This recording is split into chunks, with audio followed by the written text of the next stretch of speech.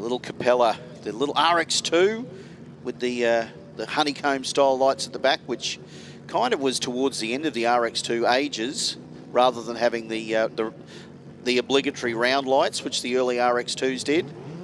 His quickest pass of the weekend so far is a 9.11 second pass, which he did in the first round of racing today. So it's always good to finish a weekend on a positive. Oh, wouldn't it be good? Even better if you're in a final as well. A PB would be nice, wouldn't it, for Cameron? That'd be really good. Go home with a PB at Jambo. Sun is setting here at Willowbank Raceway for Cameron Bizzario. Oh, it doesn't sound like it's happy. Now it'll hit it. Watch this. Yep. You really thought for there when you heard that car load up at about the 3:30. It's like, oh well, but didn't leave the line happy, did it, Mark? Just didn't want to build up, didn't want to come up on boost. And sometimes our fussy rotaries do that, and it's I don't know. It's got to be frustrating sometimes. Yeah. Behind the wheel when you're like, come on. And as you know, it'd be doing it perfectly in the pits. Yep. So Eric Sligar in the Matuk RX3. Have a look at this thing. This thing's a 7-second car. So Eric Sligar is 2 from 2 today. 2 from 2. Well, he's going to go. Pass, he's going to go 3 from 3. So what does he need to do here? Well, we've just seen that Dib went 7:55. 7:50. So he's got to go. So if he gets a win, so he goes 3 from 3. Yep. ET-wise, obviously there's only one driver with 3 wins at the moment, so he'll be the second driver. So no matter what, he'd be, at this point of time, one of the finalists. But obviously if any other driver gets 3 wins, then it goes back to the count back of the ET. So his best thing to do would be go quicker than 7:55. Go quicker than 7:55. If that's a possibility. And if he doesn't, you want to be as quick as you can. Yeah. And what is his quickest so far this weekend? He went 7:76 in round 2. Yep. So I don't know what Eric's car is actually capable. The orange. Well, when I look at the speed from the car, 191 miles an hour. That's a low 7-second. That is too. That's didn't see the top end there, Mark. That is a big speed. That is a big top end. So Eric has definitely the capability. I hope his crew and hope Eric's just sat there with the abacus back in the pits and gone, look, mate, you can go in 3 from 3, but you now need to beat that 755. Go under that, and you'll pretty well be well in the box seat to go into the final.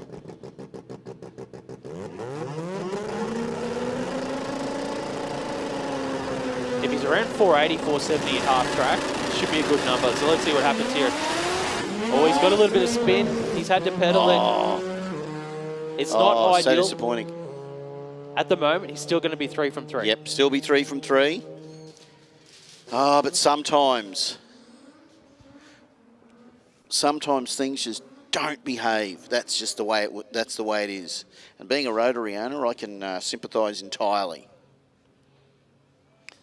So at the moment, we only know one set of finalists so far, and that's for J315. Simon O'Carroll and Andrew Coles will be in the final for J315. And as we get word on other finalists, I'll let everyone know. But at the moment, we know at least one class and one pair of finalists. There'll be some number crunching upstairs, Mark, won't there? Not for you and I, though, mate. So the direct clutch RX-7 to James Moore. The little FD RX-7 coming through. I've owned lots of rotaries in my time, but I've not had the pleasure of owning a later model RX-7, this style. And what's your dream car, Terry? What is your dream car? As in, like, if I had any amount of money? Yep. That's something I haven't thought about. No, I've not really thought about that as well. I have a list on my phone of cars that I'd like to purchase. Yeah. Everything from McLaughlin's Volvo Turbo all-wheel drive. Yeah. Okay. Yeah. To I have a lot of obscure cars that I kind of go, how'd it be cool to be that? And I actually have been looking at the Holden Insignia, which is a V6 turbo all-wheel drive. Yep. Because I think that'd be good for the street series, because that'd be consistent and fast. Just get it to KPM and get them to put a bigger, fatter turbo on it. put a different tune in it, and away we go. So there's a few cars, I think, Mark, that I have. What would be yours? Have you got a couple that you would just throw to mind? I don't know. Mate, I actually have gone through this process because I've probably got more time in my day than you. Let us know what your car would be if you had no money was no object. But yeah, I never think about what money is no object. I always think about what car I could actually theoretically own. So it'd be one that I could say, well, So hang you on, haven't got could I- Ford Everest in that list, have you then? Or I have not got a Holden, Ford Colorado, Everest. or- I have not got a Ford Everest in there. That was an obscure car there to chuck in there, Mark, but that's okay. it was the first family car I could think of right then for you. Listen, I'm going to find it here. I'm going to find my little list, so I can regale you. Here it is. It's you know what's underneath? What's it Cars under? I'd like to own. Cars I'd like There you to go. own. That's Volvo, awesome. a Volvo S60, an XR6 Turbo Falcon or an XR8, a Piazza Holden, the Holden Piazza, a Focus XR5, a Mazda 3 MPS Turbo, a Bullet, or an Insignia VRX. But a Bullet, because you know what a Bullet is? You know what a Bullet is? There you go. A Bullet is an MX-5 with a V8 in it. Okay. They have a tilt front, and they do them down, I think it's down the coast or northern New South Wales somewhere. You can get them with a Leyland V8 with a supercharger on them. And that would be, imagine that, an MX-5. Have a look at this punchy guy in the MX-5 with his cap on. Well, hang on, holy hell, he's gone. It's a 10-second car. Like, what is this guy about? I thought you were going to say something like James Bond or... No. No, see, they're cars that I could theoretically, if I had had a bit of time and effort and had a bit more money, I could probably grab. But if it was something that was big money that I could just didn't matter. Okay, if money was no object, what class would you race in here at Jamboree? Oh, all motor. All motor? I love the loudness. Yeah, I'm going cool. deaf. I'm going deaf in one ear, so I may as well just finish the job off. I do like the radio classes, but I do like the pro mod class as well. Yes. I think it'd be either 315 or the pro mod class. That category is exciting to call. Yeah. So as we know, so to be in the mix would be pretty exciting. Yeah. Maybe 315 because it's got less cars and you've got a better chance of winning. Got to have the budget for the crew chiefs these days. Yeah, that's right. Yeah. So look, we're waiting for this is the pro categories coming around, so that would mean that Mr. Diggles would be fired up and amped up and ready to jump on the microphone. We're getting a lot of comments actually in the chat on the live stream as well. Some guys that blown pro mod Camaro, Ford GTHO XU1. Oh, that's cool. Anyway, yeah, we can see the pro cars are coming out this weekend. So we've tried to keep the schedule so the pro cars knew what times. We kept the times consistent for the pro guys with as close as we could to the schedule. And then we'll work all the other classes around that this weekend. So, yeah, we'll have Diggles back on the microphone very shortly with us. The man of the hour, Diggles. Yeah, One of the icons.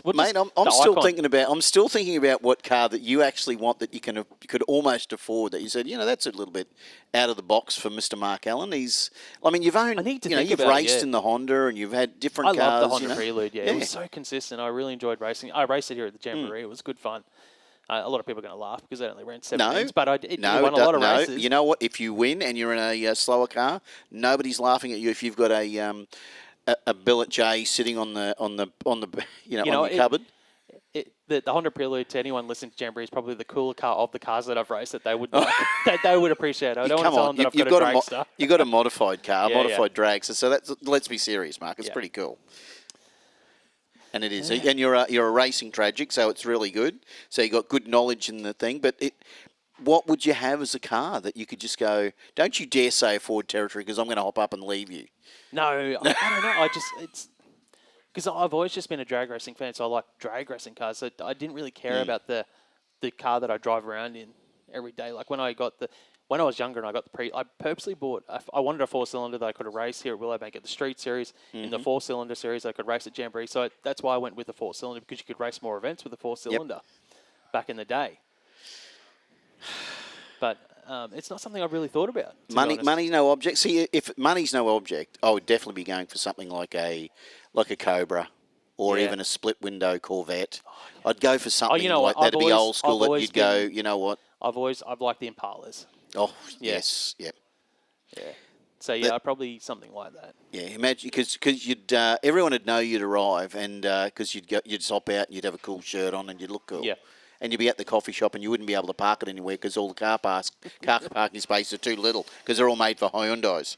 But that's the way it goes. But yeah, but no. Oh, Mr. Rocky Road is here. Mr. Chris Diggle's Rocky Road. He's eating. You know what I'm He's going to jump on. He's going to have a Rocky Road before he jumps on. I'm just going to nickname him the 5th now. Diggles is the 5th. What's the 5th? Because he was the 5th guy to get the icon. So that's his nickname, mate. The 5th. Yep.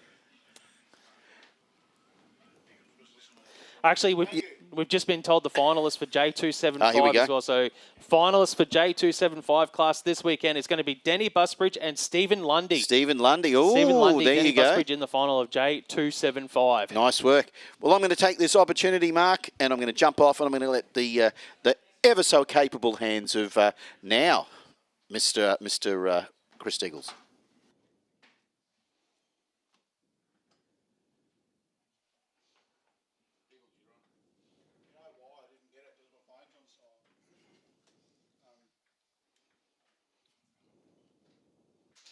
Oh, the chat is going off with all the cars that all the cars that these guys would get if money was no object. I mean, there's some cool cars being mentioned in here. Anyway, we're at the track here. We are getting underway. Track is just getting prepped for the final round of racing for our pro class here. Round 3, we will have Factory Extreme up first on track. And what a day of racing so far. Mr. Diggles, the 5th, about to get on the microphone. How's it been from your vantage point, mate, since you've been down in the paddock with everyone? What's the word? I feel like I'm the 1,005th. Oh, no, good. We ran down and we gave out a few free things to all of our diehards that have been hanging around. Good to catch up with the kids. Watched a little bit of the radial racing there in the last rounds. Knew the pro cars were coming. Renee and I ducked off down the pits to do some interviews, and guess what? They were all on the way up to the start line here. Had a quick toilet break, just came back in now, and yeah, apparently we were supposed to run down there and get some interviews with the camera, which I still can do shortly. But yeah, this is where the rubber hits the road for the last time for all of these guys in Factory Extreme. I can hear your voice. It's just starting to get a little bit of a strain to it. It's been a big weekend for you. No, we're all good. We're all good, mate. Don't worry about it. Powering through. You got the throat lollies in there, mate. More smoked cheese, more Japanese whiskey. For Chris Diggles, the 5th. All right. Factory Extreme now. George Jazvski in front of us. The Lotus Caravan's about to move forward. Taking on Afif McHale. This is round 3 of racing. I'll get up the results for us, Chris.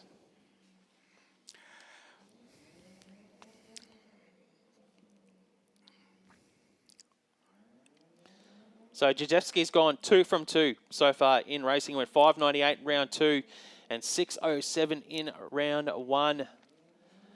And Afif has gone...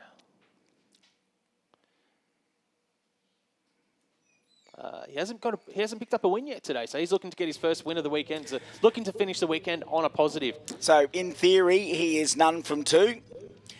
George Jazvski, 2 from 2. Is that right? That is 2 from 2 for George. So he's looking to go 3 from 3 here. So the end result here would be potentially George 3 from 3 or Afif 1 from 3. All right. Is this the last time we see Afif McHale this weekend? Very well could be. Not a win last round, and there was still a little bit of discussion about what happened in round 1 there when Rob Marjan had the big fire, went into stage, through the red, and threw the red to the left lane, and he had to get out of the car choking with transmission smoke. So Afif was beside him in that encounter. Second round, I think, as you said, Afif didn't get the win. So if that's the case, he is, on paper, none from 2. And right now, considering we've got a lot of hands on that car, is it still running? This is the confusion. Is this car wounded, or is this car just going to be put into stage? We do not know. If we get given a signal for a solo, I think we've got here's Royce going to the windscreen. Royce goes to the windscreen and goes to the driver to say 1. And look, I can count. I can count, Mark Allen. That looked like a 1 to me. So that's look, they've tried to get here on time. They've done it. They've done the burnout. They've had a little issue with the car. Wrong time of the day. Wrong time of the night. I mean, 24 hours ago, this was the right time when it ran 5.70, but a lot can happen in 24 hours of a Jambo. George Jazvski will get 3 from 3, but will he get lane choice? It'll depend on his quickest ET of round 3 for any competitor that might go against him in the final. So George is going to make it count. He's got to make it count, Mark. He's got to make it count right now. 5.98 in round 2 of racing. His quickest pass of the weekend here. They're taking it seriously. He's not looking at a reaction time, just looking at the perfect launch. 103 to the 60-foot. 397 to half track. This is going to be good. 593, 250, 2 miles an hour for George Jazvski. Quickest pass of the weekend for the team. 593. They're bringing it out at the right time here in round 3 of racing. Is that going to be enough to get him in the final? We will find out shortly as we get through the remaining field here in Factory Extreme. Nothing earth-shattering about the incrementals there, George. 103 and a 69. That's a sweet spot. Carl likes it. Yeah. Half track, 397. Clean that up a little bit, 205. And that's just a great reward there for the team to, creep up on it. Get into the 5s. Don't have to go 560 to win a Factory Extreme event. It'll help you qualify at 1, but it certainly won't help you win one. They're on the thin end of the wedge every pass, these cars, between perfection and floor.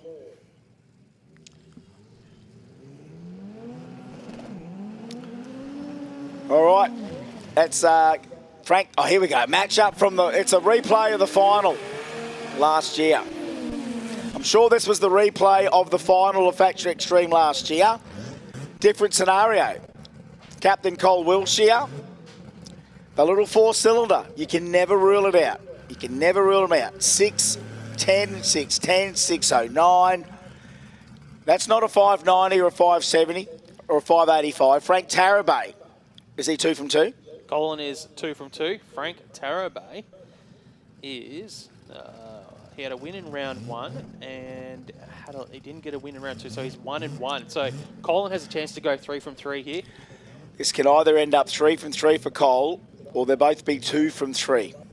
So ET's still going to matter, Mark, right now. Absolutely. If you're going to end up 2 from 3 in a battle, you've got to give yourself every chance against the other guys that might be 3 from 3.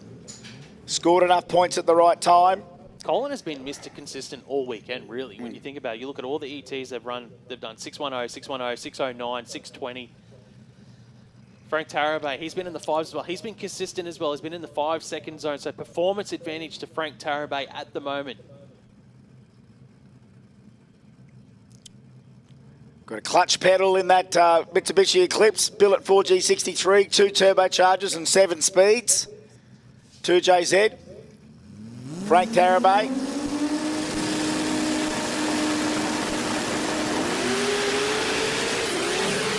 Tell you what, they went after it, the 4-cylinder. The 4-cylinder went after it. A big pedal for Frank, and he's going to get it.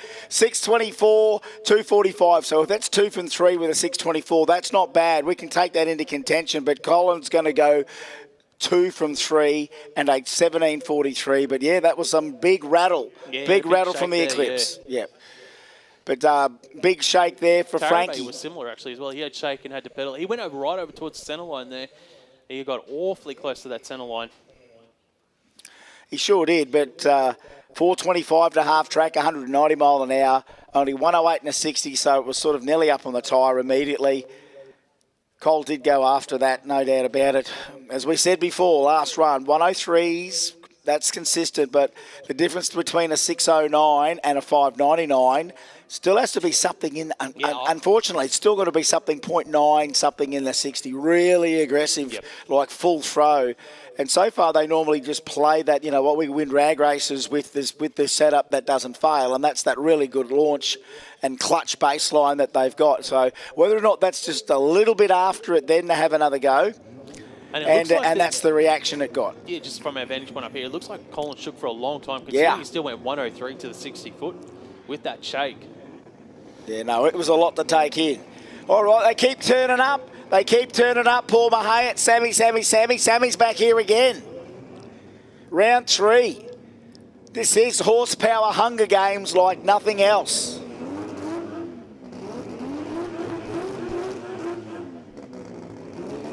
All right.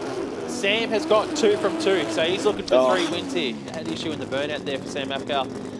Paul Mahay, he's gone 1 and 1. 1 win, 1 loss so far. The Gas Racing Toyota.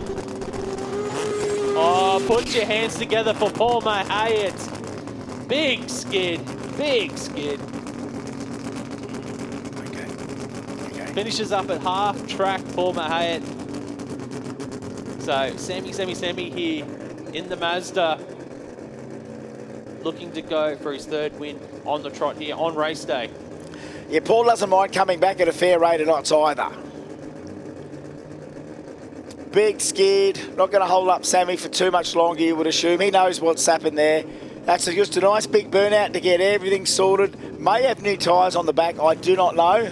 Sometimes a bigger skid helps. Yeah, that's true, yeah. I'm trying to have a look and see if there is new tyres on it. Would you do that for just one round? Who knows? There's big money, 25 grand tonight for our winner in Factory Extreme. So think about that right now. So Paul trying to play percentage. If Paul takes Sammy, he finishes with 2 from 3. Is that enough? The ET will determine. It possibly could be. Zoran could kick him out in the next run. George could kick him out in the next run if he ends up 2 from 3 with a 6-something. Round 3, do not lift. Sorry, Mark. This car's got 5-second pedigree, doesn't it? Yeah, well, that's it. Yep. Yeah. Round 3, you know what I say about round 3? And he went 6-0 in round 1. Lift at your peril. Like Sam Alcala, he has got 2 wins from 2 starts today, but they weren't really competitive wins. There was an 11-second pass and a 10-second pass from Sam. So he hasn't, even though he's got the 2 wins, which is what you need, they weren't really quick times. Tell you what, 101 in the 60, half track 407, here we go, 622. Well, 2 from 3 with a 622. 2 from 3 with a 622 in round 3 for Paul Mahay. Off the button, 038 on the tree. Well, you know Paul Mahay, he is a racer. Yep, 407 to half track at 178 mile an hour. 622 down the other end, and hopefully a little bit for the final there if indeed he gets the call to be in that final. Oh, it is an absolute buzz, the pits at the moment and the starting line. Look at the armies of crew that we have for the various teams. Gas and pack. Here we are in 2025. The start line has never been fuller, which is not always a good thing. A lot of people there. Looks good. This is actually a really good matchup because both drivers have 1 win, 1 loss. And there's 2 clutch pedals in this too. Yep. So either gas racing is going to go 2 from 3, or it's going to be pack performance going 2 from 3.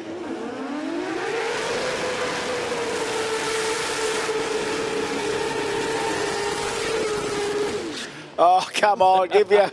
I think George has done that for the fans. The fans here, 25 past 6 on a Sunday evening, and he thought he'd give you one last piece of reminder of why Jambo's still so cool and worth waiting around for. Is it a half-track burnout? No, but it's still a big burnout, and at a pointy end of the day. Look at this. I'm frothing. 2 cars with clutch pedals. 11 gears out there right now. 12 gears, sorry. 7 plus 5 is 12. Kids at home, 7 plus 5 is 12. 7-speed gearbox in the pack flagship. 5-speed gearbox for Zoran Gadgetic. Got Eric Lazinski clutching it. He just wants his first 5. You know what? Wouldn't George love his first 5 right now? Yeah, just confirmed with my calculator, 7 plus 5 is 12. Chris? Correct. Thank you. That's okay. You got a real smart phone.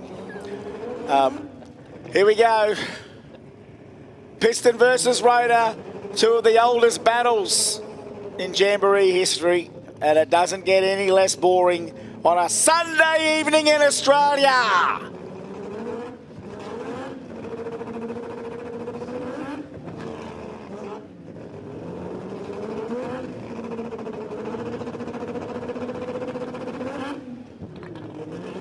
Two big boys, clutch pedals, horsepower.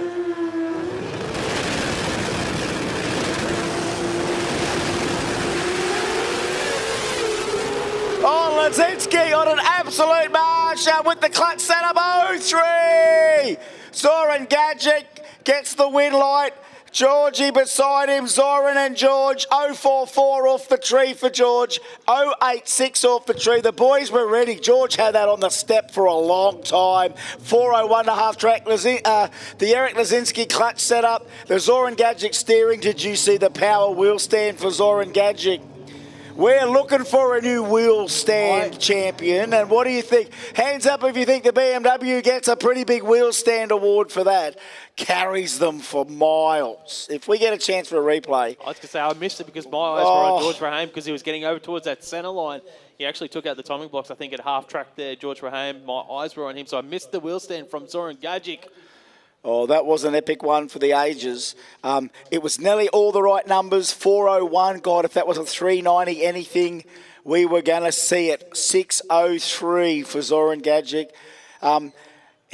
He's got the win. I'm trying to remember the other two rounds. Are we... we're at least 2 from 3 now. Yeah, Gadgetic's Hang on, here we go. 3, yeah. 2 from 3. So Mahay at 2 from 3, 622. Gadgetic 2 from 3, With the 603. Yep. So that could be Zoran, could still be there. I'm just having a Here's look. the replay right now. Look at this launch with Zoran, and it's still carrying him all the way there, absolutely to the finish line, under full power, full send, 603, 244 mile an hour. Yeah, it looked good from this angle, Mark, did it not? Because I could see, well, you can't say daylight when it's dark, right? So you can see light under the front tyres of that car for Nelly, all to half track.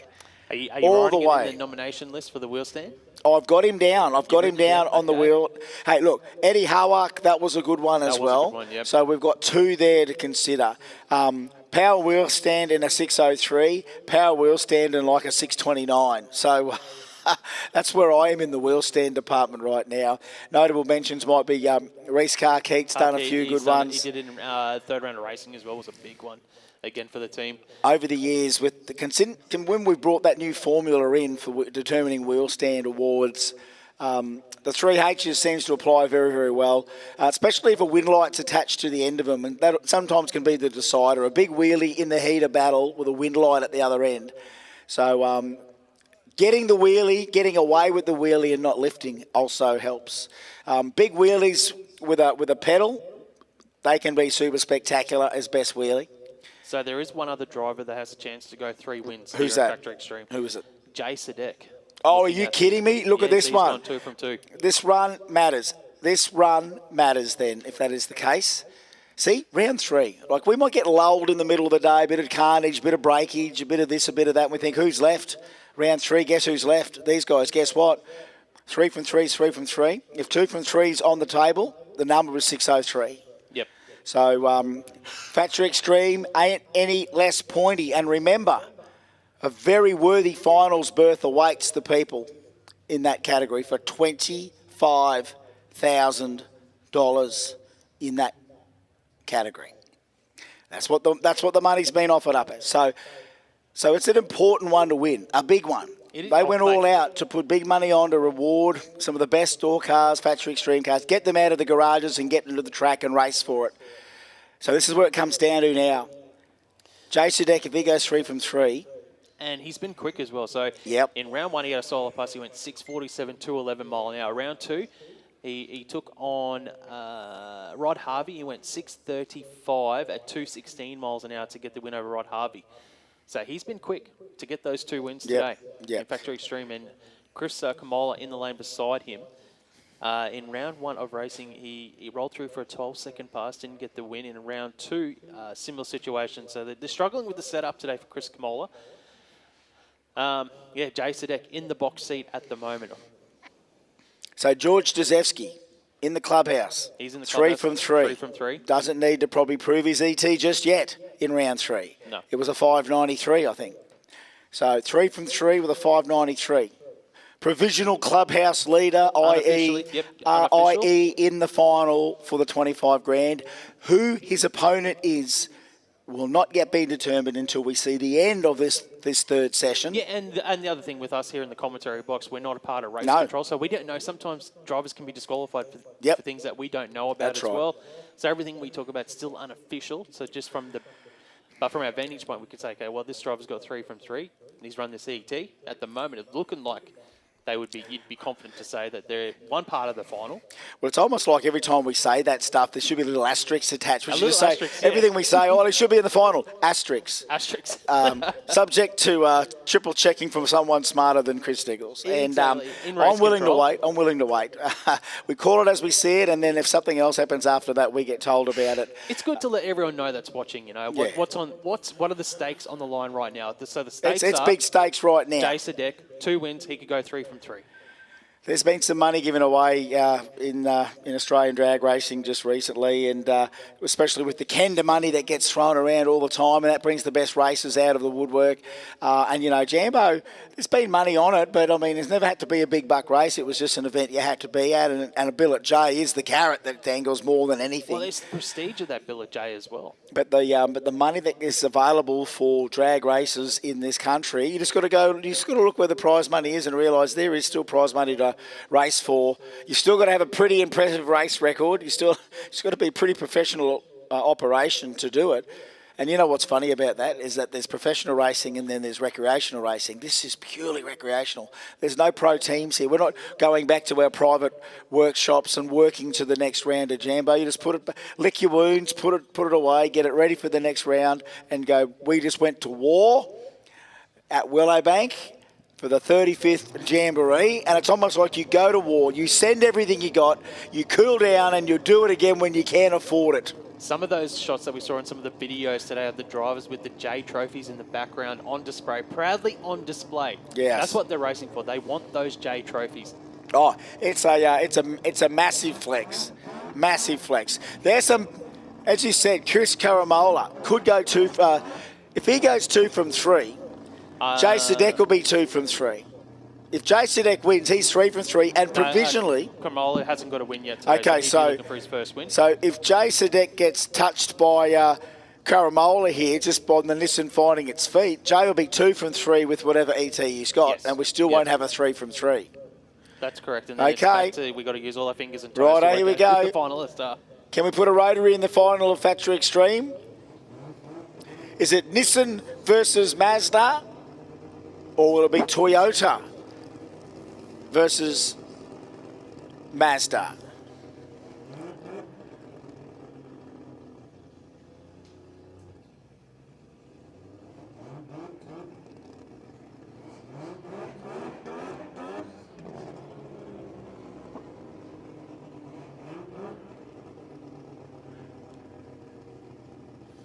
Let's go. They've been given the signal to move forward, but no one's moving forward yet. All right, won't stall up. Here we are, round 3. Whoa! I love these drama moments. A drama moment just came in. He's not loading up the boost there. What's your line about Netflix, mate, today? Yeah, we got more twists than Netflix right here. All right, I think you're getting him back into the water, and he's going to let it rip here. All right, Salupa up against the CK370Z. RB30 against 20B. Is anyone going to do a burnout here? What is going on? We are under starters' orders. We got to go, boys. Come on, let's go to war. Round 3. Now or never. No more excuses.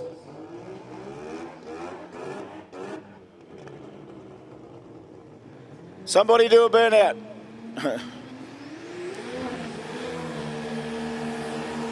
It'll be Kamala here going through the burnout procedure. There's still issues around Jay Sadek. He's going into stage. So no burnout from Jay Sadek. This is interesting here right now for Jay Sadek. Built by Pack there, the Pack Performance Mazda. So I wonder if they're going to tell Chris over in the other lane. His crew's going to, this is where the crew will go, hey, he didn't do a burnout. Don't go red on the tree. You might get a win here. We see Pete didn't go to push it back. They're going to put it in the stage. They've got to put it in the stage. Now, remember, Jay, the least Jay can finish with is 2 from 3, but guess what? It's got to have an ET quicker than 6:03. So he's going to go nearly completely out of contention in one foul swoop here in a sec, whether he wins or not. because if he wins, he needs a 6:03 right now to do it. And considering that it sounds like it's not... If he wins Sligar, I think it would only give us 2 drivers to 3 wins. If he does win it, it's still 3 from 3 no matter what the ET is. Yeah, you're right. You're right, Mark. You're right. 3 from 3 is 3 from 3. But I'm saying in this race alone... Yeah, but if he does get a loss here, the ET is going to... That could potentially come back to bite the team. It's heartbreaking when you've got issues. Yeah, going both bulbs for Jay. So Chris, the pressure's off Chris now. He's just got to get himself in the stage in 7 seconds. Get it in within 7 seconds. He's got 7 seconds to get it in now. All right, that'll do. As long as he takes it down in his own lane, he's going to finish off with a win. Jay Sadek, 2 from 3. 2 from 3 for Jay, and we've got to send him that way. All right, sending him that way. Righto, what an amazing twist to the story. Factory Extreme. What a twist. Now it might be going back to the countbacks. Extreme twists, yes. That's what happens here. That is drama. That is drama with a capital D, but you wouldn't expect it to be any other way. It's a rate of attrition. The wrong thing happening at the wrong time, the right thing happening when you least expect it. The joys, the elation, the ups, the downs, the triumphs, the tragedies, perfection, destruction.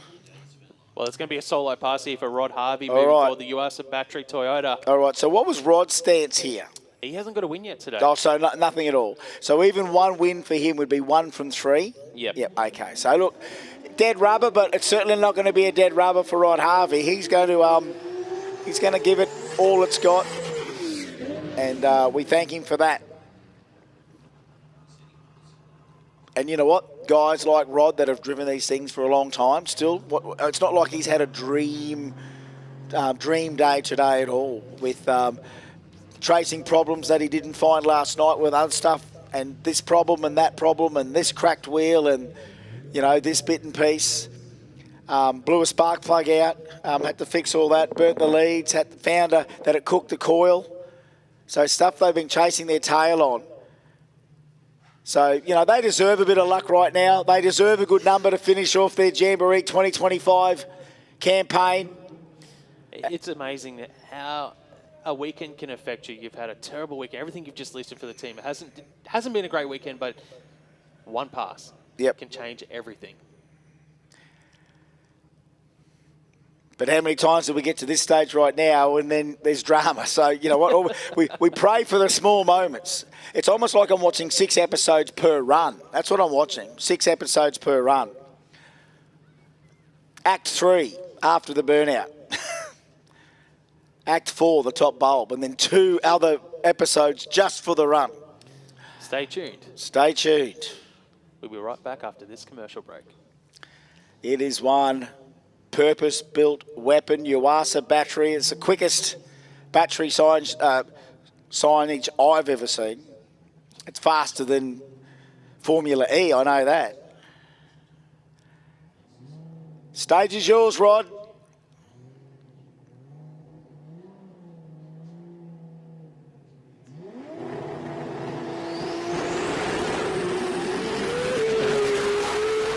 God, he is absolutely sending that, Rod Harvey. 581, 250 mile an hour. 581, 250 mile an hour. 975 in the 60. Half track, 384, 197 mile an hour. And I need to probably see a replay if we have an opportunity. One pass can change it all. One pass can change it all. One pass to get on your streak. Rod would wish he could run 3 more times now that he's found that extra sweet spot. And but hey, sometimes those rewards come at the end of a very hectic week, month, day. Don't think these guys just turned up yesterday and are battling out. It's been months. It's been a year build up to this event. This is epic preparation to get it all right. Here's a replay right now of Rod Harvey on the line here. Look at this move. Can we stay on this camera? I tell you what, let's just watch it walk here. As he brings it in the stage, the tree goes down, off it goes. It went over there, didn't it? It went near that wall like it's fishtailing. Absolutely fishtailing on the way down. Those sort of moves make me nervous in those cars were just built just for aerodynamics, no downforce. Yeah. Well, they're going to fishtail because they are so swoopy. Yep. They are so swoopy. All right, talk about swoopy. He's made it back. Botha's made it back, and he's going to get the solo. Last hit for him, perhaps.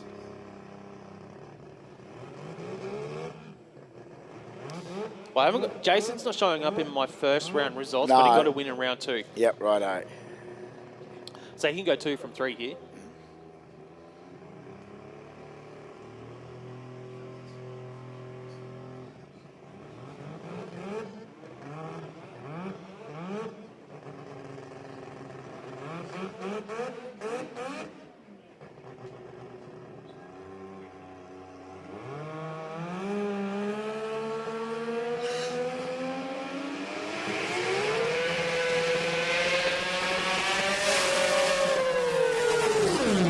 Yeah, we've got to let that 20B sing. You know what I mean? These are the noises I want to hear in the Australian wilderness on a Sunday evening. You need to get that for your next CD compilation. I absolutely do, mate. Here we are in the fantastic Western Brisbane countryside to the scream of a Billetus 20Bs. What a scream. He's not moving though after the burnout, Jason Both. There is one. Oh, there's a door on the track. There's a what on the track? A door. A whole door. A whole door. Oh, blew his own doors off. You can't run without that. Both doors on the car. Oh. Yeah, it's that. Well, it's a door. It's a door loser. That's what it is. It's lost a door. They're supposed to only slam and stay shut, but come off in the burnout. Well, that's another one. But good skin from Botha. If they can reattach that, and they are designed to sort of clip in, that maybe it just missed. God, it's been helter-skelter, hasn't it? Round to round, the thrash has continued. Thrash, thrash, thrash, more thrash. Remember we used to say, well, what are 10 new names to call Jamboree in the future? One of them was Sendfest.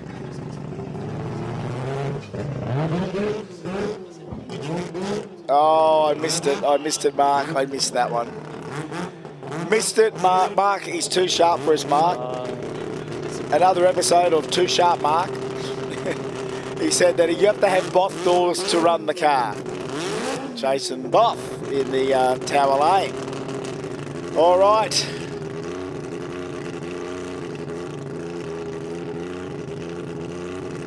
Probably the last hit for Boff, so you know what, let's send the singing 20B into the wilderness one more time for Jason Boff this weekend from Miranda, New South Wales.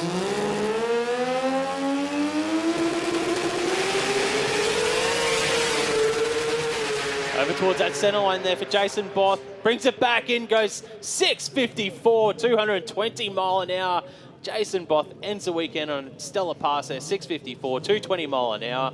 Yeah. 109 to the 60 foot, 431 to half track, Diggles. That's a good one. Pack it away now. He'll be happy. I think it's like, finally we can pack up now and start thinking about going home. But you're not going to pack it up and not have another run at it. You know what I mean? These cars are such a high-end burden. You need the love out of it somewhere, and one good last send is enough to put it back in the trailer and go, you know what, we've had our ups and downs this weekend, but thank you for keeping me in love. Oh, Jerry's back. Moving into the final round of racing for Pro Turbo. Brought to us by Long Bridge Performance Parts.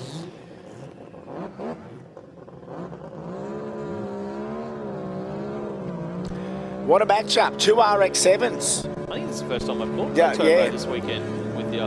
Well, there we go. They kind of flow straight out of our Factory Extreme guys and into Pro Turbo. Jerry now 20B. 20B2J battle. A couple of RX-7s matching up against each other, except the white one, of course. Okay. A lot of 2JZ on board. Stakes on the line. Both drivers have got 1 win. Okay. Apiece. So this matters. Someone's going 2 from 3. God, the gravity of each round hasn't been lost on us, Mark. Forget what time of day it is. Forget what day, forget where we are other than right now in this moment. There is unfinished drag racing business that we must attend to until we get to our results for our epic 35th. Told you it was going to be a big one, and I mean big in every way. Long, big, tall, short, massive. Eddie Howarth, Jerry Kell. Does make a difference who gets to the stripe first. And you know what? A handy ET this round's going to help. Long Boost Pro Turbo, round 3, Chicago Shootout.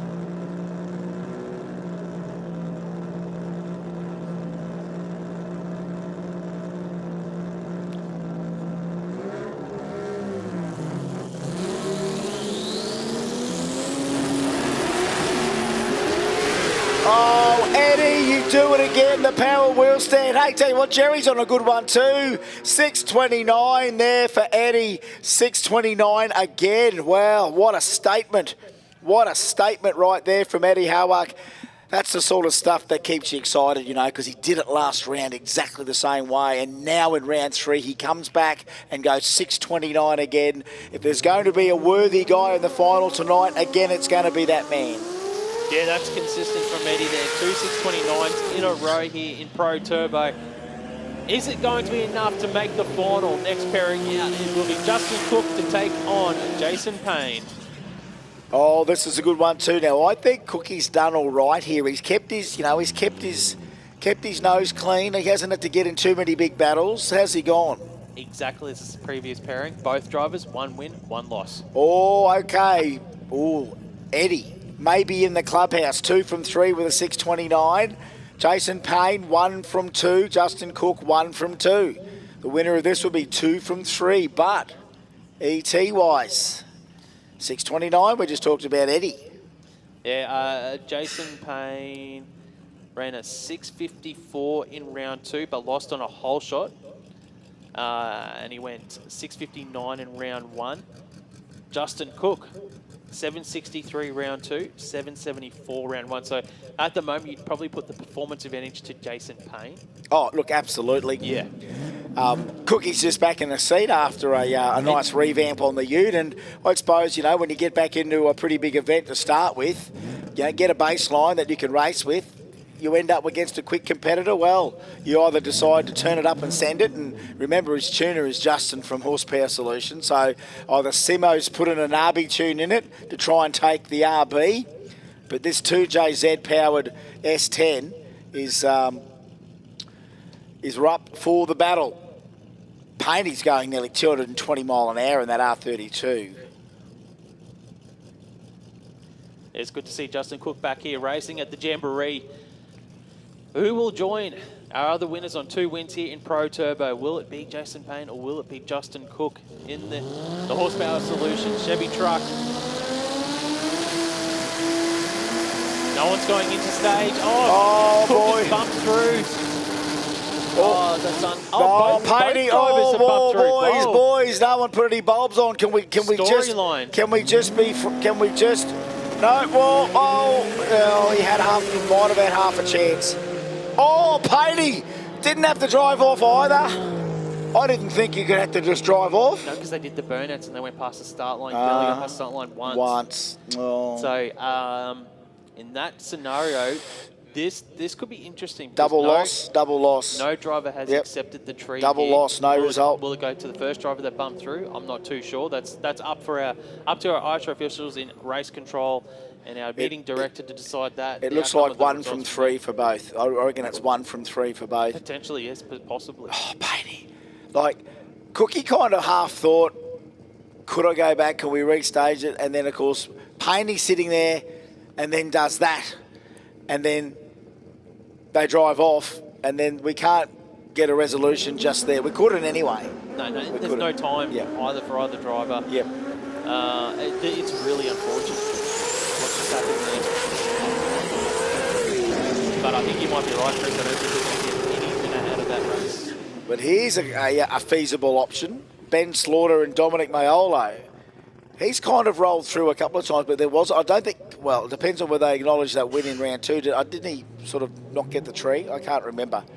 In round 2, all I can do is I'm just looking at the online results, which don't take into account if there's been disqualifications or anything like that. Slaughter got the win on a whole shot over Jason Payne. In round 1, he's not showing up on the results here in round 1, so he only raced round 2 because he pushed through, I think. That's right. Yeah. That's right. So this is trying to get at least 2 from 3. And Dom? He's got 1 win, 1 loss. Okay.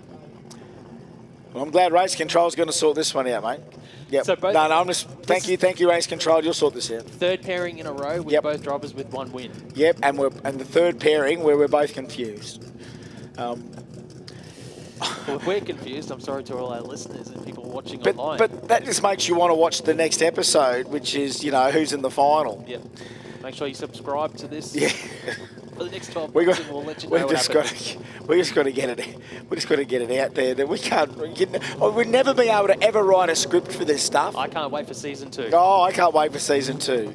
The Bend, could be season 1 Sydney, season 2 Brisbane, season 3 The Bend. Yeah, there's nothing stopping Jamboree creating their own little reality show for YouTube or their Facebook page or whatever. Yeah, it would be. I love it. I think we should. Especially for the Australian stuff. You can hear the Aussie stuff and then put it in the plain subtitles. All right, here we go. This is serious stuff right now. Pro Turbo round 3. They both need a win. RB against 2J.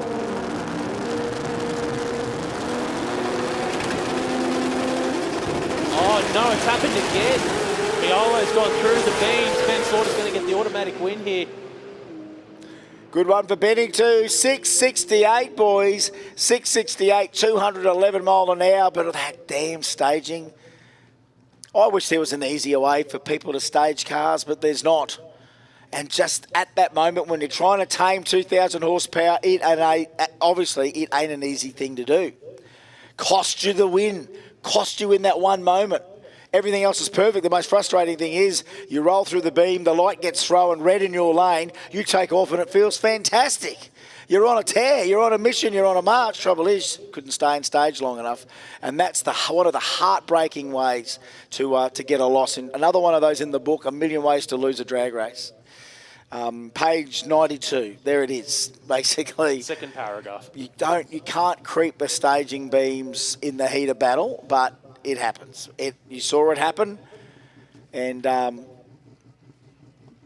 whether it happens again. Here you go. Here's an interesting one for us, mate. Going by the results here, Anthony Matuk has got 2 wins, so he could be our first driver in Pro Turbo to go 3 for 3. And Sam Apfel in the lane beside him.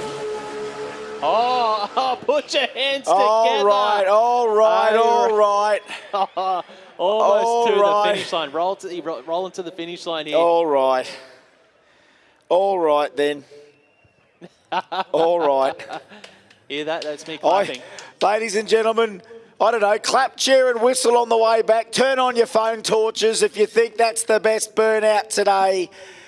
Clap, cheer and whistle. Put on your phone torches. Yeah, we're in here in the commentary box. Who thinks that's the best Matuk burnout? Give it to him on the way back. That was intent. If you think that was the best burnout, put on your phone. Put on your phone if you think Matuk. On the live stream, that's awesome. Okay.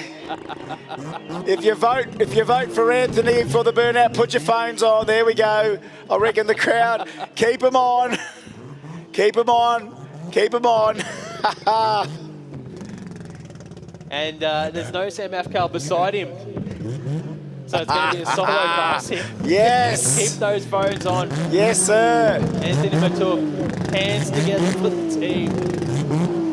It looks like he's going to get the win. So by my calculations, look at this year. He's going to have 3 wins now from 3 starts. Oh, I've got some amazing news coming up here in a sec. All right, but let's have a look at this run. It's all for you, folks. Can't be for Anthony. Anthony hates doing this stuff. Oh, not. Well, when Anthony watches the live stream back later on, showman. He's going to love that. True showman. True showmanship. We needed a metric Victor Bray. I think we've got him. Haven't we not? In his own world, he is VL God. And I mean the import racing and drag racing world. All yours.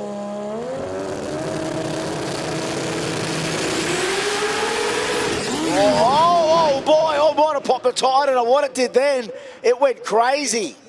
Anthony just went crazy on the launch. I can see some shake there. I just wonder whether it lost, I don't know, lost the tyre or something broke in the back of it. Did some definite, perhaps, suspension damage there. There is some shake out of the car. There was a lot of shake there, yeah. So he is down past the finish line. He is still just sort of rolling under his own power.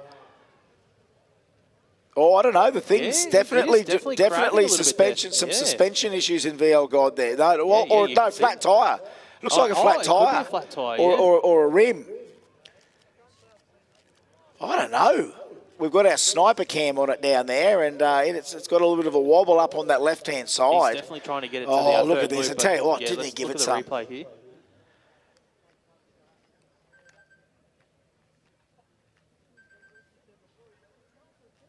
Oh, 110 and a 68. No, it looks like the tyre or the suspension's gone there on the side.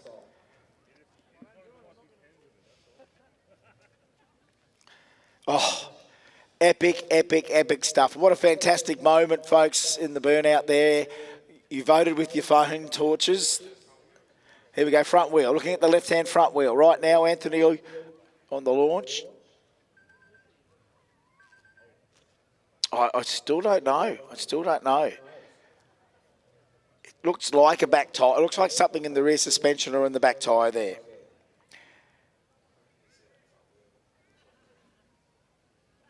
Oh, it might have gone under, do you think? Might have actually... You think in the front wheel? Maybe it's lost the front wheel into the back of the car. Lucky it didn't come back out there. That's a pearl. I didn't see any sparks. Didn't see anything like that out from under the car, though, did we? It sort of got a bit loose. We're having a bit of an investigate sort of down the track where he sort of did, have it change direction, because sometimes you think to make a car sort of do that, it either has liquid under it to make it change direction, or it's broken something or done a tyre here. I don't know. Well, there'll be sort of one bloke that'll be able to tell us anything about that, and that'll be the man driving it. Here we go. Here now. Yep. So let's have a look. So the wheels are up in the air. He's got the shake, and it's made a little bit of a turn there.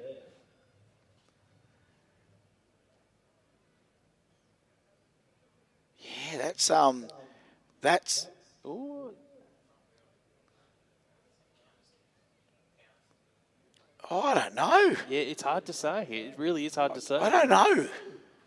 And look at that big change there. Like, the front tyre's still on it. Front tyre's still on it, but it is down in the back corner there. Oh, man. Great Can shots. that car get some air time? Let me tell you, if it's not doing power wheelies or massive skids, it gets a lot of camera time because it is so photogenic. Something always to see, either big numbers or spectacular runs, or what we just saw. And look, I've seen a lot of the man's burnouts in my time. I can't remember too many where he nearly finishes up in the finish line. He never had to. The contest so far this year has been pretty good. Sup G had a good one there.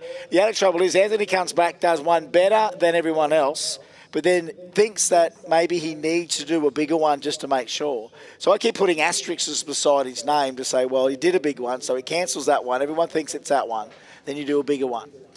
And I like the way we did our judging then. That was good. That would have been a special moment. I hope he appreciates that. Hope when he watches it back, realises that showmanship does not go unnoticed in this form of the sport at all. All right, here we go. Pro Compact round 3 by the look of it. We've already got a winner, a pairing decided for Factory Extreme. Who are the finalists in Factory Extreme? All right, Factory Extreme finalists. George Jazvski, Zoran Gadgetic. There we go, 2 from 3, 603.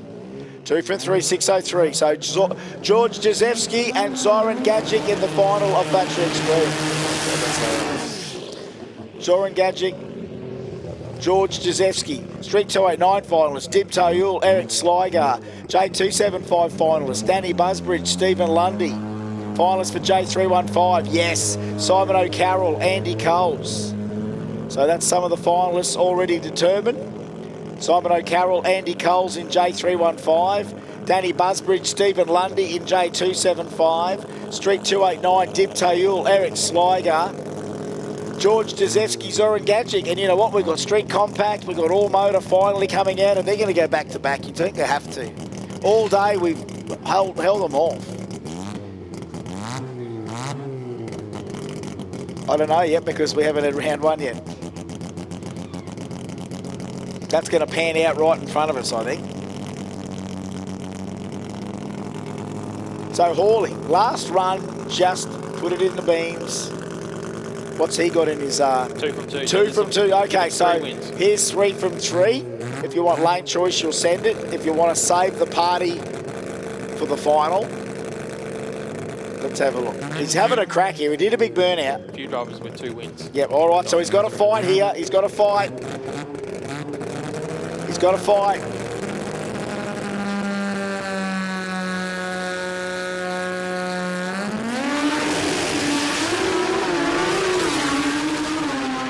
Jeez, I tell you what, it got out of there. 1-3-3. It sort of spun. 7-1-1, 195. That'll do. 3 from 3 with a 7-1-1. Should give him mostly lane choice.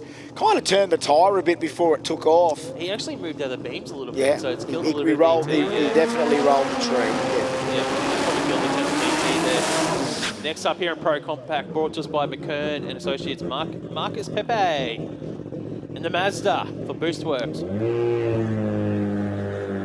So Marcus has got 2 wins from 2 starts, so he's going to go 3 from 3 here with the solo pass. All right, and you can see seated or unpaired solos, no shows. Remember the attrition rate, especially if races don't tell us after we've seeded, and we're going to get these ghost solos. But ET still matters. Lane choice still now matters. And guess what? He's not going to be able to back off because he's got Simon Ionu behind him, which is going to be able to do exactly the same thing here.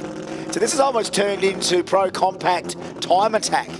Run the number, see if you can get into a final. What was it? 7-1-1 at the moment.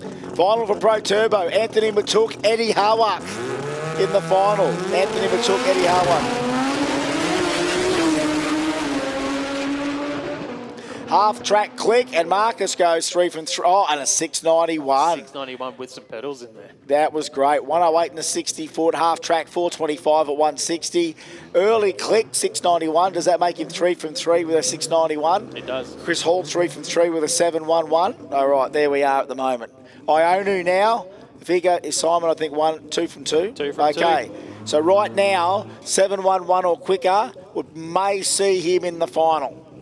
And again, we're only penciling all of this in. It's all unofficial. Yep. It's just us working off the results that we've got here in front of us at the moment.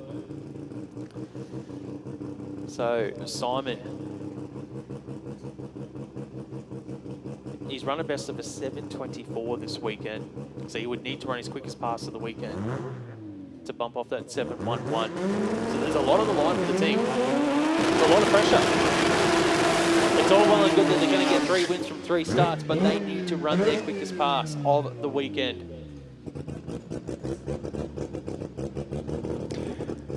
And the conditions are right. The track has got some bite. Atmospheric, you're going to make a lot of horsepower here. It's nice and cold. Yep. So it's all there for the taking. Everybody's talking about it. Everyone's talking about it. Weather conditions right now for everyone. Prime. Trouble is, we've still got a bit of serious equipment to send down the track, so all the better. May the ETs, may a million blossoms bloom. But I'm not going to spend any time on it when every day a 13B billet in Australia runs a 6. From Thomastown, Victoria, Simon Ionu, the target, quicker than 711. Pepe with a 691 could be in there. Could it be a Mazfix Pro Maz final or a Mazfix Boostworks final? Let's see right now. We'll know in about 8 seconds, Chris.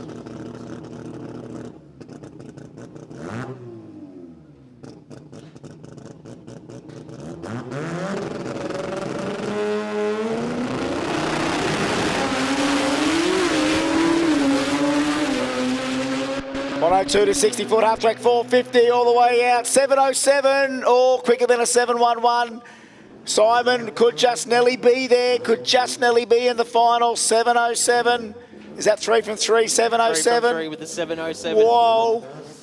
Could be. Could be enough. It could be enough. Could be Pro-Maz. Pro-Maz and Boost Works. Their quickest pass of the weekend. They needed it right there. Yeah. And they did it. I mean, it's a long way off what they've done before, but hey, you know what? Survivor mode sometimes.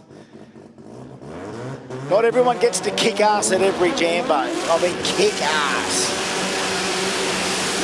So this pass has no bearing by the looks of it on the final side of things. Gotcha. He Yep. doesn't look like he came out in round 2. Didn't have a win in round 1. Yeah, there we go. So finalists for Pro Turbo, Anthony Matuk and Eddie Hawak. All right, so I guess Moose Sakina gets another little free run here in the What Up G. And it's so nice that Dodsy's hasn't quite hung up the RX2. Doesn't want to just put it out in the pasture.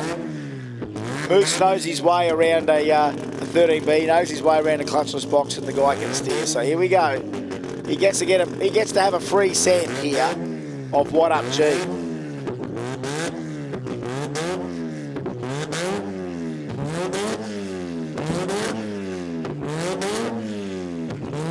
All right, I reckon she's ready. I don't know whether he counts in his head how many he needs to do there. All right, thank you. Thank you, Moose. Just one more time so we can listen to it for the next 2 weeks. Oh, great, great. Good timing. Great.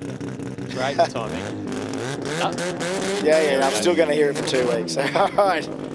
I don't mind it. You know what? I don't mind it. I get a little bit transfixed in it, you know. You know when you can sit there looking at a campfire? Same thing. Anything with flame, I'm looking at. Come on, Moose. Give the people what they want. The People's Pro Compact Champion.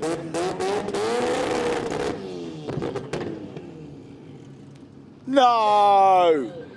No. No.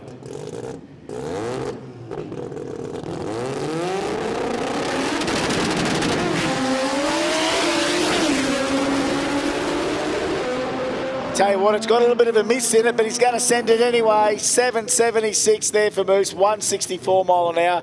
Oh my God, if that thing stalled, I'd be going, mate, you should have only blipped it 16 times, not 26 times, and it would have been, ran out of fuel. Probably ran out of fuel on the way in. Big burnout, 29 pop. Yeah. Hey, we should have actually counted them. We should have a pop. Hey, we'll go back through the video and do a little graphic. I'll let you do that, Chris. Yes.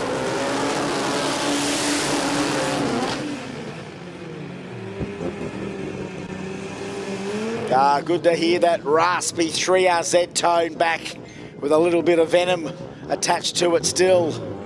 Okay, this race has some bearing. Sam Kiprios, 2 wins from 2 starts. Alan Dodd, 1 win.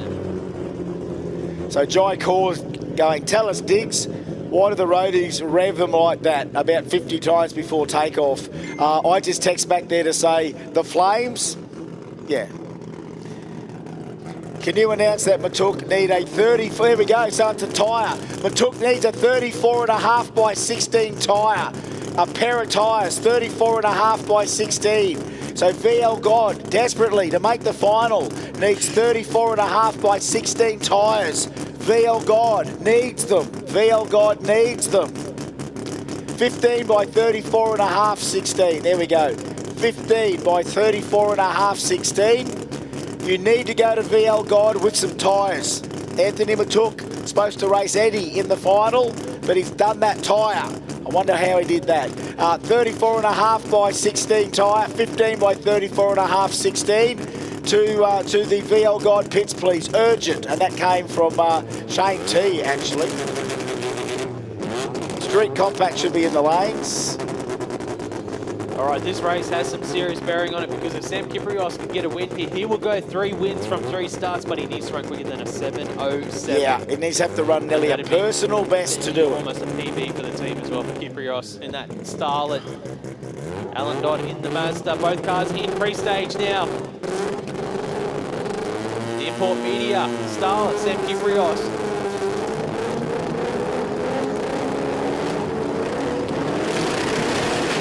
Oh, what a G reaches for the sky. I've never seen that before.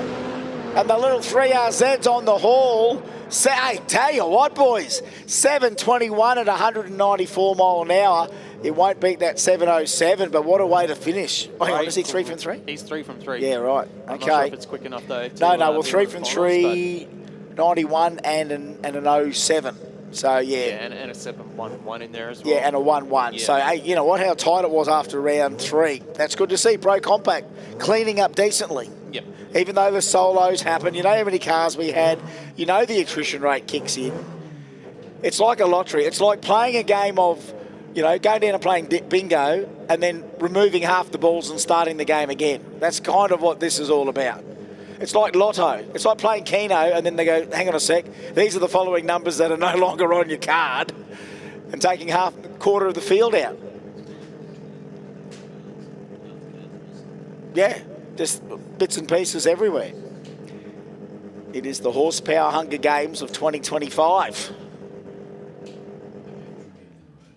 Yeah, righto. Okay, so Pro Compact round number 3, just about run and done. We've got a call there, all motors getting to the lanes. So, yeah, we do know that we've got the other categories now that are going to give us, I would imagine, this is going to be that little bit of turnaround time. Hello, Mrs. Dodsey there. That'll be just about all over for the weekend now. That's like nearly pack-up time, I would say.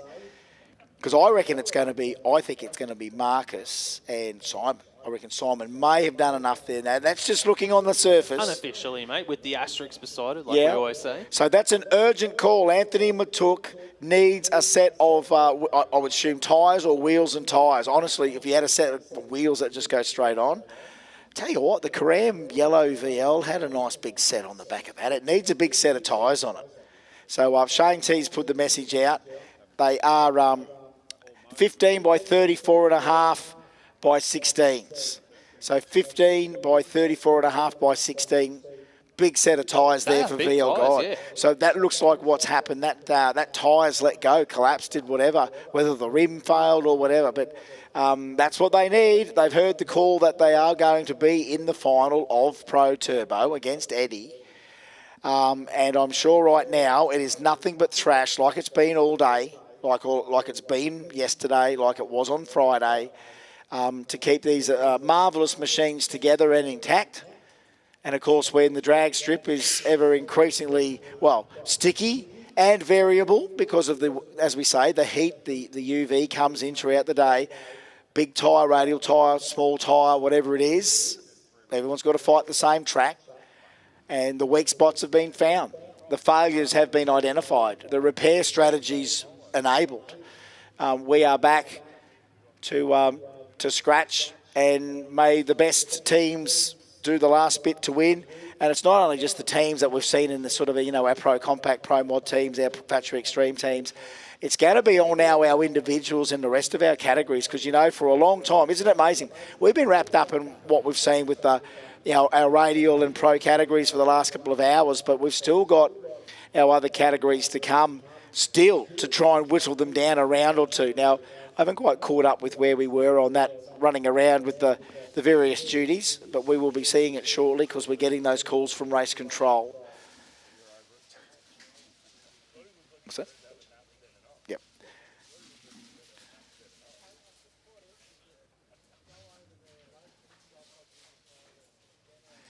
So no more word from race control in regards to any other finals, but we have had that urgent message. 34.5 by 16 tyres to Anthony Matuk's team down there to VL Guide. Drama aplenty. And you know what, Terry Dale, it's... I don't bat an eyelid at it, mate. I am not surprised at all. After the I've seen too many of them. Mm-hmm. The trade-off with being epic is drama, right? And that is exactly what's happened. And it's humbling because the very best teams can also experience adversity. And you and I know that. It's just like, what do? You what Jay Billet do you want to take home? Someone suggested take some of the tyres off the rotator. to help Anthony. There we go, that's a suggestion. All right, so it is your hat half Cal going to finish off here. I would say this will be the last run for young Yahad. I would say so.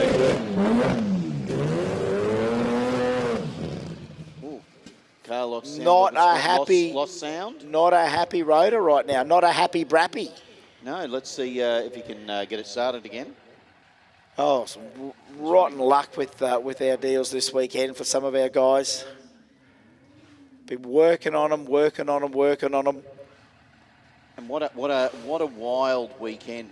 I said earlier, Chris, this is the longest 5 days I've commentated on Jamboree. Yeah, and you've only here since yesterday. Yeah, it has been a long haul. Oh well, I don't know whether my boss is watching this live stream, Barney, but I agree. I do have a funny feeling I won't be in the morning. I'm not saying anything. I'm just hoping that nobody at my work is watching or listening or having anything to do with it. Or I'll be driving straight to work in my Jambo outfit, and the first Mitzi goes in tomorrow will be in a Jambo outfit. You know that as soon as you and I have just mentioned that we're probably going to get a text within the next 20 minutes. Yeah? Yeah, and we heard that. Oh, yeah. You're still required. Oh, yeah. You're still required at yeah, work. not tomorrow. It'll be Barney. You come back with the Diggs, you're kidding me. You're letting me down. I've got too much on, and then I'll have to go in. I'll have to go. And I'll put in the effort. I'll put in the effort. A late day's okay, though. Like well, Chris, a late morning's probably a late okay. morning is, and you know what? Look, once I get over myself in the morning, I'll be okay, mate, because it fills my heart to be able to go and install probably some of the best, split system air conditioners you can buy. Mitsubishi Electric. The very, very best. Mate, as someone who works for an electrical wholesaler, mate. I know. They're not the brands that we use. Anyway, ladies and gentlemen. Well, you've got a variety of different ones to offer. We do. We have them all. We actually have yours. We have the others, and we have everyone's. Well, Mitsubishi Electric. We do have quite a wide variety. And you know what? With the cold weather, we've been doing quite a few because they're great heaters. Mate, we've actually found through this winter that people have finally cottoned on that if you do need an air conditioner, you probably should get it in winter where the blokes aren't as busy. Yep. And you can get it fitted. And it it is a little bit cheaper, and there's not much waiting list, and you can get them in. That's true. Thank you. That was a public service announcement. Written and authorised by the Air Conditioning Industry Council of Australia. I've just got an announcement. Mr. Pete Jansink lost property. Mr. Paul, I reckon it's Paul Jansink. So Paul Jansink, something of yours has been handed into the tower. Paul Jansink.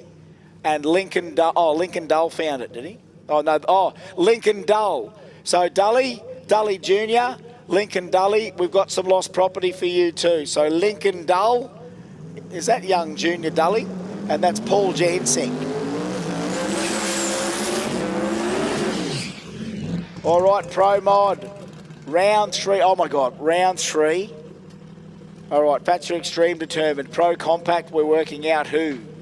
Street Tie at 9, we found that. The J315, J275, we found those finalists. But now, Pro Mod round 3, we have got minutes of pairings here. And then we're going to be told who's in the final of the $20,000 Outlaw Pro Mod field. That's some coin. It's some big coin. That's some coin on Australian standards. That's nice. You want to go home with that. Well, how is it? How are they getting it, Chris? Is it a big check? It might be. Is it like a monstrous check? Well, I mean, we've worked out, I suppose, the market price of gold, and we worked out how big a gold J we could make. According to the current gold prices, you might just get a billet golden J. I don't know. It might be this big. That might be this big. Probably tiny little thing. Well, what would you do? $25,000 billet J made out of gold. It might be this big. Or we're going to give you 20 Mitzi air conditioners. Yeah. Installed by Diggs. There you go. Yeah. Over a 2-week period, conditions apply. All your friends get one. All your friends get one. Everyone. And for $100, I'll install it. For $200, I won't talk while I'm putting it in. Okay. All right, Stu Walsh, round 3, the Bro Mod. Here we go. He's going to have a swing. One more swing. Will it matter? I'm sure it will to you, Pro Mod fans. Here we go. Turdo, Noonan, Hemi. Oh, what a weapon.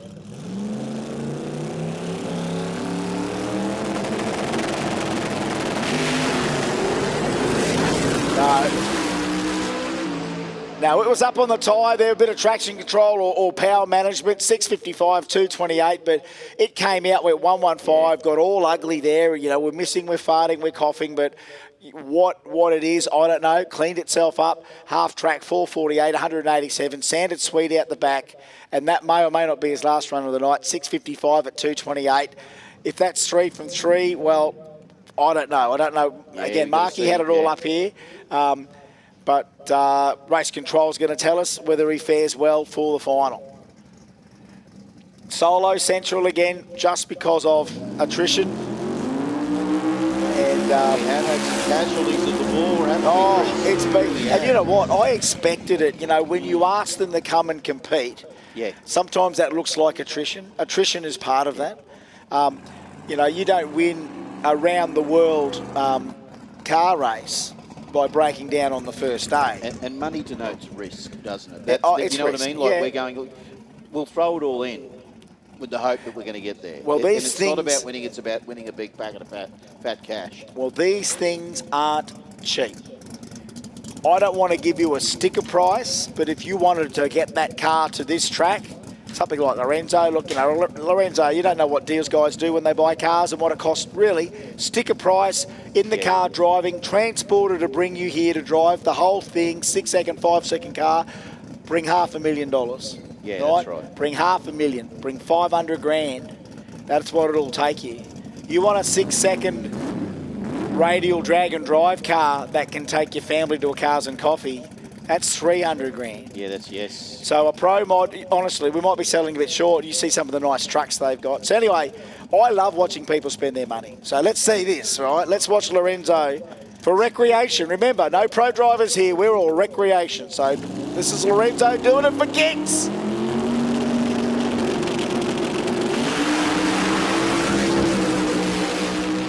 Oh, it's so clean, it's so smooth. Oh, 09 for the little 471, 609, 240 mile an hour.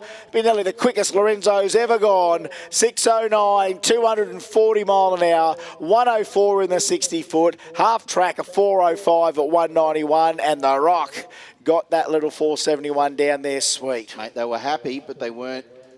They were looking you were looking for a 5. Overly excited. No, they wanted a 5. Yeah. They wanted a 5, I'm sure they did. Because we know how it goes when it all of a sudden gets emotional, Chris, doesn't it? Yep. All of a sudden, if they're jumping up and down and they're high-fiving and they're hugging and the tears, and you'll think, well, no, there's something special's just happened there. Speaking of something special, guess what? Yeah, it's here. Yeah, it's here. It's here. I'm looking for the opponent beside, whether that's going to be the opponent for Jeff Cutajar. It does say here, no one on file beside Mr. John Ricker. Round 3 solo, the attrition rate, the seated, the paired, the pairing, the attrition rate, I guess, yeah, this is John on the solo. So no competitor. And remember, we had Russ Pavey around there that would have been in the seedings. So there's a few guys that can't come back. Our Kiwi friend, unfortunately, in the Falcon, did the same thing in the heat of battle, so he's out. So as the table, we don't mess with the table after that. No, because you're not allowed to. We don't start juggling. Oh, well, if he's not here, you get to race him. Oh, if he's not here, you get to race. We still run the seeding system because that's that's a random way to get results. It's no way of all of a sudden starting to change the variables to suit at the moment. Yep. Yes, it means solo runs. Yes, everyone loves side by side. Did we not see 3 rounds of that just in quali yesterday? So in the heat of battle, yes, as a purist, I want them both side by side, but right now it's a numbers game. Johnny Ricker went 45 on the last run. He's either got but he can baby it right now, or he can go for lane choice. I think the man's a shoe-in. I think he's a shoe-in. He could be 2 from 3 after this. I don't know whether he went 2 from 2. Let the hands from above, the minds of Mission Control upstairs that will work out which pro mods are in the final of this $20,000 race. Folks, to see this thing in person, to watch this thing go through its motions, it is a little bit of a spiritual experience because you are seeing the latest and greatest door car technology. Don't worry about exactly how much it weighs. Don't worry about its induction system. Don't worry about its weight. Just Love it for what it is, and that's just one of the quickest door cars. And we're lucky that it's one of the it is the world's quickest screw blower car. That's right in this country. Right, and Johnny Rick is going to keep sending it for you folks. Is this a big number? Remember, this is not the final. This is round 3, so you got to think at the back of your mind, if everything breaks loose here, what do I do? Do I turn it around? Do I come back and win it all? This is a big moment. No babying it. You know Johnny Ricker. He's going to send it if he's given the opportunity. Race it like it's a final, Chris. Just race it like it's a final. Half track. Oh no, 359, 549, 549 for Ricker. I want to see when he lifted. Yep. Half track, 359, 212 mile an hour, 934, 60 foot, 212 at half track, and 549, 224 mile an hour. That he had to still lift there somewhere. Yeah. 549, so a 545 before, now a 549. Folks, you've never seen an Aussie tin top go 540s unless you were at that test day when he went a 43. But ladies and gentlemen, you have seen something special here today. We have seen the quickest door car pass in Australian history. And we're not done yet. And we're not done yet. That just keeps coming. So Daniel Camilleri, Jeff Cuttajar, the Stood, the Nova.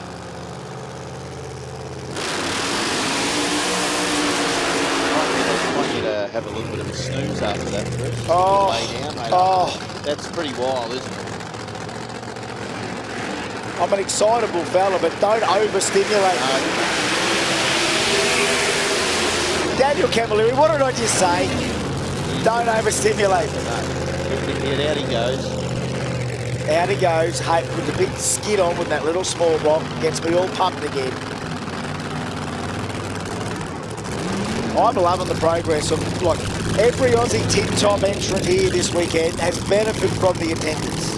Yes. They have benefited from this experience. They have benefited in some way from track time to track prep to the crowd, the fans, the adulation.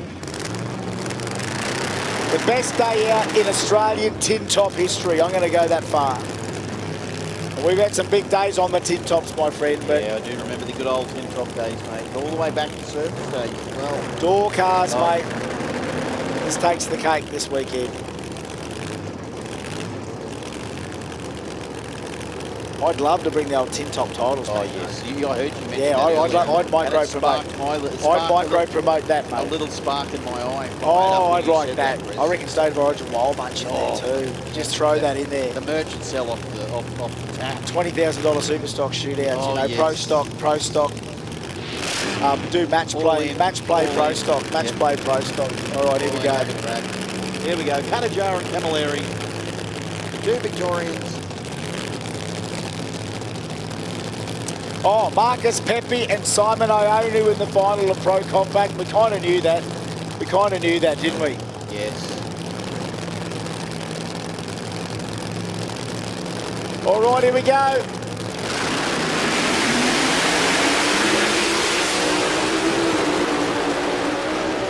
Oh, on the shoots early, 591 for Cuttajar. Geez, I tell you what, he's got a string of great passes today. 396 to half track, 199 mile an hour. And JC finishes off round 3. And that little mouse-powered Nova, Daniel Camilleri, 686, 145 mile an hour. Gives up the ghost, gives up the chase. The best thing you can do is nip at the heels of the big boys, and he's done that. And these gentlemen, that might be stumps on their weekend so far. Are they eligible enough for that $20,000 final? Well, whoever is going to deal with Mr. J. Ricker, that's kind of what we're looking at. Ricker versus who?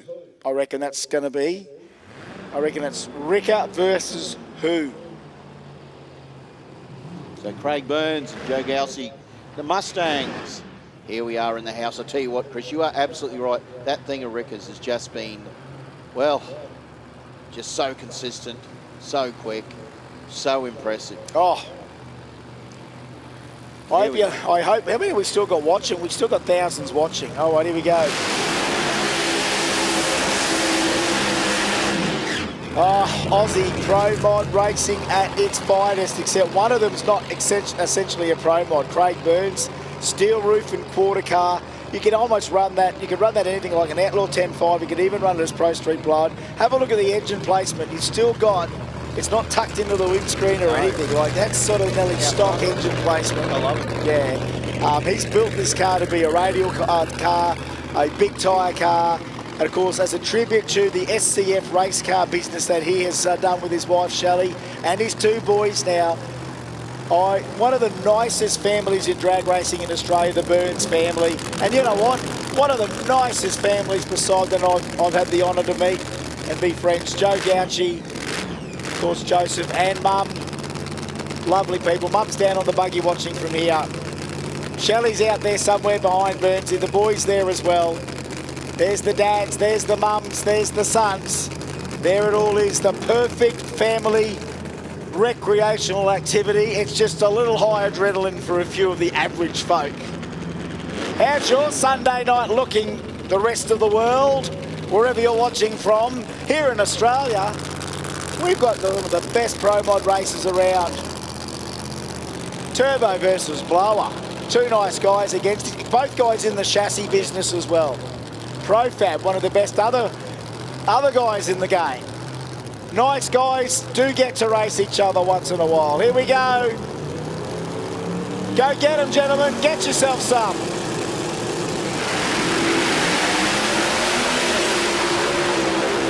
Oh, boy. Here it is. 75-77. Burnsy. Oh, take a photo of the time slip, please. Have a look at that. Tail of the tape.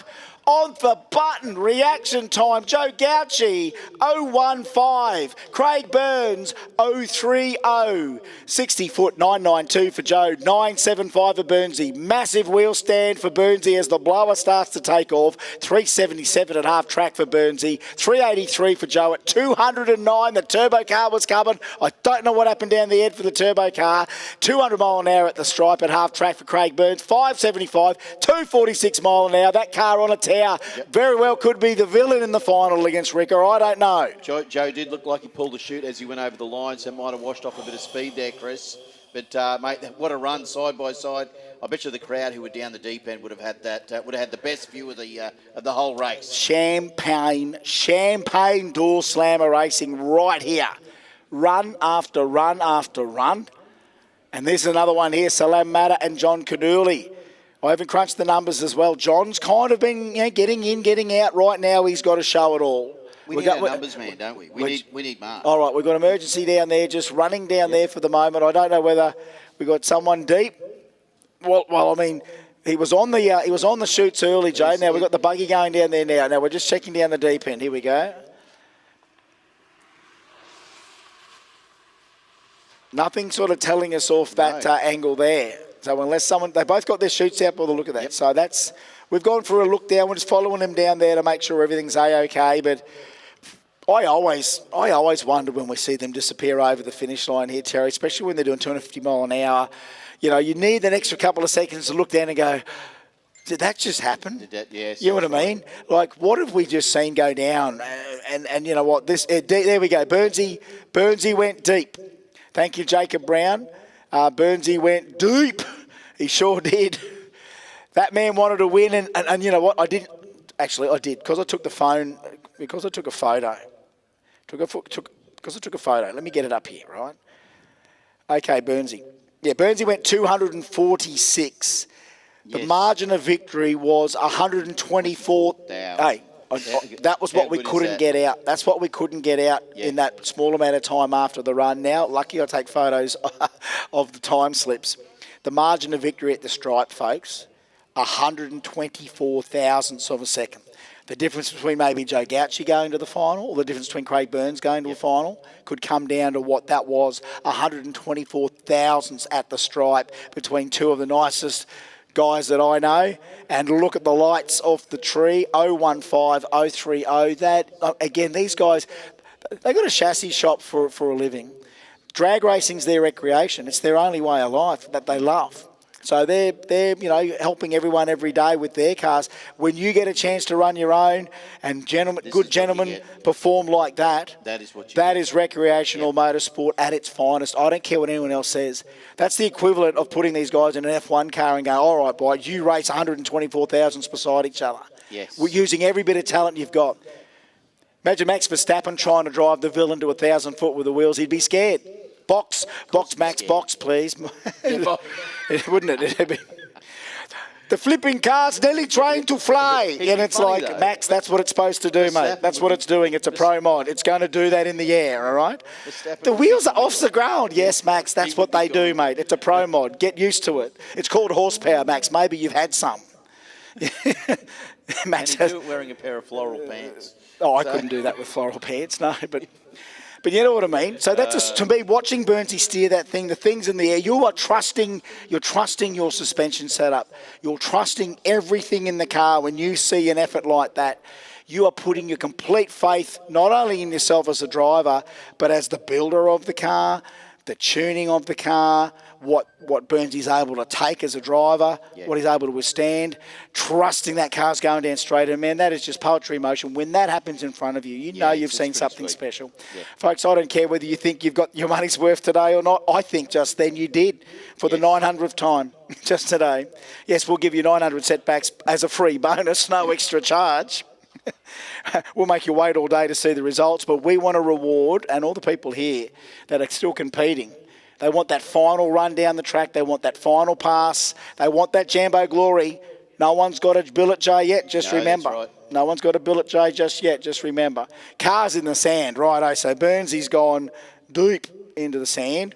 So, look, that's better than trying to clean up anything that they might have dropped down. Good to see my cousin Benny Vlecken watching from home. He's back at home. Just pulled himself out a microwave meal and hooking in. And, hopefully we're going to pull him out of the sand. We're only a minute or two away from getting there. Terry, I know it's a hard question to ask. Don't ask me the hard questions. Yeah, well, it's been a long 5 days. You've been... and I've taken over your role, having to do the Babe and Bikini comp, and I've done the car show, and I've done the... You've done a lot. You've been hard working at it. Marky's also been working hard. And you know what? It's good to see both Rusty and Mark today not only helping us and knocking it out on the commentary, but be able to catch up on some sleep in the back here. Like, both guys have managed to have a nap in the chair over here. Oh, mate, I've even got photographic evidence of that. Yeah, I saw the photographic evidence. So Burnsy's deep. So maybe one shoot. The other one didn't quite come out or something. So he went 246 mile an hour. It looks like it was mainly only the one shoot, and that's why I think Burnsy went deep. So we're just getting Burnsy out of the sand, and I think we won't be too far away. There we go. Mark Hayes. Mark Hayes must be listening. He goes, oh, the wheels are off the ground. That's exactly how it is. The wheels are off on the ground. Max, that's normal, Max. That's what they're supposed to do. Oh, God, isn't he a specimen? All right. Okay. The wheels are off the ground. Cannuli and Matter side by side. That'll wake up the cows in the bottom paddock, Chris. Yeah, there's a whole lot of animals out there that are confused at the moment, Terry. They've been hearing strange noises from this area. And they're saying it's a Sunday night. What is going on? I heard on an unofficial source that just the sound of a 20B rotary out in the bush here causes the locusts to procreate earlier in the season. So if you get a locust plague, it's because they got stimulated by a screaming 20B and start mating. But you know what? I cannot believe that you just believe that. Let me know that. And you didn't do it with a David Attenborough voice. No, not now, but maybe later. The locusts, they're breeding. The locusts are breeding. The 20B. A high-pitched frequency from only one internal combustion engine. So you're going to work on that.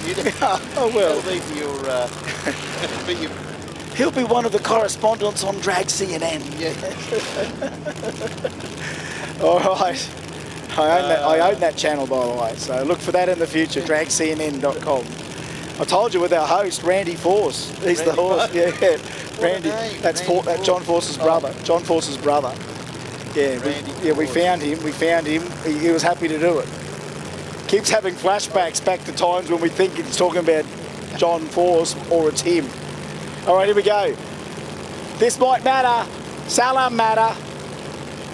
John Cadurley, you guys let it rip. Could be the last time tonight for these guys. Who's going to make it into the final against Johnny Ricker? We don't know. Whoa. What's it lose? Straight Oh, she burned her up at the end. 580, 230 mile an hour. You heard the engine note go. Yeah, 381 to half track, 984 to 60 foot. Salam matter. Even if he could make the final, you're not putting that thing back together, I don't think. Wow, Taylor. That attitude, Chris. Well, I know. Sorry, mate. I just called it as I saw it. It was having a bit of an eat of itself up. Now, look, Johnny backed off early or the thing shut off or whatever. So we got to hear Salam go through that. Something about a Hemi. Yeah. Something. Look, I love a scream of a two. I love all of that. But I love every noise of drag racing. In fact, I produced a CD back in the day. I was a producer. Today, I was a producer. That Iceman had the CD. But that thundering Hemi into the distance, you just got to appreciate internal combustion forever. If that sounds like that, I want to hear it. And I'm hearing it, and it's singing, and it's thumping, and it goes, bleh, and then all the smoke comes out. Yeah, okay. So I'd say that thing's touched a piston or done something down the end. It's definitely done a head gasket or popped the piston. Chris Osley believes that the locus theory could be correct. Thank you for that, Chris Osley. Well, he's a local Ipswich lad, so he's probably saying, look, I've got locusts all over on the back patio. Something is going on. Something is wrong with the world. It's probably those rotors at Jambo. But anyway. Scientists managed to consider that a complete coincidence that the only frequency we could detect that's the same is a 20B Mazda Wankel rotary engine. And he would say it exactly like that. He would be very purposeful. And, I don't think Attenborough's even discovered rotaries yet. We've got to get him on before he turns 100 there. I think they could save the planet, I reckon, pretty much. But that's on another episode. That is pro mod for those two guys. And we are just checking whether or not any of that combustion got to the track. Let's hope not, because we've got Mr. Plumpton sitting there waiting. And you know what? I don't want to keep him waiting too long. He's on New Zealand time. So what time's that over there? They're a couple of hours ahead. Yeah. Yeah. Okay. So for Barry on a school night, it's 10:15. So yep. Okay. They got him out. Oh no, that's John. So the car has been bringing the car. Yeah, the car lost. Junior dragster pits. The car lost power, and then completely lost power. Couldn't even drive the thing around the bottom, which just goes to show. Yeah, those things don't sort of just roll in neutral really well. A lot of these cars, they look swoopy, they look fast. They need that 4,000 horsepower to make them do that. But if you were to stand beside one of them and go, well, I think I'll push this thing, is it in neutral? They're 2,700 odd pound normally. And so Chris, the track is flat. Yeah. We know that. It's been rebuilt and it's beautifully flat. So you're not going anywhere. No, that's got something going on there, which I hope hasn't locked up the transmission, but they are in the process of... They've got, I think, one of the little push buggies there for it. It's about trying to get that thing either further down the track and gone or in through that little... He's just missed it, I think, so they just got to send it down the bottom. Yeah, they're just toing and fro. It's like a Tupperware party with... And everybody's lost the lid. That's exactly what it is. That's exactly... What is going on? Everyone's looking for the lid. Oh, that's a pretty good analysis considering after, 3 golden days of being out here. That's great. So, yeah, they've sussed that out and they're rolling down there. So I think before too long, we might get the call for the fire up. Where's all our nitrous fans out there still? We're going to let Big Barry have one more go here. And 3 from 3. Could he go 3 from 3? Mark, can we check whether Barry Plumpton's progressed today? And let's see who can meet Mr. Ricker in the final, because I still think Race Control would like to see what Barry does here before we consider it. Somebody actually asked if the Sounds of Diggles is going to make the Hottest 100. Oh, I don't know about that. Is that right? The Sounds of Jambo. Oh, yeah, no, well, yeah. There was a CD I released called Jam, which was called Sounds of the Jamboree. I went out there and did some recordings one year and just the sounds of 20Bs, 13Bs, 2Js. And you know what? If I produced another one of those now, it'd sound completely different because what I got back then, we're double the horsepower everywhere with what we've got. So you're saying that it could make the hottest 100. Look, we tried it with Darryl Braithwaite's horses. Yes. We tried it with Taylor Swift. They've got to try it with that CD next year for the hottest 100. Let's see if we can get the Sounds of Jambo by Chris Diggles. Wow, Sounds of Jambo. Coming in at 13. Yeah. Oh, thank you. How good is that? Oh, my God, that is so good because it's beaten Tame Impala. Oh, good. Thank you. Thanks for that. Well, then there's a chance. Oh, look at the Kiwi flag flying beautifully there. The land, the long white cloud. How good is that? Oh, that's tasty. Thanks, Baz. Thank you, man. Right now, all of the die-hard Jambo purists were going, there's a bloody V8 here. Yes, What's it doing here? I like that it's here because, yes, fast door cars are exciting. It's EFI, right, which, of course, is what the whole Jamboree and the industry related to Jamboree has been built on. Electronic fuel injection has changed the game, and we were at the pointy end with all of our great home companies. The original Motex and Haltex, companies like Garrett down here doing better than Americans going, what are you guys doing down there? Oh, there's a thing called Jambo. All these ECU companies. Haven't you heard the Sounds of Jambo CD? Seriously? I'm not even going to talk. Let's let 959 cubes and 5 kits, and I think it's got Edelbrock fuel injection because that's a Pat Musey ECU thing. Now, as I said to you, this is all Barry purging. Is the land of the long white cloud? The land of the long white purge. There it is. But you know what I like? The ECU takes over here, and you see these little ones. Watch this. The ECU does this by itself. This isn't Barry giving it the tweak. This is the Edelbrock ECU keeping the constant bottle pressure, monitoring the bottle pressure second to second. Every little purge is the ECU keeping the nitrous armed. I'm going to let it go here. Let's listen to the big 959. Ricky Smith is tuning this car from the United States. So, Ricky, thank you.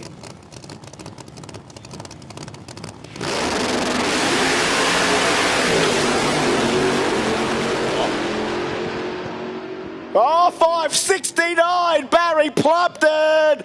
That's the quickest ever nitrous run in this country. He already had that record anyway. 569 for a nitrous car. 569. They got to be, you boys are happy. You boys are happy. Stu Walsh, 3 from 3.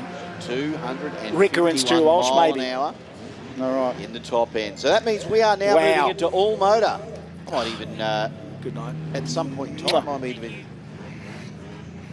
might even kick you out of the chair if you want, Chris. If you there we go. A bit of a breather. So Barry needed to go quicker than Matters 580. That's what Caleb says. But is that 3 from 3? Rick only car 3 from 3.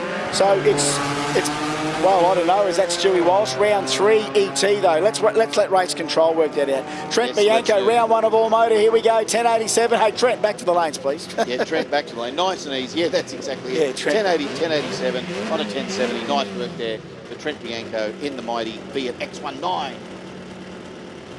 You don't get to hear that car very often. I can tell you that. There's probably 100 of them somewhere all rusted out in the paddock, but not here. Here's a little bit of retro. Let's flash back to 1992, Terry Dale. This is what a typical sort of Jambo would have been. A couple of tough, aspirated, ported rotors, chrome bar. It's all motor round 1, but you know what? Let's have a flashback to a Jambo. Calm yourself down. Go on. I was racing an RX3 sedan here in 1986. Yeah. That's how old. Before Jambo. Yep. Before pre-Jambo even. Pre-Jambo. So, Elias Melky and Andrew Stavropoulos. Well, we'll just hold them up here for a moment. We've got 12.20 and a 20.4. I don't think the dial in 20.4 he's got there. No, there's something up there. All right, we're just picking something up there. We've got people texting here right now. It's supposed to be a 12.20, and Andrew might need to have a look at that, because if he accepts that, as you know, Chris, if he accepts the time that's up there. So Elias Melky with a 12.20. Stavropoulos with a 20.40. So not too sure. Look, what's going on down the deep end there. Whether that was only just Trent who went down there in the Fiat X19. Yeah, so the car was was a pretty clean run. So maybe there's just some questions here going on with the time. We saw him on a solo. Look, I tell you what, it may be just because we might have had a dial-in difference, because one was saying 20 seconds on the dial-in. So it was an incorrect dial-in put in, I think, which is why everyone freaked out. And you know what? Guys in the past, I think this happened down in Sydney earlier on in the year. Two guys sort of went in, didn't check, they swapped lanes at the last minute, and the dial-ins had not swapped lanes. Yeah. So they just staged and it went all crook. And they both came and complained, well, who wins? Well, you need to... Yeah, we had to rerun. We had no time. So we looked at the count back on reaction time and closest to the dial-in to try and turn it around. All right, here we go. They're both on a 12:20. Elias Melky now. That is even doing my head in even more. Okay. Let's just see him go there. I know, mate. This is my Sudoku. Yeah. Look at that. Both stick shifts. Oh, no, Angel gear. Elias misses third. As long as Andrew doesn't go under that dial in. Nope, 12.78. No, nice and safe. 12.78 on a 12.20. And Andrew Stavropoulos will go through. Well done. All right, here we go. So we've got a couple of rotors through. Now there's a couple of pistons taking each other out. Michael Holman, the Beetle, 11.33. He's chasing Jason Studley's Barra-powered TD Cortina. That's 11.81. How do you look? Let's be honest. Jason has won all motor, as you know. Yep. Probably a couple of times at least at Jamboree. He's been a track champion here at the Street Series in that car. Yep. So the Barra-powered Cortina knows Jason and that Cortina are unified. Absolutely. So if you can beat Jason today, you're doing very well. So he's dialed in at 11.81 after running 11.84, 85, 87. Holman, 11.33. He has run a best of 11.33 today in that mighty little performance upholstery V-dub. Tell you what, it's hats off to fight with a clutch pedal in dial your own, isn't it? Oh. It's a harder thing to do. Studley on the foot brake. Yep. Great little combo, like the Aspo Barra. I love Aspo 6s and 5s and 4s in all motor to go with those 2, 3 and 4 rotors. So much freedom. All the air you want for free. All motor. Half a second head start to Studley right now. 002 for Studley. Mate, how do you go with Jason Studley? If you talked him up, maybe Jason had the radio on. He normally doesn't, but a 002 for Jason, and he will go through for the win, courtesy of Michael Holman's red light. But 11.88 on 11.81 with a 002 light from Studley. Yep. Get out of here. Yep. I would give him light of the night, except Barry Plumpman's already gone 002.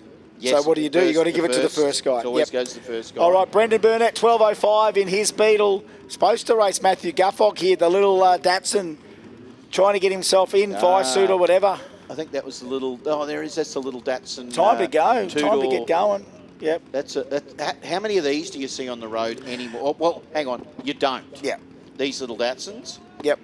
So, there's one in Sydney that also runs with a pretty angry 13B. Actually, you're right. You are spot on. Oh, no, they're pushing it back, sadly. Oh, no, okay. Well, that's the 13B anyway in that thing. So let's have a little look. So Brendan says, the Village Gym V-Dub says, I will take this win gladly. Thank you very much.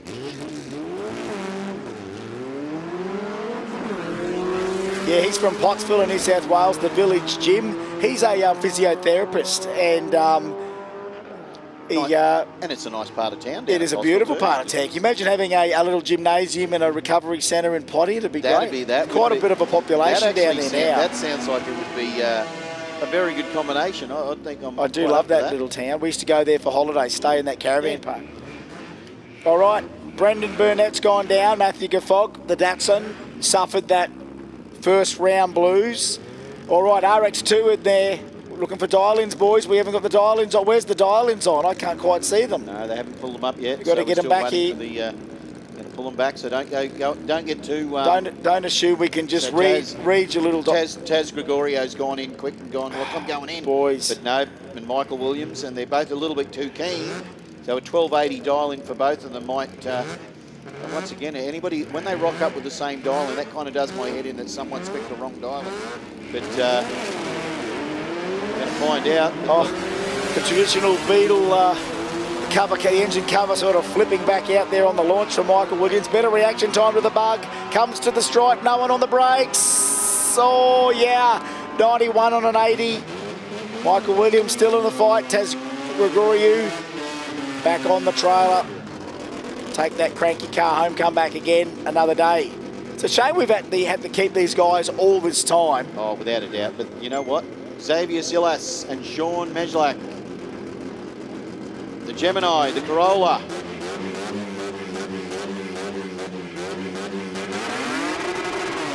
Oh, Toyota gets out with a 422, but yeah, not too sure. The Gemini Gemrec car just sitting there. Yeah, well, look at the dial in. Well, it was a 1 point. Wrong. There was a 1.50 dial in put into the tree, not a 1510.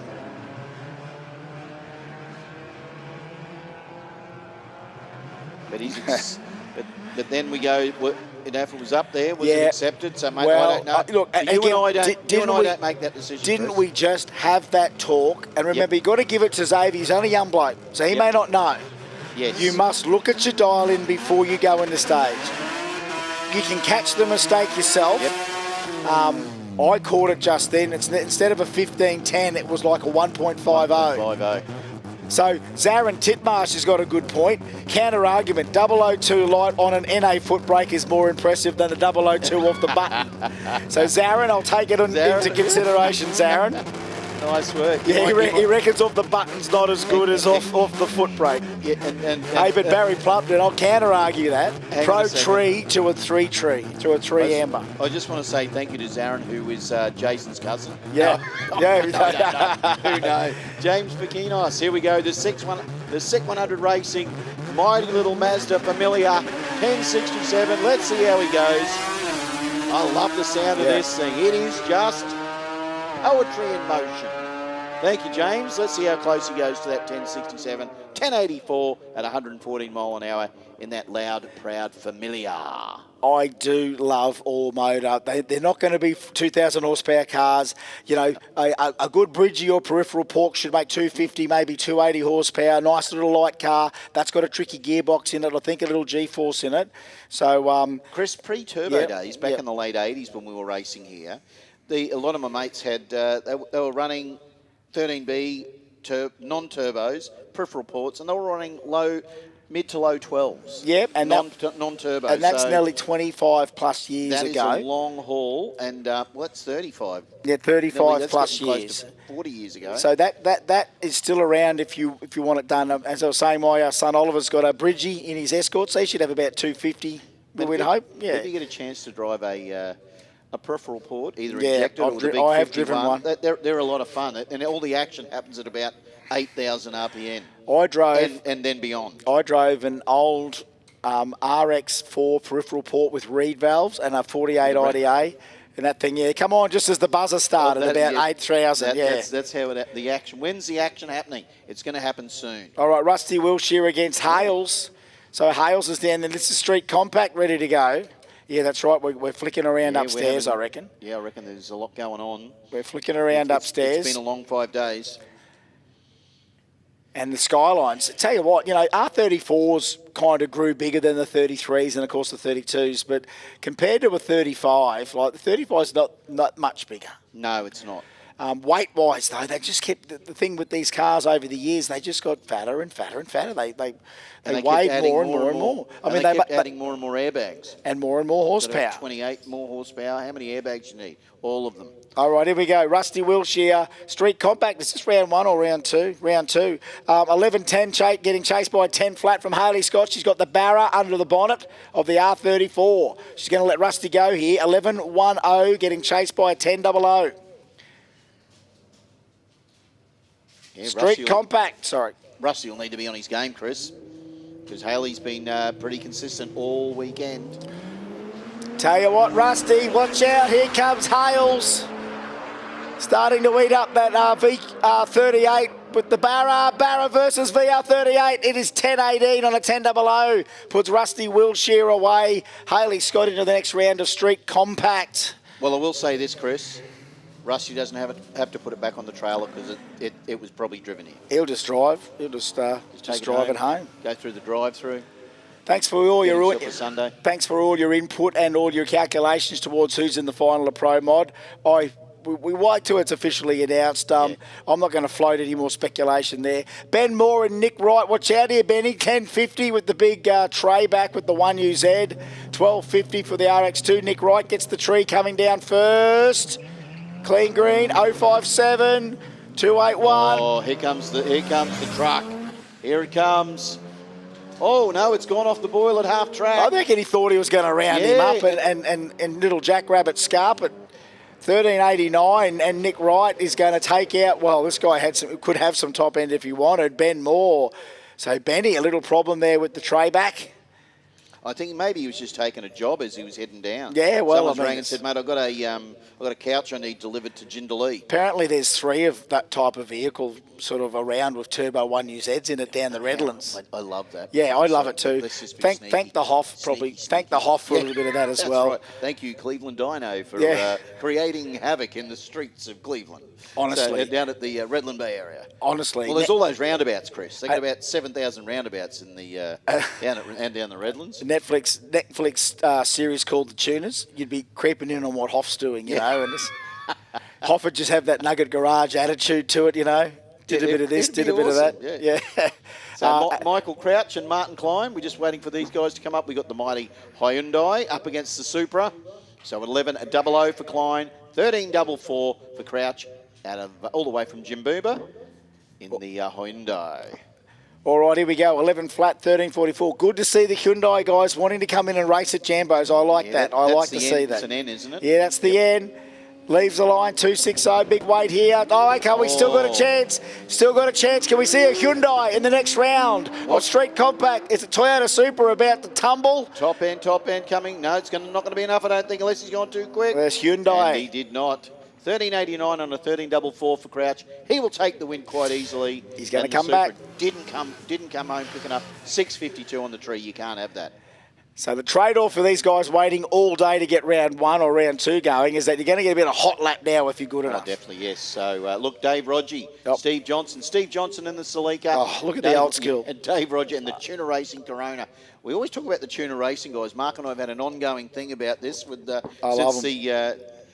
since the Winter Nationals. 14.15 for Rodgie in that what looks like a stock as a rock Corona. How good does it look, Chris? Yeah, one of our apprentices, Aiden's got a brown one of those with the 18R in it, and an auto. Brown. Who painted him brown? Clean green.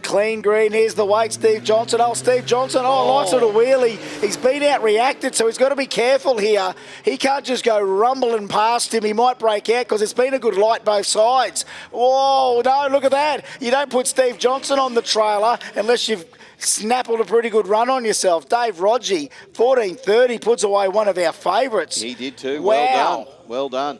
Speaking of one of our favourites, here we've got one of our favourites, Mr. Wade Benson, commentator extraordinaire. He's still fighting. Up against Anthony Dunn in the RX 808 wagon. So 11.00 for Anthony, 16.75 for Wade in the SCG Racing Parts XR6. Stick shift. Let's see what he got through that first round. Let's see what he can do. Oh, 0.50 light. Nice work. And Anthony Dunn waiting patiently, gets a 169. Wade has got everything to win and everything to lose here. He's just got to play the game with a light like that. He might even hit the brakes here sometime. Wade. What were you thinking? 11.12 on 11.00. Anthony Dunn in the mighty little Mazda wagon says, I will take the win over Benson. And you know what that means? Yeah. You know what that means? What? We can actually get another commentator. Awesome. All right, let's get him up here. Let's get him up here and put him on here. We'll just put him on his own. He flinched a little too early there, Wade. Yep. Laurie Gurley, 12.30 now in the Beetle. Getting chased by Joseph Freer's Cressida. I think this was a stick. There's one of them as a stick shift. You were right. One of these as a stick. That one. But definitely a stick shift one, and that was impressive. Like, no, not this one. one. Reaction time. Jeez, nothing. Virtually nothing in the reaction time. Look for the win light. No one's got on the brakes. This is the tight race as well. Oh, 10.75 on a 60. 13.48. He tried hard, Laurie Gurley, but Joseph's got to come back around and go again. So Alvin Johnson and Zach Anderson. Zach in the forward with an 11.53 dial in. 10.20 for Alvin in the rotary reaction Mazda RX-5. The Hulk, of course, Alvin looking to go to a different category next Jamboree. Going to let the beast go a little bit freer. Yeah. Because we know the thing can run well and truly into the 9s. Well, Alvin, he's got a reaction time deficit. He's got a top end Zachary Anderson here. He's got to go right past him if he can. Top end him, Alvin. Can't get him. No. 65, 11.73 on a 53. So, yeah, Zach did enough on the start line and Alvin sayonara. Yeah, Zach Anderson with his experience from the street meet. And even though Alvin has raced the street meet many years as well, but yes. Modern street meets, again, the local talent. Oh, yes. Sportsman drag racing talent, again, recreational drag racing talent is exceptional. So Chris Johnson, Lockie Sanders, 10.30 for Sanders in the Hilux. The Mazda of Johnson with a 10.00 with that beautiful purple RX-7. Both of them a little bit average on the tree there, Chris, but the RX-7 of Chris Johnson got out quicker. Hopefully he's not going to go too quick because he might need to back out of it a little bit. Oh, look, he's done it easily. A 10.42 on a 10.00. So Chris Johnson will bring the RX-7 back round. I'm a little excited too because that's the only stick shift I think in that field. So to be able to go rounds with the stick shift, extra kudos. All right, Emily Barron finishes off the round. It's the last time she'll get that solo. Emily, seasoned campaigner in the street meet. Very successful in Powder Puff. Been a regular to the top 8. So she's going to be one to watch. Cuts a 0.32. She will be super consistent. Does she listen to 88 FM in the car? Does she put the left blinker, put the left indicator on? If you there we go. Right indicator. There we go. Yeah, she's got 88 FM on the car. That's an old trick I used to do at street meets. Yeah, mate. We still do it. Yeah, I love it. It's interesting. Yeah, it is. Interaction it is. It is. I used to get Daniel Reed doing it. Yeah. Scott Harker doing it. Luke Crowley doing it. Michael Adams, all the young kids I'd get, they'd be all on 88 FM. Luke Marsden, you name them. I do love it. It is funny. I'm not going to ask these boys. There's some serious stuff going on here. It's Euro. There's some serious strikes are going on here with the Euros. We are just about to unleash the Wonderhausens. They're gonna run up one of the one of the V-dubs up against the gas car. That seems a little bit unfair. No, we can't do that. All right, here we go. So we're getting the Euro guys sorted. What do we say? Mark III golf, this one on the far side. Yeah, Mark III golf. Mate, how quick is that, though? Seriously, dialing in at a 10.60. Yeah, right, okay. Stuart's been a regular to Jamboree too, brought that car. You think he should actually be racing at full tilt because that thing's quick. It's the Twydale boys. Hayden Twydale, Stuart Twydale. Very proud moment for the Twydale family. Mr. and Mrs. Twydale will be very proud of the lads. Look at that light, it's 0.77. That's a good bracket race. So let's see what Stu can do. We know he wants to get the win over Hayden. Oh, Hayden's gone too quick. He's gone a 13.32 and a 13.75. He'd probably be happy with that, but a 10.67 on a 10.60. That's a tidy package. That is a that's the face of modern tuner cars that are on the streets and a lot of people owning them. Yeah. So running a 1060 or thereabouts in that little Golf, it's got to be running around 500 horsepower. Absolutely. All right, here he is. You wanted it louder, Chris? No, that's fine. He's got. He's trying to get a bit of retribution here. Jason Scott, one of the nicest guys from Mackay. The Scott Speed, Barra-powered EL. He was caning him at Kenda a couple of weeks ago up there on his local track. He said, I can't wait for Jambo. Hopefully he'll be down for the next Kenda down here as well, radial right. Something about a full-bodied Falcon with an Aussie six-banger under the hood. Definitely. And it's Barra versus 2J. Pick your poison. Po Tung, 719. Jason Scott, 786. So Poe's got the top end. If Poe plays the safety game here, he's probably got the EL covered. Scotty had a horrible bump infringement, I think, round 1. Something went awry for him. It's not normally creeping into his game, but it did. Modified 10-5, round 3. More 7s to come. We got him.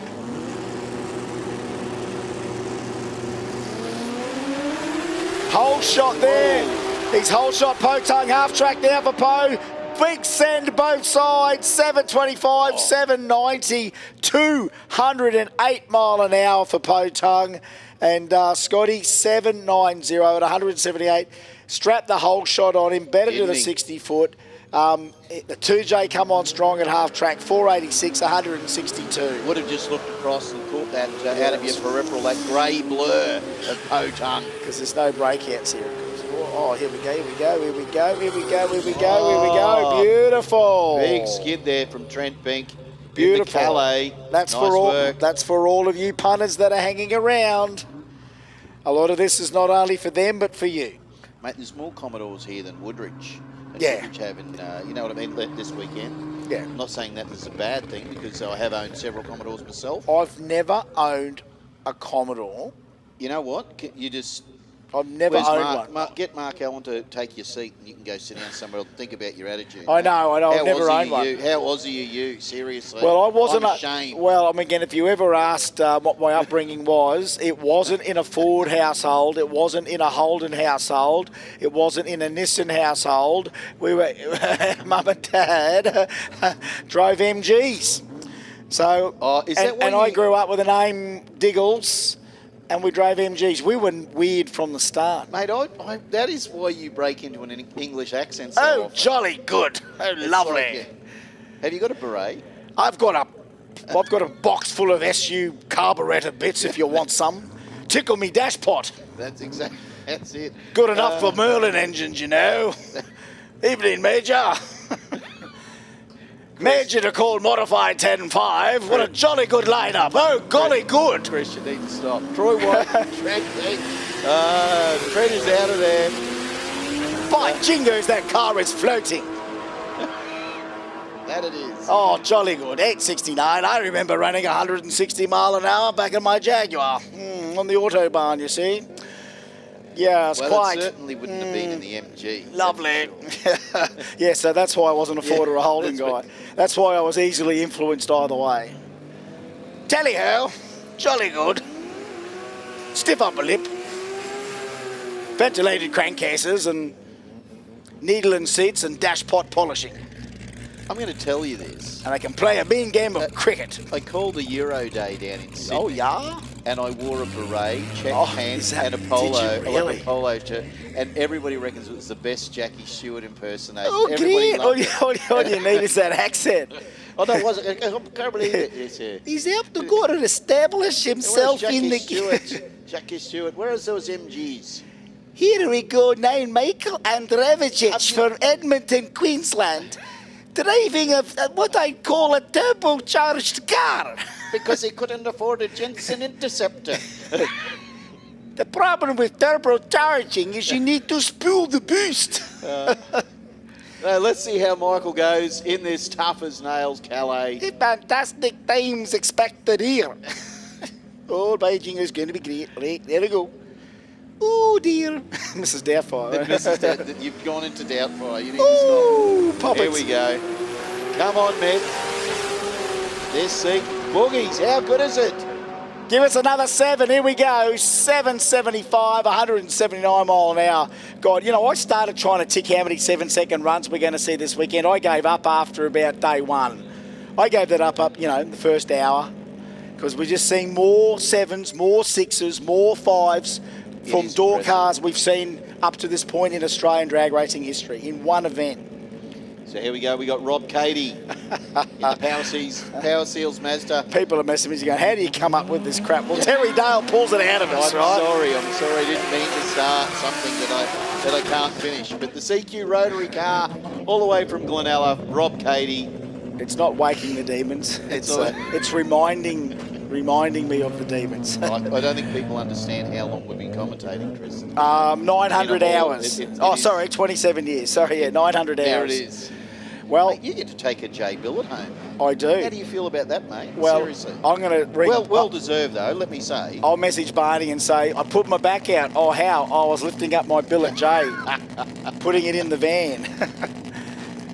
Actually, now that we have a team leader at work, Josh, big shout out to Joshy if you're watching, I'll just message the team leader that I'm crook. Mate, you know what you need to do with that J Billet? You could use it as a bit of weight in the front of the Suzuki when you get it on the track. It might be my little cheetah nose bar there. All right. There it is. Keep the front end down. All right, here we go. Come on, Rob, last one. Oh, that rotor is You get a 7-second run. You get a 7-second run. 770, 161.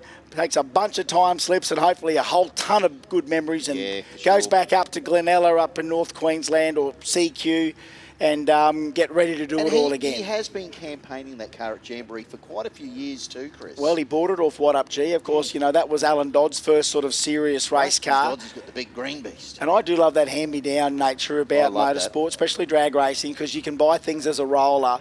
Sometimes circuit racing, it's hard to buy something as a roller. You've got to kind of engage in a racing series to buy the right car. Drag racing, you can buy a roller and then just go and race anywhere you want. Put what you want in it. The old drag racing roller is really handy. Just like if you were to, say, get a rolling chassis like an Altered or something. The world's your oyster. You can do whatever you want with one. I.e. put a blown and injected Barra in one or a injected LS in one. This is the simplest, easiest way to go drag racing right now in today's modern economy. We've got Extreme coming up here round 2. You can go buy, I know, because remember, I'm trying to sell my car on the open market for under 20 grand. You can get a rolling Altered. So for all you people out there wanting to go racing and go quick, there are rolling chassis Altereds like hot rods for about 20 grand. Put whatever engine and gearbox you want in it. You can come out and run it Extreme. You can run it any QDRC. You can just about do anything. You can run it at Nostalgias. Of course, you need it to be tech inspected. You need all your RHRA gear. You need all of that. The car's going to be safe once you get all that tech. But those cars are out there right now for sale. Yep. Because mainstream drag racing in modified eliminator and everything like that, there is a lot of rolling chassis around. So guys coming in and out of racing. So you know what? I love that Hot Rods put a Barra in one of these things. I love Lucas Holtz has his other Altered, is the little L67. I said one day I wanted to swap in my Altered for the little blown V6 one, and he hesitated. Oh, he hesitated. I nearly, because I like that. If there was a window of opportunity that you've just lost. All right, Hot Rod Williams 898 and Lucas Holtz 920. So Extreme, here we go, round number 3, Chicago Shootout. Who's going to be in the final? Can Hot Rod do it? Lucas lost in round 1, remember. He broke out to the Altered of Clayton. That's a rarity. But you know what? That's just what happens in drag racing. Oh, gets out with a 0.94. Oh, Rod's going to find that hard to reel that in because that is a good light. Sounds like Lucas doesn't go under. And he most certainly, look at that. Yeah. 923 on a 920 with a 0.94 light. That's I think that's 2 from 3 for Lucas. So let's see who goes in the final against. Here we go. Oh, I get a kick out of this. I get a kick out of it. So Clayton just needs to win this. Yeah, all right. Let's see. Could Clayton do it on debut? I'm going to be very biased here, and I'm going to go for Megan Anderson because I've known Megan since she was like 5 years old. Her father, Jimmy, built my first dragster on the driveway of her house. I love the Anderson family. They were one of my first sort of drag racing families I encountered. Jimmy had bought my uncle's old dragster from years ago, had a turbo Pinto in it. And then Jimmy... Turbo Pinto? That's not a sentence I've heard for a long, long time. Well, that's a Pinto in there right now. That is Megan driving with 190 cubes of S-Slinger 4-cylinder, makes upwards of 300, nearly 400 horsepower. Clayton Ethel, they threw this thing together in about 3 weeks once Hoff agreed to buy it off yours truly. What's the weight of it, Chris? Oh, what did we say it was? 1,254 pounds. With me in it, 1,476. With Clayton 30 kilos lighter than me, this thing is probably nearly 1,400 pounds with him in it. So we're looking for the dial in here. 810, Megan Anderson, 895.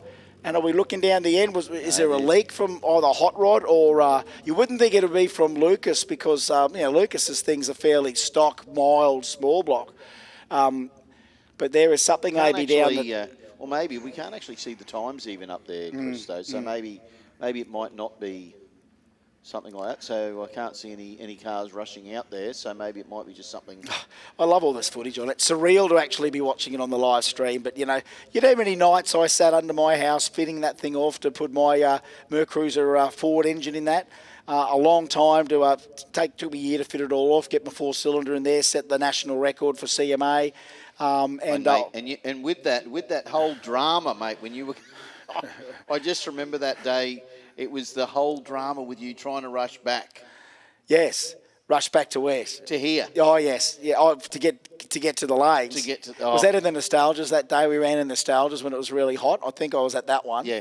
I think Bretty just threw the toys out of the cot the last round. I didn't have him in the final, but I was in the B final. But, oh, look, I had a lot of fun driving that car. It took a while to get that record. Halfway through when I was going to go do that, try and get the old national record from Andra, of course, sanctioning bodies changed. And in theory, there was nowhere I could go in the country to get that old record anymore because the sanctioning bodies changed. I would have had to have gone to Perth to set that record. And then, of course, when Taylor Bend's there now, you could go to Taylor Bend and try and do that record.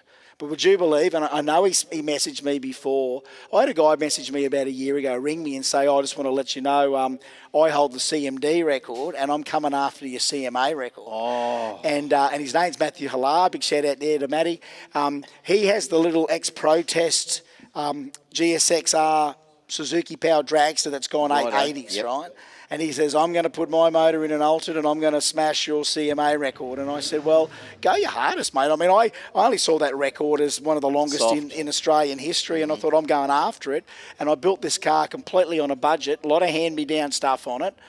But I think we pulled off a nice car. I really do. I think you did well. Jamie Page from ET Chassis did all the front half on it. It was an ex-Fuel Funny car. That nose cone's from the late, great Daryl Marsh. So Marshy I bought the nose cone.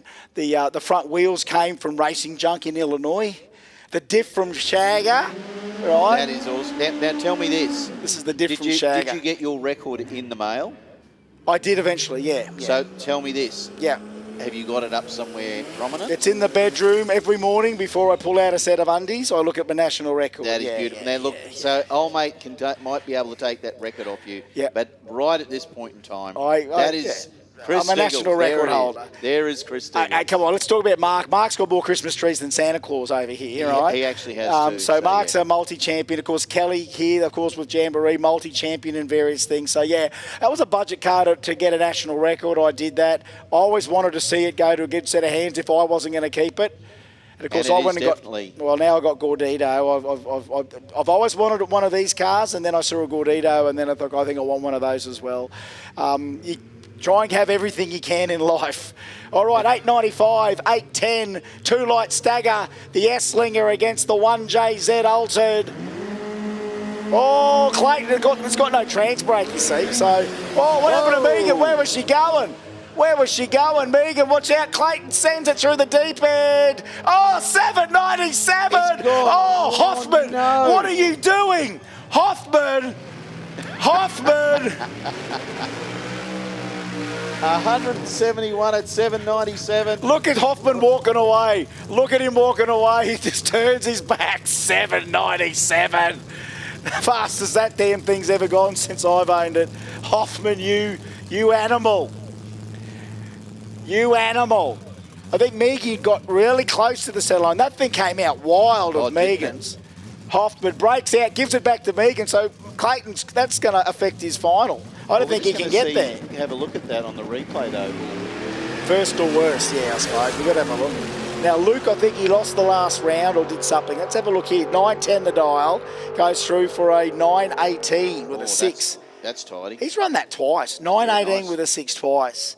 I was talking to Luke in the staging lanes. So that is a full tube style, sort of top sportsman style car. And asked him if he wanted to put a radial on it for the next Kender, and he said, I'll be there. So talking guys up on small tyres.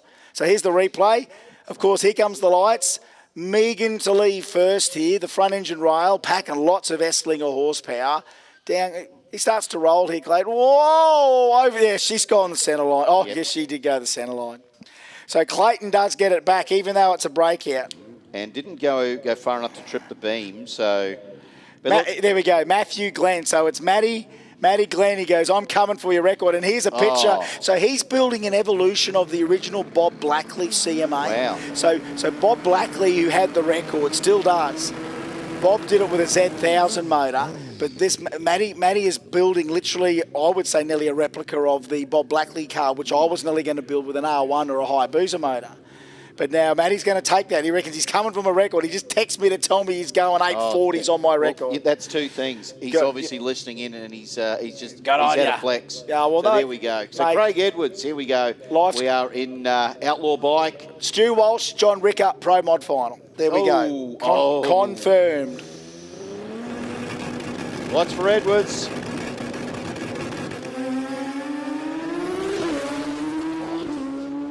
How hard do you need to work on a bike? Yeah. How hard? Oh, the thrill of doing it, though. 7:35 at 191.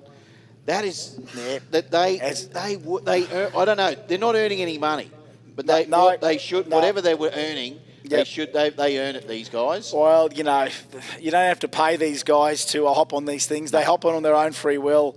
They're mad. We love them. I had a dream there before about, you know what, because my mate Paulie Pines is a dyed-in-the-wool bike guy. Paulie.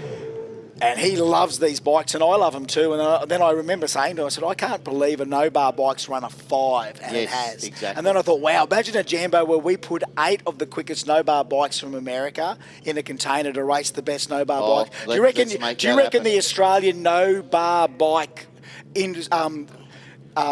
fraternity wouldn't step up for that? I want it to happen. Have a look at this. Nathan Nielsen, Matt Wilson. That'd be a big thing to see. Watch for Nielsen in the rocket lane. Look at that thing. It's out of there. God, it's a rocket ship, man. Top end on this thing. Look at that. 690 at 168. So he's got off at the top end. 175 mile an hour at half track. 446. 446 is no 446. You look at how quick we are on our radio in our radial cast. 440s is no joke over the 8. Oh yes. That's on a no bar bike. 120 to the 60. Squeeze that power on. And remember when they come on a stage, the distance between the back tyre to the wheel arch is about a mile in the air. Yeah. At half track, the things are tucked. That suspension is wound up. They have a few little attitude. They share a few little attitude similarities to radial cars as far as you want to dead hook the tyre, use the suspension travel to help transfer all of that. And again, whether you're on a square tyre or a round tyre, it's relatively square here. Brendan Miglionco and Darren Foley, who gets into the final, who knows? Race Control's going to work that out. We know that. Stu Walsh and John Ricker in the final for 20 grand in Pro Mod. George Jazvski and Zoran Gadgetic, 25 grand Factory Extreme final, amongst many others. So you reckon they've got their value for money already? Well, you've got more coming. Oh, yeah. Here comes Foley. Oh, look at that. Oh, the bike did not want to play, but Brendan doesn't matter how. Let's see what he can run. 716 at 200 mile an hour there for the Hayabusa of Brendan Miglionico. Well done. They keep bringing the performance. Love that people are watching the live stream still everywhere. Rowan Hudson, he's stuck in Bali watching it from the pool. What a hard life. Oh, what a hard life. Seriously. Well, here we are, slaving it out on a Sunday night in Australia. Queensland, the radial state, the birth of Jamboree. This is what a 35th anniversary party is. It's a 2-day party that's going to go. Well, hopefully not more all night tonight, but we're going to get through to the final. What's Bali a couple of hours different? So he's probably got a beer in his hand and he's probably living the dream, not like us, mate. So, but anyway, look at this, the mighty little Gemini Xavier Silas up against Taz Gregorio. 1270 for Taz, 1550 for Xavier. Gemini versus the little RX2 Coupe. 1550 is better than a 1.50. So here we go. Yep. So Xavier's here. This is a bit better. We've got to run these guys real quick, I would imagine. Yep. And if anything, it may not have affected our whoever wins out of this just goes in the race. Probably the winner out of the pair behind us. Here we go. All motor coming near the pointy end. 1270, 1550. Off you go, Junior. Whoa. Bog. Did he bog it? Still a clean green. Here comes the RXI, shifting up those gears. Is that a left-hand drive car? It is. I think it is the key. That's why. How hard is it? It would be hard. I reckon. Shifting with your right hand. No, it'd take a bit of skill, I reckon. Bit of practice. 1426, and young Xavier Silas from Didilabar. So Andrew Stavropoulos up against Jason Stoodley. All right, okay. So this is racing round 2, 1180 against a 1220. Race Control's coming up real quick here. Got to slow these boys down just for a sec. Yeah, the rotate. Little RX3 coupe, a little RX3 sedan. Got the louvers in the back. It's got it's all happening. Jason Stoodley says, I don't care who it is. Just put them next to me. I'm going to try and put them away. All right, the RX3 from Casula. Stavropoulos to lead first. All motor. Oh, 004. Oh, 004. If he can keep banging gears, he might put Stoodley, who's one of our all motor champs, away. No brake light, no guts, no glory, no guts, no glory. Wow, 12.23. There you go. 73,000. How unbelievable is that? 73,000 at the stripe. 004. Andrew Stavropoulos. What a light. When I see Jason in a couple of weeks' time, he'll say, yeah, how's it going to be that, Terry? Seriously. That was impressive. So well done to Andrew Stavropoulos. Nice work. So here we go. Trent Bianco, Michael Holman. Holman in the Performance Upholstery V-Dub. Trent Bianco, of course, in the mighty little Fiat X19 Packard Magna engine. 1080 dial in for Trent. 1133 for Michael. Thanks for the shout out, Chris Barry, a good mate of mine, my brother. Trent Bianco, 1080, getting chased. Michael Holman, 1133. Clean green. Oh, 003s. We got 00 lights here in all motor in the second round. Here comes Bianco. Bianco's gone sailing on pass, but is he going too quick? No. 1092 for Trent on a 1080.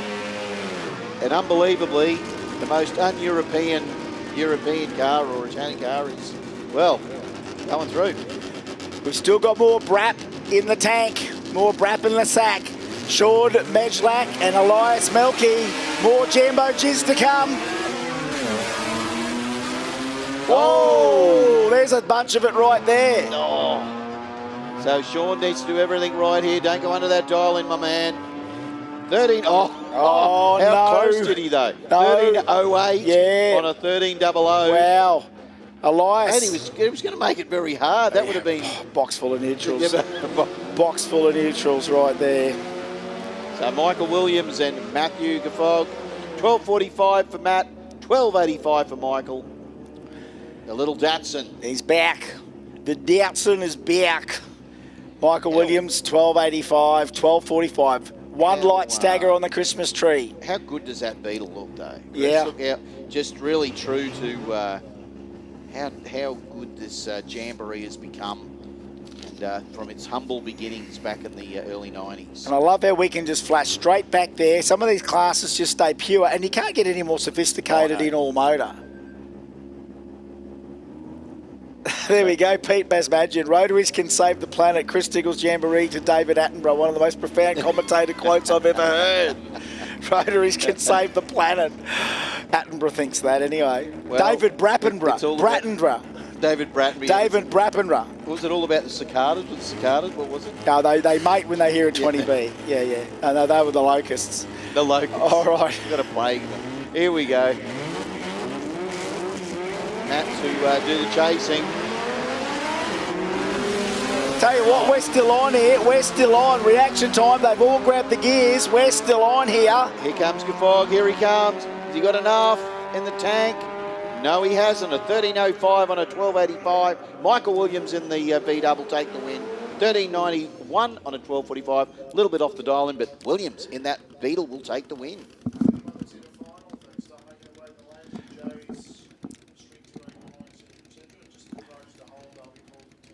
All right, so all finalists except the pros to the lanes, please. All finalists except the Pro Mod and Factory Extreme and Pro Compact.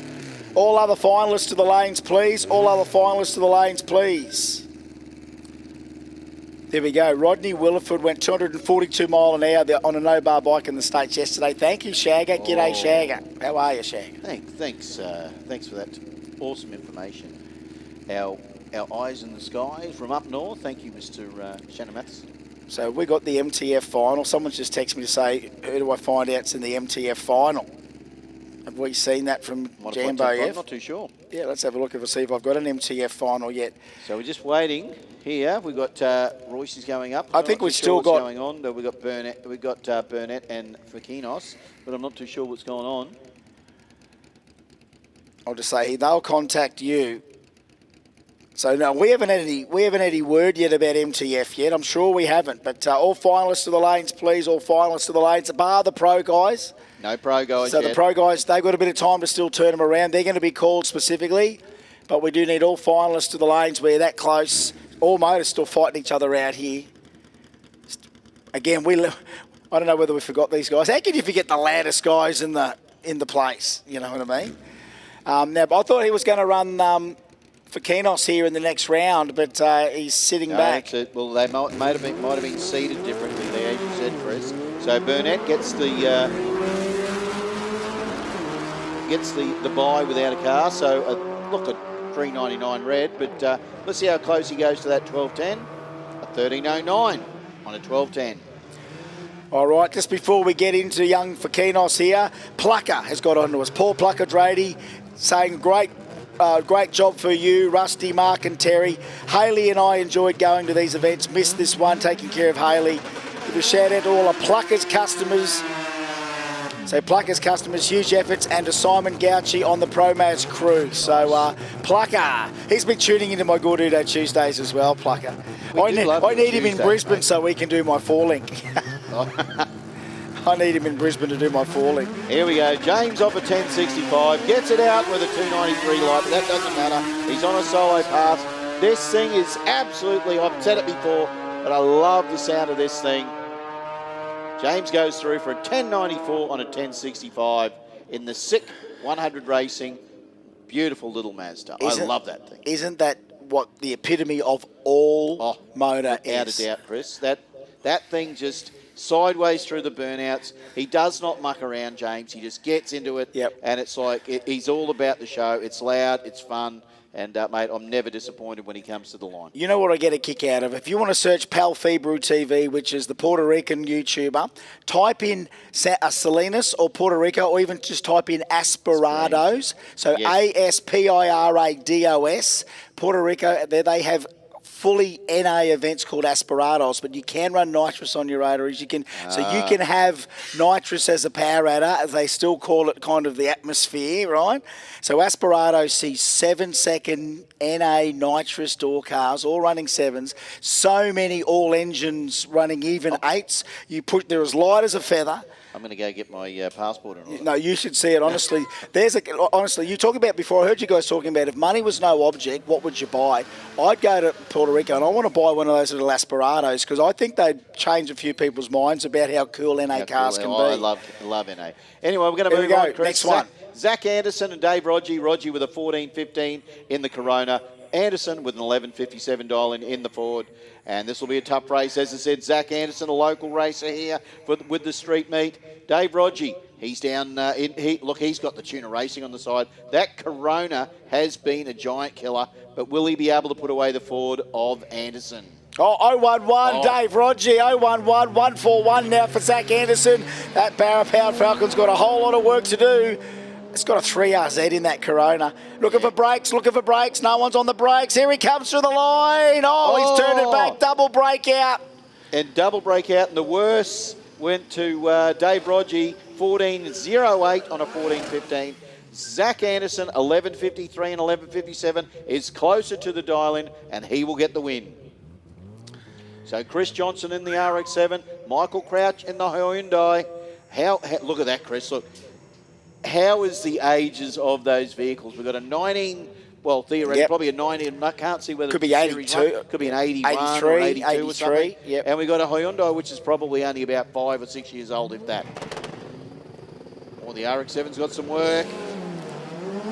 I don't know, he's going to go too well with that light. Crouchy might be in with a good chance here, but look at the flames kicking out of the back of that RX-7. Tap on the brakes there. The Hyundai's into the next round. Wow. Takes out one of my favourite stick shift guys in the class, Chris Johnson. It's just a bit too late on the lights there. And a little tap on the brakes for the Hyundai. Wow. I'm going to miss those big flames kicking out of in the top end gears of that in that RX-7. But we'll see the Hyundai back. So Anthony Dunn, Joseph Friere, the Cressida. The Mazda wagon of Dunn. 11.00 for Anthony and a 10.60 for Joe. Yeah, one light stagger of the Christmas tree. Geez, we've got some these are the littlest long roofs we've got in drag racing. the 808s. You can't fit too much in the back of them. No, I have owned one. Yeah, I had a 120Y wagon, same deal. All right, Clee Greens, I tell you what, Anthony Dunn, that little wagon better hurry itself up because there's a whole lot of Cressida out there in front. No touching the brakes, though. 10.62 on a 60. That is tidy. That's trusting your ride. That is tidy. Joseph Freer from Ella Morvale in New South Wales. So remember, it's turned a little bit of State of Origin into here right now. Who are going to be the interstaters in the finals? Queenslanders, where are they? Well, I'll tell you what, the Queensland radial finals look pretty good, nearly all Queensland. But here we go, we've still got guys New South Wales. We've got Nick Wright here from Goonellabah. He's in the RX2. Emily Barron from Jimboomba. Queensland versus New South Wales, here we go. Emily's got a chance to put this little RX2 sedan away. So it'll be the Emily to lead first. Cut a light. And she will, a 0.71. Nick will have to cut. Oh, no, Nick's gone red. So Emily will be pretty pleased with that. Chatting to her in the pits earlier, I think, yeah, she's pretty keen. She wants to win one of those billets, and she's definitely going the right way about it. All right, here we go through for a 15.82 on a 15.70. So a little bit of business to take care of there. The next round of Street Compact. Around you go again. Chris, your 120Y wagon, did it have an MG engine in it? No, not at all. Because you know what? Actually, it probably would have been quicker with an MG engine. You don't say that very often. No. MG 1200? Pretty well. Well, I mean, it could Depending be. on what, It depends. You know, it could be the 1275. It could be, you know, the 1298. I did have a Mini in my day as well. I will let you know, with a big block 850. Well, so Hayley Scott. Well, you certainly try to impress the tweeds off me here, aren't you? Mate, I didn't have that beret for no reason, you know, sir. You know how much I paid for that 120Y wagon? I think I paid like $400 for the car, eh? Yeah, they saw you coming. There's a lot of people in the pits here. Remember that thing? The front shocks were shot, but I could come down the hill, jump on the brakes, and bounce the front end off the ground. It was great. And you said you bought a 180B. No, well, we had a 180B for a drag car. That had 60 more. We paid $100 for it. We bought it from a guy at Strathpine. All right, me and Dwayne Wisby. That's what we did. Hayley Scott. Barra Power going to cool the jets a little bit this time. She's got the solo to finish the round of Street Compact. Hales goes to the next round. No, yeah, I went out and I think we paid $100 for that thing. That's funny. And at the back of Kalanga, Dwayne Wisby and I, right? So me and Wiz. Wiz's dad was a panel beater spray painter. Got sponsorship from Glasurit, Candy Apple Red, mate. Mate, it's in the Jambo video. And it had 60 more problems than the 120Y. Well, that's right. And it still had 20 less than the 200B I bought later. Yeah. The 200B. I put a 200B engine in a Datsun Sunny now, and I wish I kept that car. I paid $200 for that Datsun Sunny.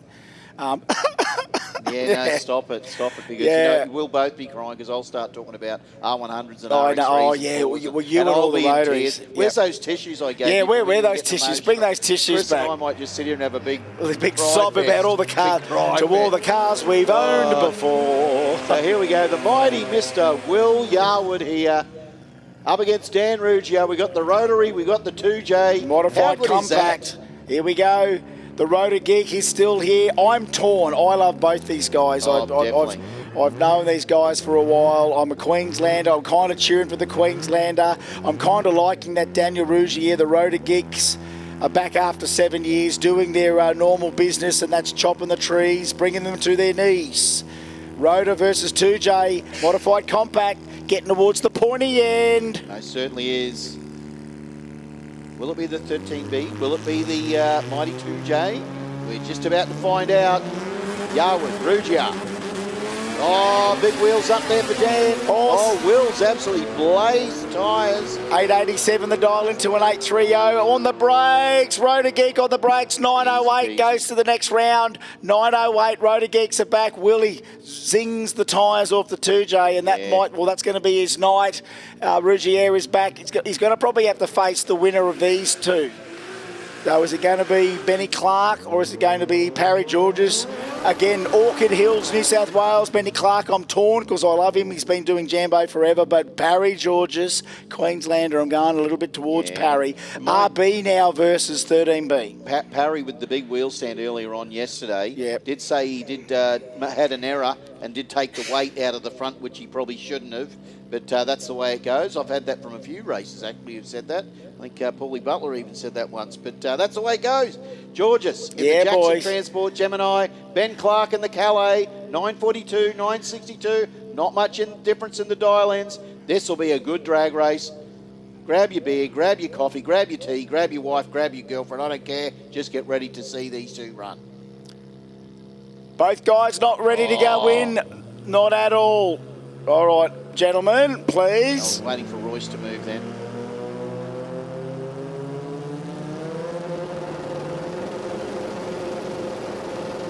Oh, boys. Oh, we are on. We are on. Parry Georges, a little bit better reaction time to the Commodore. All the way to the finish line, Parry. No, it's Benny. 9:45 on a 42. 37 thousandths at the stripe. Oh, That's you the could put drag racing we're here to see. You could have put an envelope in between those two as they cross the line, Chris. How good was that? Oh, Parry so close to a final. An all-rotor final would have been Rotor Geek against Parry, but it's going to be Benny Clark and Daniel Rougier, an all-New South Wales final in modified compact. That's going to be RB versus 13B. It's going to be like a 942 and an 887, the dial-ins around that. That's going to be, I think, the modified compact final. So, yes, the final of modified 10.5 to the lanes, please. Po Tung and Michael Ondrevic. The final of extreme, Lucas Holtz and Clayton Ethel. Oh, so we need you to the lanes. We need well all done. finalists to the lanes, please. All finalists to the lanes except the pro categories, because we'll give you a little bit more time in a sec.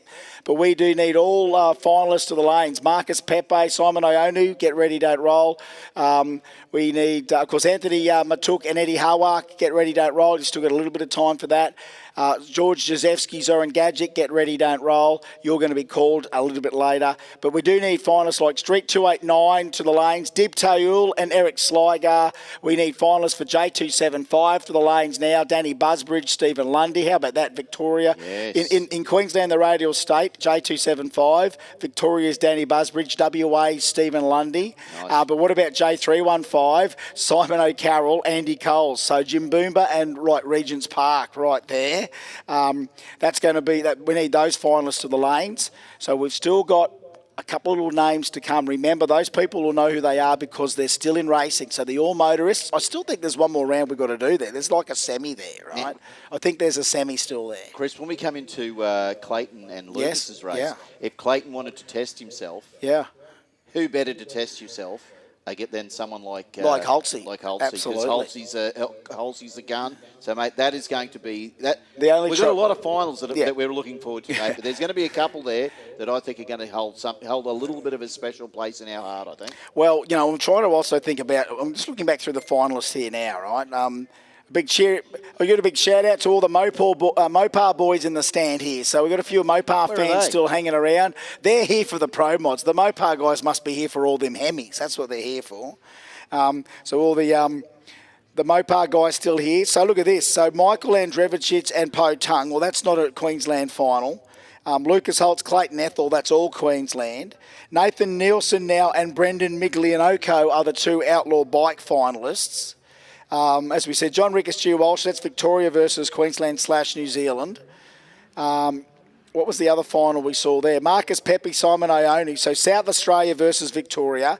Anthony Matuk against Eddie Hawak, an all Sydney final there. And what about George Jazvski and Zoran Gadgetic? Victoria versus New South Wales. So we've got a lot of diversity. Well, A WA in the final, a South Australian in the final, maybe a couple of Queenslanders. So that's not bad. That's sharing the love. We've thrown the home ground advantage out for a lot of these races. We've said, no, Yep. everybody's had a fair crack and everybody's... we're trying to... How many states have we got represented then?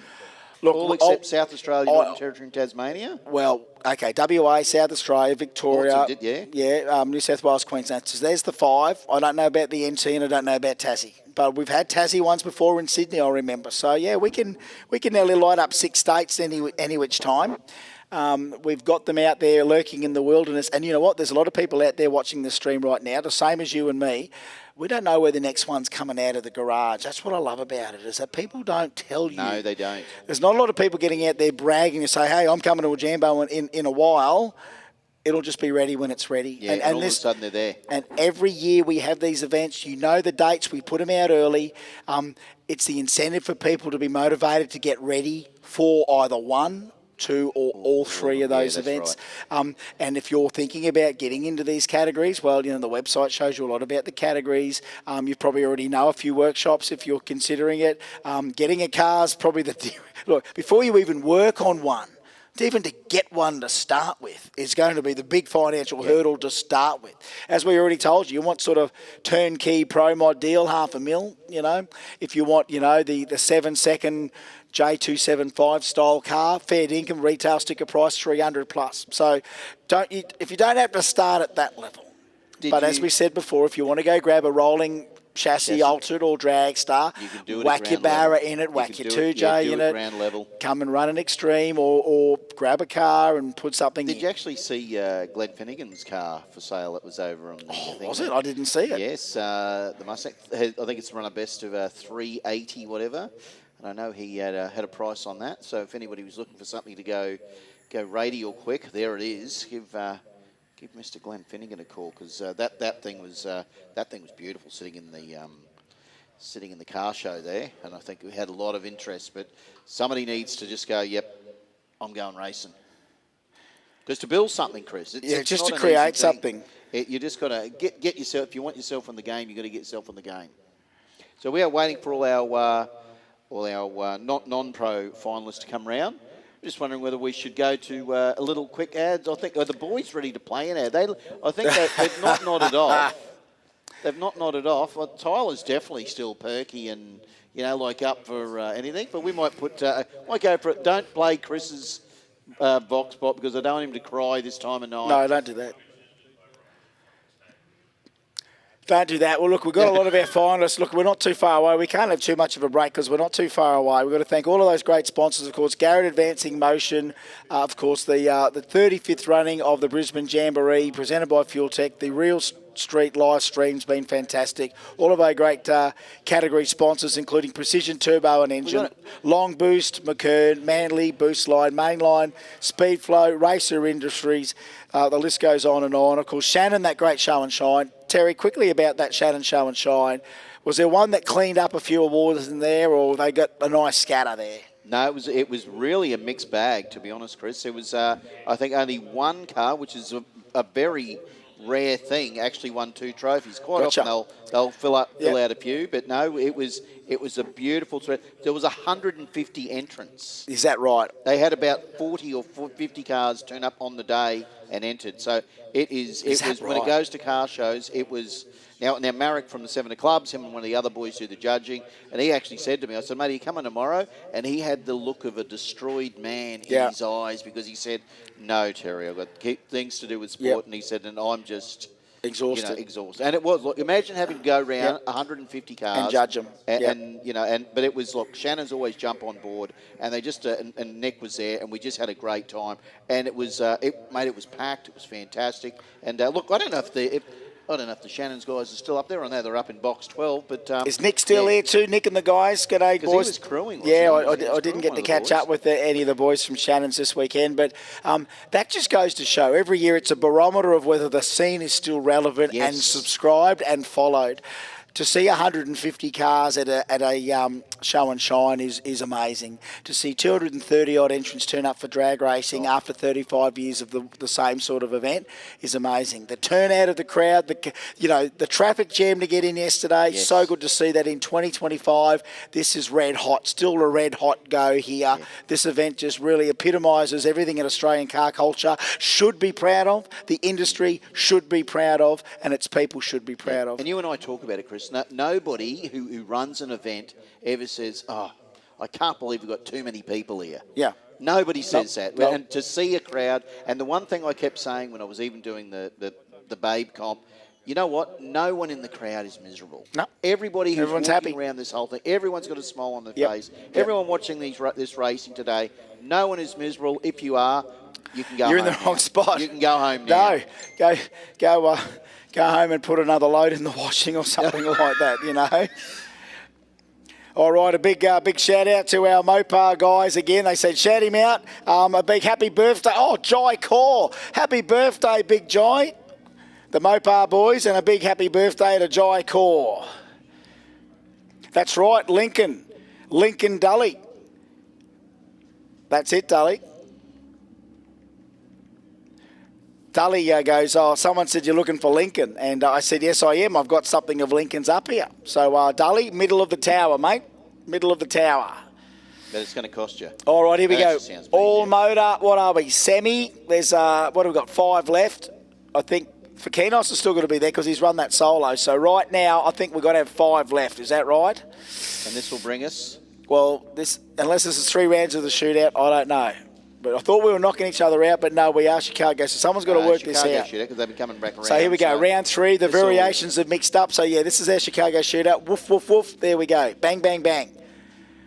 We could do this with all motor. We kind of wish we didn't have to, but this is perfect. Kind of gives everyone that little bit of fill to get ready. Because the all motors can probably come and turn it around for finals in a matter of minutes as well. That's the joy. Yeah, that's exactly right. So Michael Williams with a 12.85 dial in the V-dub. The Holden Gemini, of course, of Xavier Silas with a 15.50. The Gemrek, the Dillabar. How good is that name? What an Aussie name for a suburb. I've been to Dillabar. I bought 2 steering racks off Elwyn.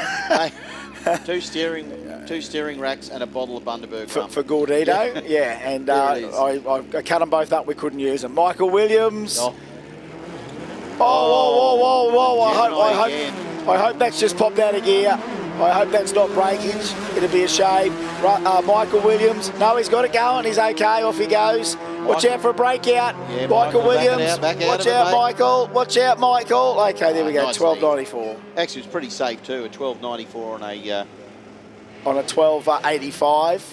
But yeah, Xavier, I thought, God, he's broken something there. Big bog, and then the thing, it's come good. But so it's good to see the young lad, Xavier Silas, in there. He's got Michael Williams gets that win, so race control's going to work out who's in the final pretty soon, I would imagine, after the next couple of pairs. The next couple of pairs right now, 12.10 and 12.20. Rhoda versus Beetle. I don't mind it. I'll watch it all day. Well, we have been, and yeah. we're still not tired of it yet. So Burnett and Stavropoulos, I like it because this is loud. Yeah, they're cranky. Hello, Victorian brothers, Victorian Brotherhood of the GCC. Good to see you guys.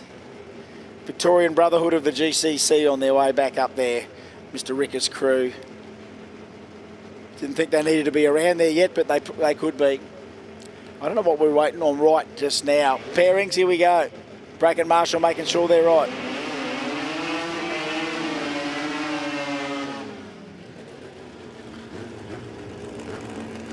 $12.10 for the Beetle, waiting 1/4 of a light before Stavropoulos.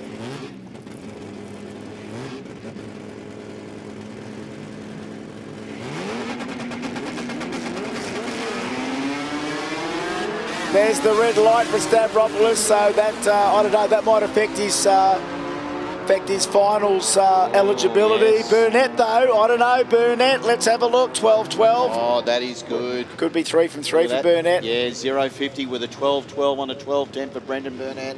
That V-dub is just a good package.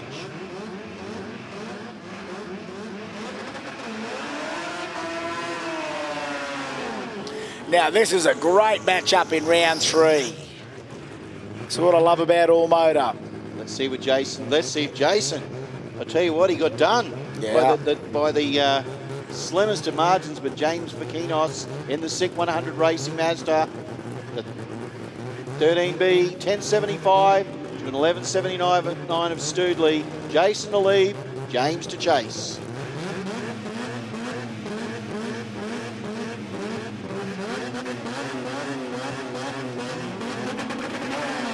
Oh, 119 for Stoodley, a 275 for Fakinos. Well, I don't think you can give that much away to Stoodley, to be honest. Oh, on the brake, Stoodley. Oh, 1179. On a 79. On a 79. That is how you do it. Yeah, wow, what a great race. Oh, it's so exciting. Because that little Mazda 1300, I just love the way that is motoring down the track. Banging gears.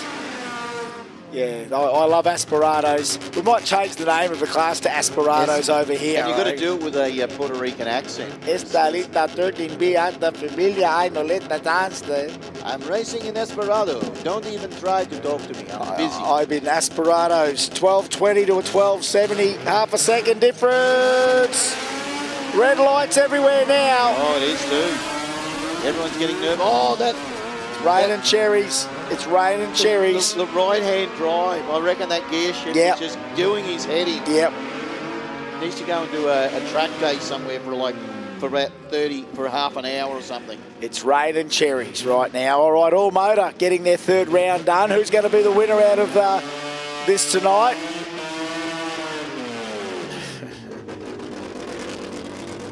I love them. All right, Sean Medlak back. Seated solo by the look of it.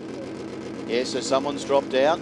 Now his dial-in's not quite right there. It's come in. There we go. 1300. There we go. Gone in right. All right. Might be his final hit of the night. I don't know how many wins he's got, but have a crack. Get as close to your dial-in as you can.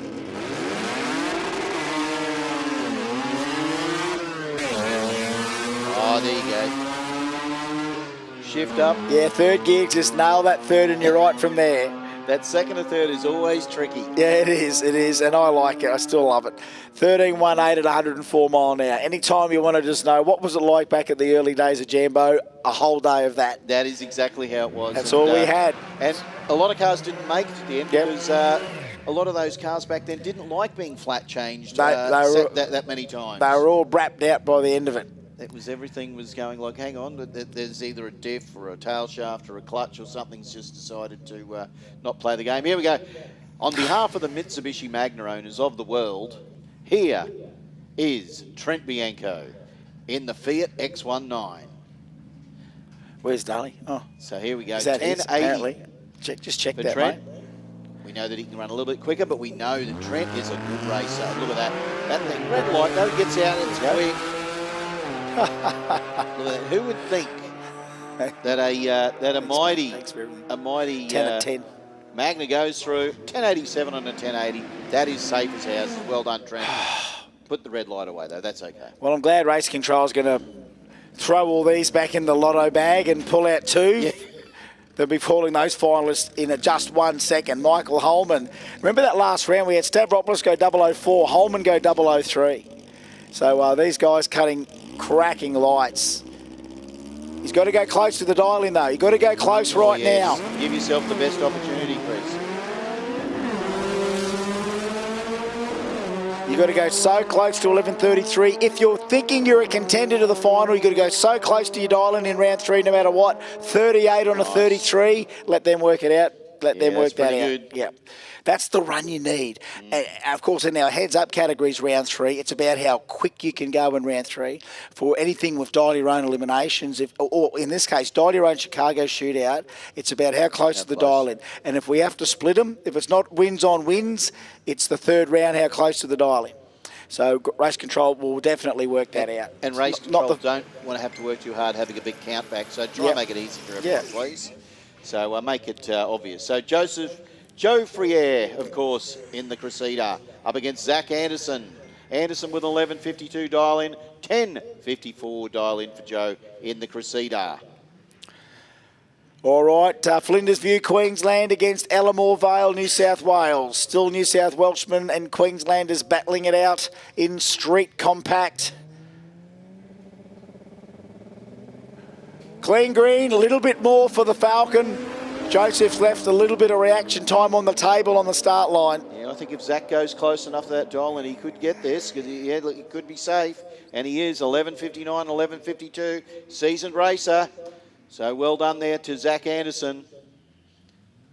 From one local street series racer to another.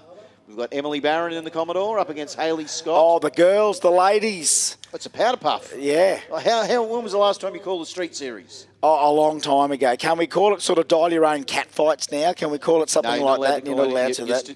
We still call it powder puff like it's 1988, but that's okay. So 10.20 for Hayley Scott and a 15.73 for Em. All right, ladies, fight fair. Hayley and Emily, who's going to go in the next round? Street Compact. Emily will cut a light with a 1-0 or maybe even 2 zeros in it if she's lucky.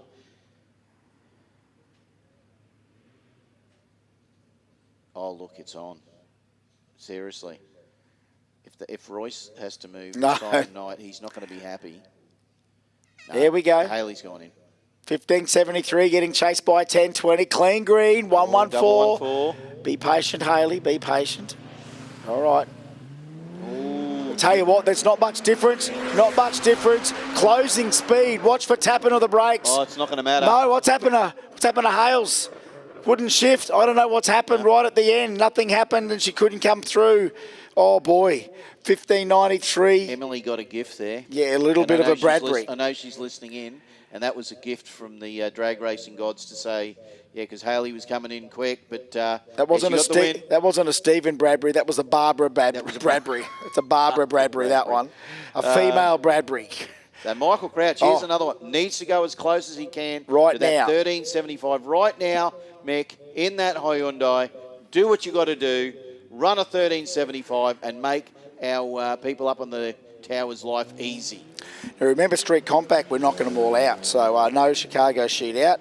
This is a gift in the next round. Bang, bang. I do think there's another little semi coming between these. We've only seen about 3 there. So it'll either be Michael with Emily or Zach. Yeah, that's right. So we've still got to have that determined. So all finalists to the lanes, except our pro guys. You've got a little bit of time left, but we've already seen finalists in there.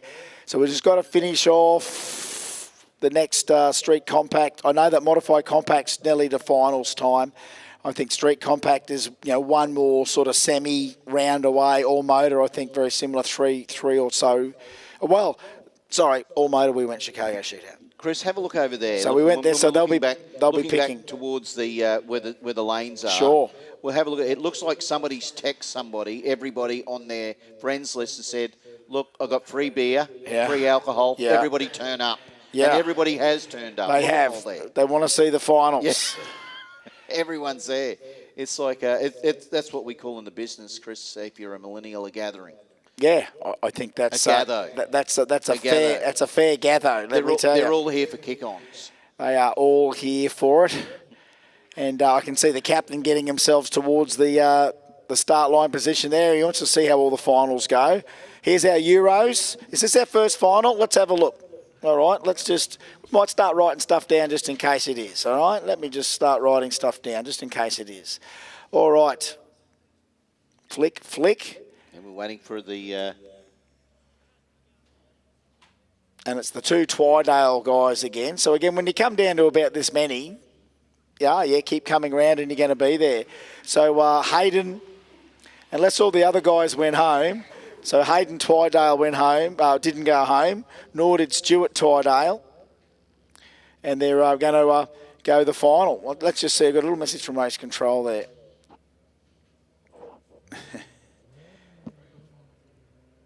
So this could very well be, will it be Stu? Will it be Hayden?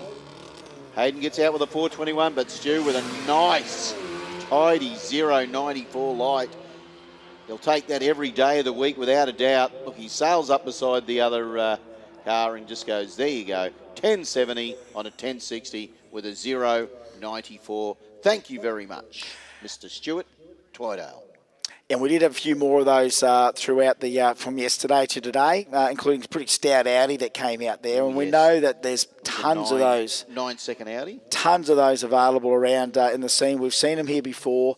A few of them turn up at the old Rolls as well. So we know that the Euro cars cannot be ignored, as is our Korean cars, having a Hyundai getting towards the pointy end there as well. So it's good. The scene has certainly evolved from Volkswagens and small cars to accept basically anyone that wants to race in the Jamboree spirit. EFI was a big priority, of course, as well, and we thank them for that. All right, looks like this will be the extreme final, I'd say. Is this right? This should be. It's the extreme. This will be Clayton, and it should be Lucas. All right, so if our calculations and our officials have got it correct, which I'm sure they have. All right, here they go. All we got to do is call it, Chris. All right, that's all we got to do. Here we go. They're sending them in. We just got to call who's going to win. How simple is that for us? What's the dial in on this wide altered now? We're waiting. This is going. Look at that. That's. I know. You know They the don't one. even want to tell us. You know it's the. not even switching. It doesn't even want to tell us what the dial in is. There we go. There we got it. We got it. You know that is the Australian record for a 1JZ. The man that holds that record's down there, Christian Galby, who's a sponsor of this car. He did that in Stu Henry's Old Capri. Oh, truly. So the 790 dial-in is the 1JZ record outright. So it went 797 on the last run about 15 minutes ago, and here it is here now. So 1J bottom, top, 2J Well, it's top. all 1J, so 2.5 litre this one. So it's got to be a 2.5 litre engine. 790 is the quickest pass. I think 797 to be the second quickest. But right now the dial in 790. That's a long chase. Lucas Holtz. He's a gun. Luke 920 the dial in. Lucas will love that. He just can go through his own routine. Just does what he normally does every single race. Doesn't care who he's racing. He just knows what he's got to do. Clayton, he needs to conquer the mountain, which is Lucas Holtz. Let's see if he can. This is exciting. This is extreme. You are at 2025 Jamboree.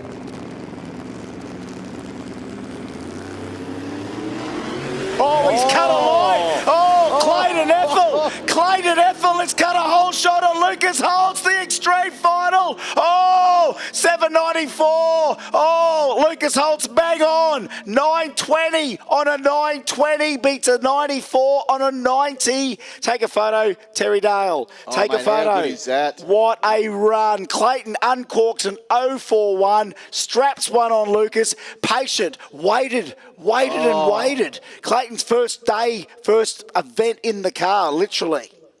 There it is. That's nuts, man. Oh, I'm excited for that. That's mate, nuts, how good is that? Hey, my old car, eh? What a great race. And no trans brake, 041. 041, big brake, big funny car brake lever in that thing. That's all it's got. 075 for Lucas Holtz. He's the gun. 20 on a 20. Yep. It's 94 on a 90. So the winner and runner-up, fantastic to see in extreme. Clayton, new combo. Yep. It's just here. And everything's new. He's new. It's all good. That was the one I was driving. What a race. What a race. Yeah, what a debut. Hey, it went 177 mile an hour on the last run. Not then, 172. So it Nice will work. That be. was a good race. That was very good. That was it. Were you not entertained, Chris? Because I certainly was. I'm just Russell Crowe standing in the middle of the Coliseum screaming it out with a hoarse voice. That's what I'm doing. Are we not entertained? Are you not entertained? 196s, I see Shane T's on the 196s. There you go. It's about time you actually. Oh, I'll have a little quick. I'll have a quick little 0W5. Just.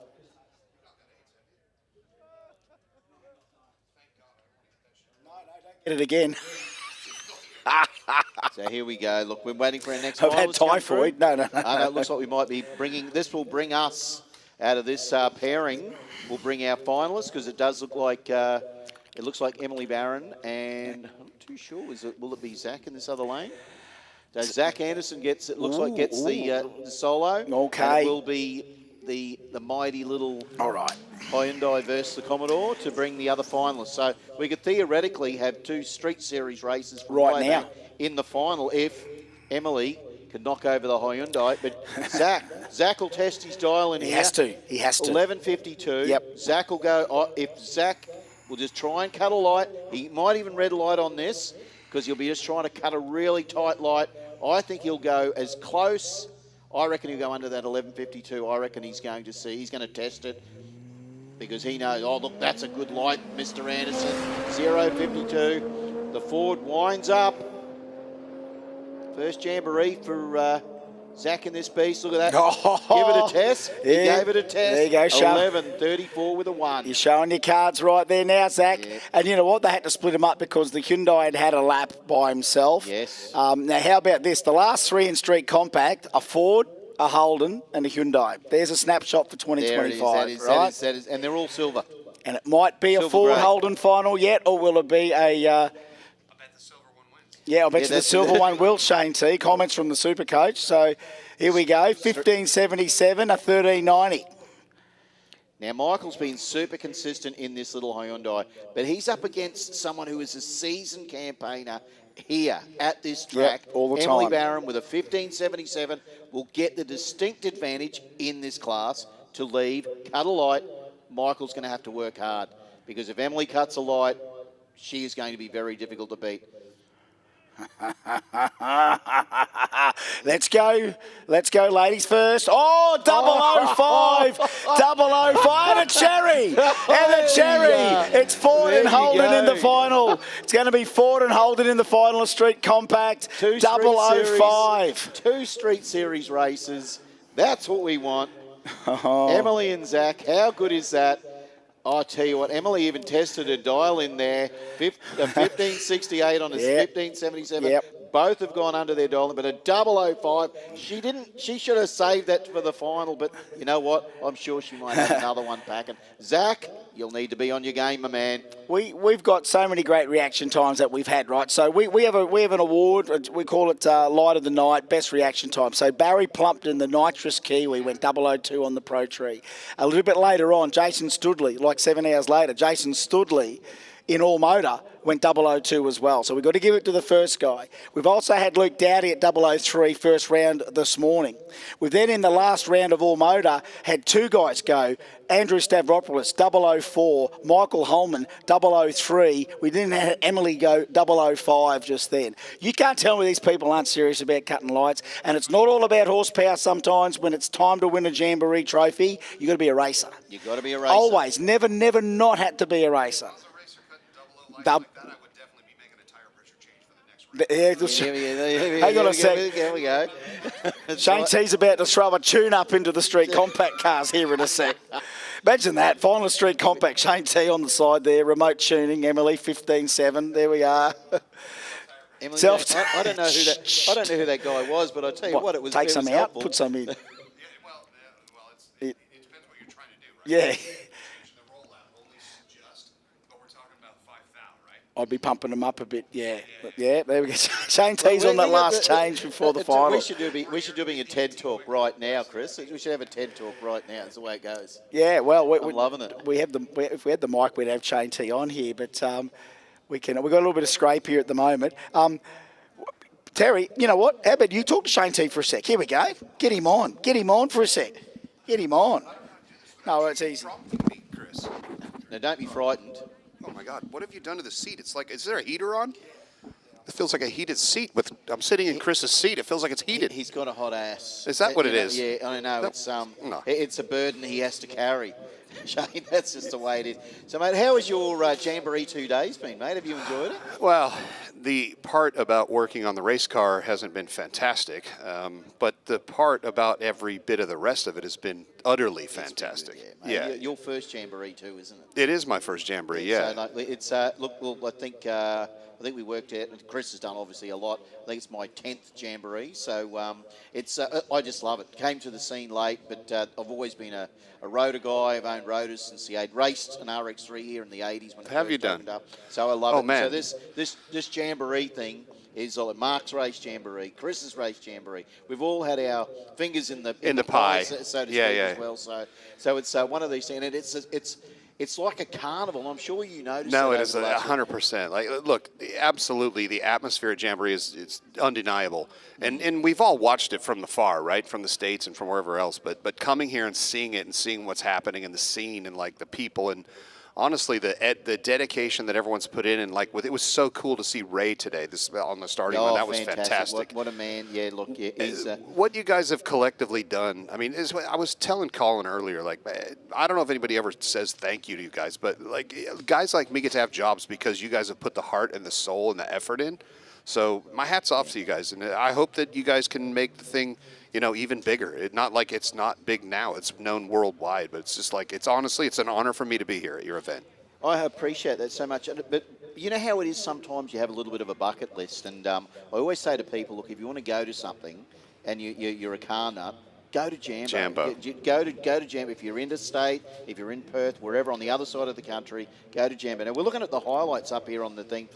Now I had the pleasure of calling the Babe and the Bikini competition as well today, and of course, well, seriously, as they only put me in there doing it because I'm not an old creepy guy, so that's the only reason they do it. But someone, like I said, someone's got to do it. But when Someone's got to do it. Someone's gotta do it.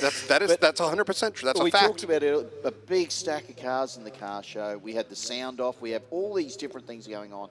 You cannot come to an event like this and not be excited by something here. And look, we see the crowd. Look, still, even here on a Sunday night, everyone's going to have to go to school or work tomorrow. I don't know, you. Except for me. I'm the only one on holiday. Yeah. I love that. I love that you get to have a nice rest. When are you heading back to when you're heading back home? I've got another project to take care of down in Sydney starting tomorrow, and then I'll be heading back to the States on Thursday. Okay. Yeah. So how has your stay been?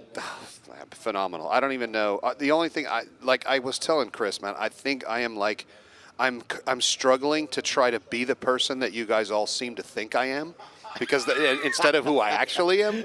Like, all I can say is that I can only imagine this must have been what Elvis felt like all the time, right? Everywhere he went.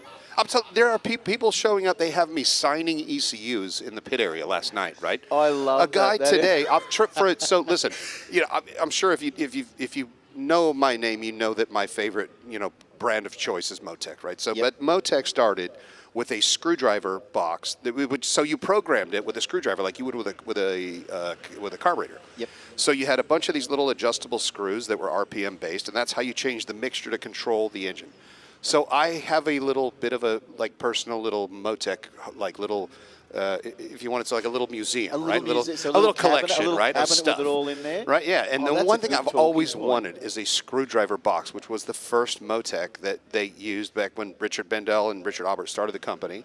And I've always tried to get my hands on one. And I had it. There was a guy at one point, it's probably 5-6 years ago, he messaged me on the internet and he goes, "Hey, I bought this storage unit.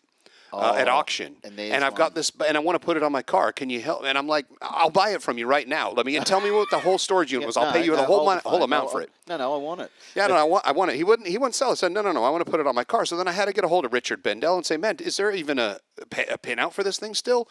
Which he got, and I gave to the guy, and then I don't know what happened after that. But anyway, I've tried to get my hands on one for years, and somehow, some way, this guy messages me on Facebook and says, "I've got one of these. Do you have a collection? Would you like to have it?" I'm like, "I would absolutely like to have it.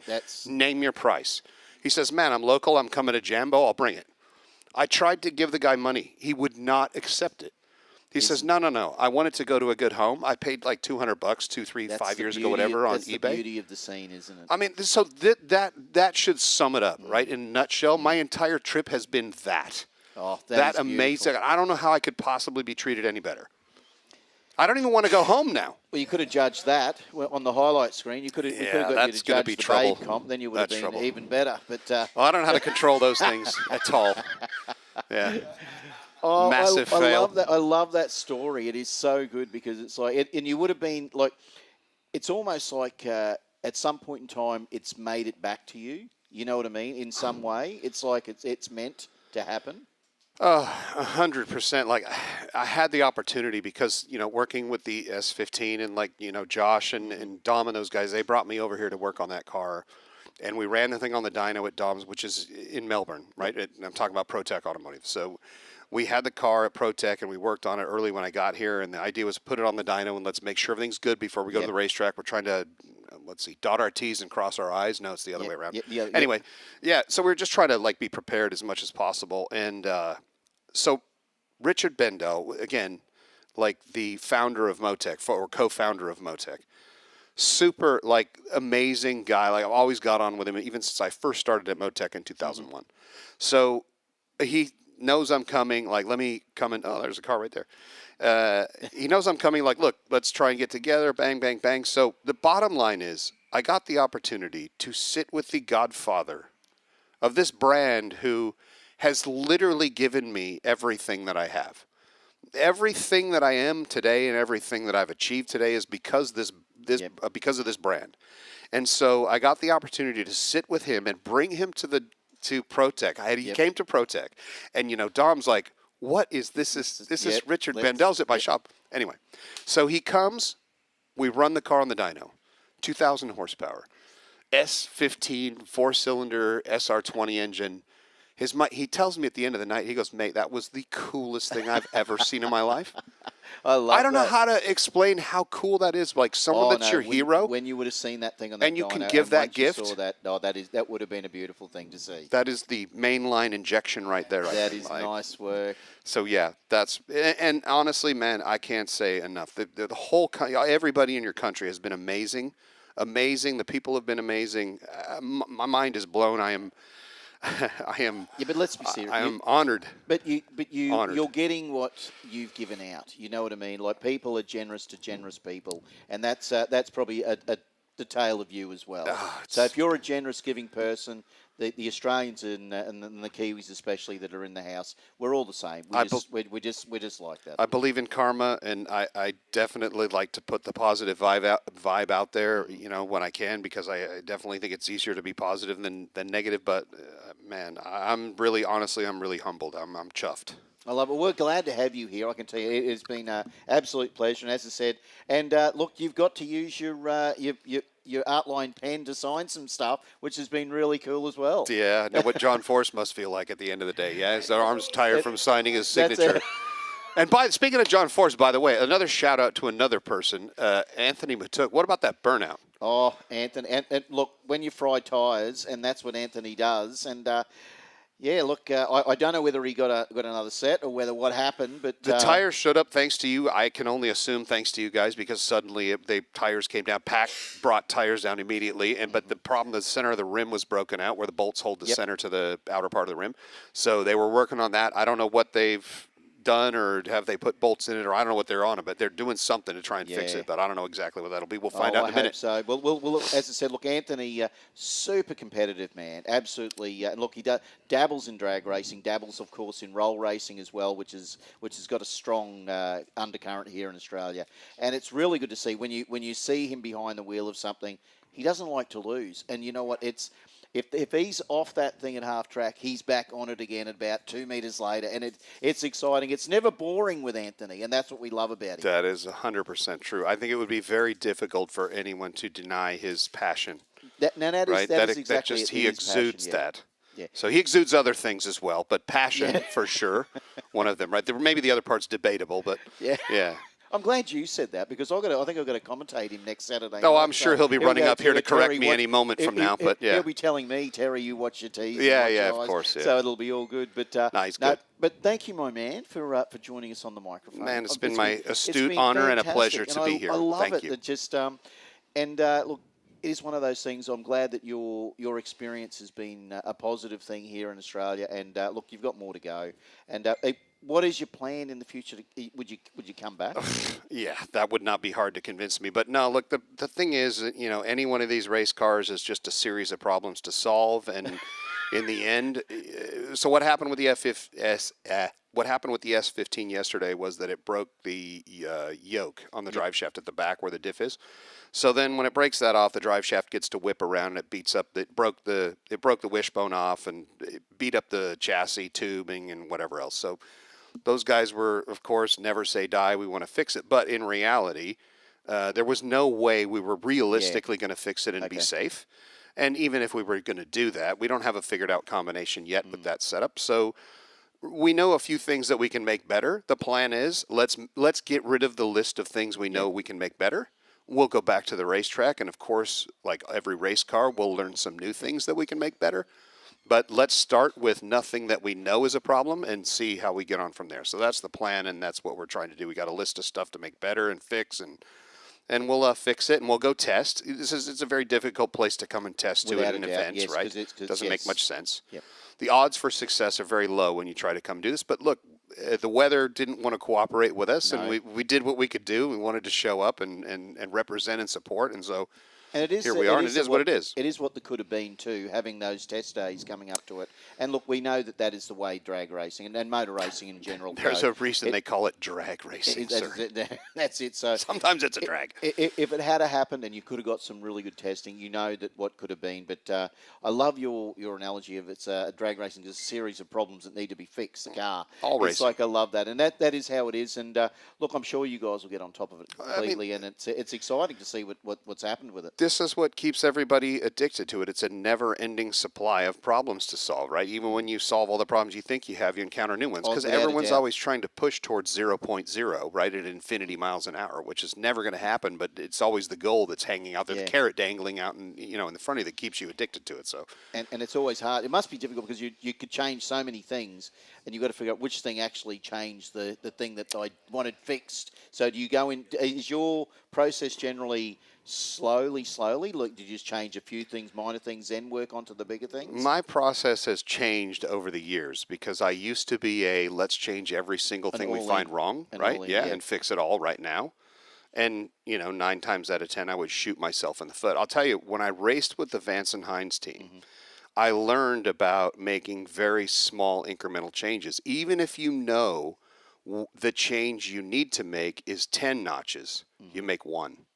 Because when you make one change at a time, you never get too far off in left field, right? But in my younger years, I was like, no. If we need 10 changes, we're making 10 changes. We'll go back to the starting line. And, of course, I would connect 1 out of every 100 shots. So I like to think that I've gained the wisdom after doing this for 25-odd years that I'm smart enough to. But my natural instinct, of course, is to go for all of it at once. So I still have to, I have to control myself. Oh. I love it, because we watched it today with a lot of the guys racing who actually, in that heat of the day, were really blowing the tyres, but some of the guys were getting control of it in different. So the level of what do I need to do is just something that's learned, and it's impressive. It's important to discuss with the team owner, whoever's making the decisions or writing the checks, what are we trying to actually accomplish? Right? And I actually discussed this with Josh at the shop earlier in the week. Do we want to win? Because if we want to win, we need to stop all of this 2,100 horsepower, try to run a 5 ideas. And if what it takes to win is 650, we need to go run 650 every single time and let them wear us out. That's it. It's a different mindset to win than it is to just go out and try and run for numbers. So you don't know that until you win once or twice, and then you realize that it's really all about trying to control every possible variable, whether we're talking about the race car or the preparation before you get to the track or the pit area or the way the team does something or whatever it is, to try to eliminate those things that will allow you to take yourself out. Yeah, I love it. You've got a shot against the competitor, but you've got no shot when you take yourself out. Mate, I absolutely love it. Well, I'm going to jump off because I'm going to let these boys jump on. Thank you, my good man. Once again, it's been awesome. once again my pleasure, sir. Absolutely awesome. All right, same team.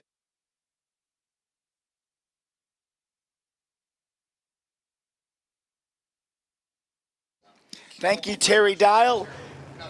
Terry's jumped off. And Shane T and I are going to call some finals. Here we go. Man, you said come up here at best seat in the house, and you weren't lying. It's not a bad seat, is it not? Here we go. An all-Queensland J315 final. Yes, in suburban houses in Brisbane, we have Noonan Hemis. We grow them out the back. Classic American way. Yes. We have Ford versus Chevrolet. Yes, it is. It's a little bit of that. No, that's it. It's good, mate. It's good. It sounds. It's a little low, but it's just that headset. They give me the one with a higher rev limit. That's what they do. Wonder. So here we go. Andrew Coles from Spot On Performance, twin turbo Noonan Hemi, Simon O'Carroll. Screw blowing Hemi, 5-speed, tie drives, got the whole thing. He's just finished building this car. The Mustang is called Public Enemy. The Camaro is called the Kraken, and it's a pretty familiar car, Shane, because remember Farris drove this thing. Yeah, I recognize the shape of that thing. It's a little different color now than it was then, but I definitely recognize it. That's right. Simon has decided to take a big swing on 275s, but this weekend decided, both Andy are on 275s right now, but they're in the 315 class to give the 275 guys a little bit of a rest. I got to ask you, man, what do you reckon? Are we Ford man or are we Chevy man this run? I'm completely torn down the middle as to who might win this final. I just wish may the best man win. I think I got to go with, I'm a Chevy guy through and through, but I got to go with the Mustang, man. It's a turbo. All right, Shane T on the turbo against the black belt. There we go, J315.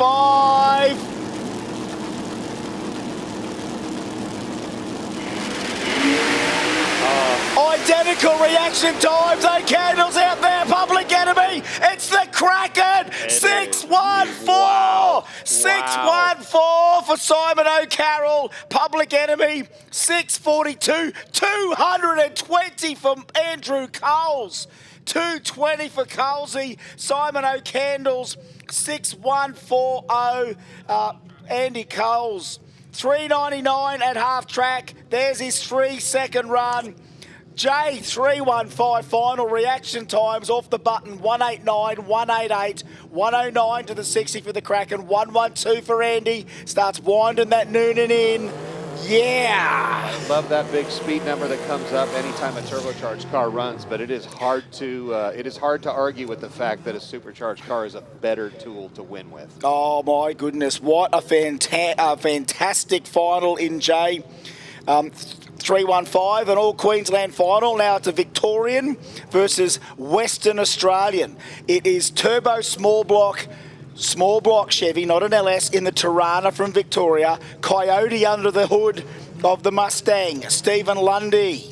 What do you reckon? Here we go again. I'm a Chevy guy through and through, and you just said the magic words, turbo small block. I'm going with the Tirana. All right, the Tirana. Busbridge has been a form player. Lundy has been chipping away at it because the big guy behind there, Jeff The Rock Johnson from Power Management Solutions, he's one of our good Aussie tuners, Shane T. Yes, the Rock sir. tuners, plenty of them. But that's The Rock's own Coyote now in this Mustang. So The Rock's a Ford guy. So here we go, J275. No Queenslanders in this one. Of course, Queensland, the radial state. But guess what? The rest of the country is dialed into Bump City, baby. Clean greens, a little bit better than Lundy on the whole there shot. we go. Buzzbridge in I the see it top happening. end. That's it. 700. Winlight turbocharged small block Chevrolet Tirana. Yes. Can't lose, yeah? What a fantastic pairing, Shane T. Indeed. Lundy on the button, 085. Danny 126. Nothing silly in the final, boys. Danny's gone went 680s all weekend. Decided no wheelies in the final. Lundy, they wound the Coyote up a little bit. He played it smart, and he did what he needed to do to turn on the wind light. Oh my goodness. Good on him. All right. Beauty, mate. Beauty. Beauty. What a ripper. Hey, in Australia, what a ripper. Take that back. All right. What a ripper. All right. They'll have no idea. They're probably going to throw me out when I get to customs in the US. No, you'll be right, mate. You'll be right. I'll be like, yeah, you're back on a plane. Get out of here. You're not allowed. All right. Street 289 final. Looks like we had a little problem. Yeah, with the old neutralised. rotisserie over here. Yeah. Might have neutralised. You know, Gear? some of the clutchless gearboxes might have can turned it neutralise. into a box of neutrals, perhaps. We'll see what happens here. Got more than a box of neutrals. All right. An all New South Wales final here. Dib Taul from Belmore in New South Wales. 20B RX7. Been in the 780s all day on a 28.9. So Street 28.9. That one's running. Yeah. That one doesn't sound like it's running. No, we've got issues on the other side now, here. Hang on. Now it's running. The drama happening both ends here right now in a final. More drama than a Netflix series. I knew what was going to happen. I don't know where to look. So Dib's trying to get it into gear. Eric's done some gear changing. He's back on the 28.9. He's only got a matter of seconds really now. You can't hold up each other. This is finals time for Street 289. Who gets the billet, Jay? The big one. Who gets the runner-up, Jay? You're sticking for the trophies, right? You know what our winners' circles are like here, Shane T. Yeah. All I did right. experience one once. Yeah, I remember you remembering that one, mate. Yeah. Well, I almost forgot it, but we remember it. I remember Shagga. Oh, Shagga, big Sure. Shagga. Put the big shout out. He'll be watching on the live stream right now. GC, isn't he? He is a GC. I reckon. He is one of the GCs. All right. I gotta go with the RX. All right, going with the RX3, the tip from Shane T. I don't know, the 20B might just have enough legs. Mind you, this 13B, when it's wound up on the 28.9, it's a very hard car to stop. But we've got 20B power both sides. 191 out of the back of this RX3. So, Street 289 final. Here we go.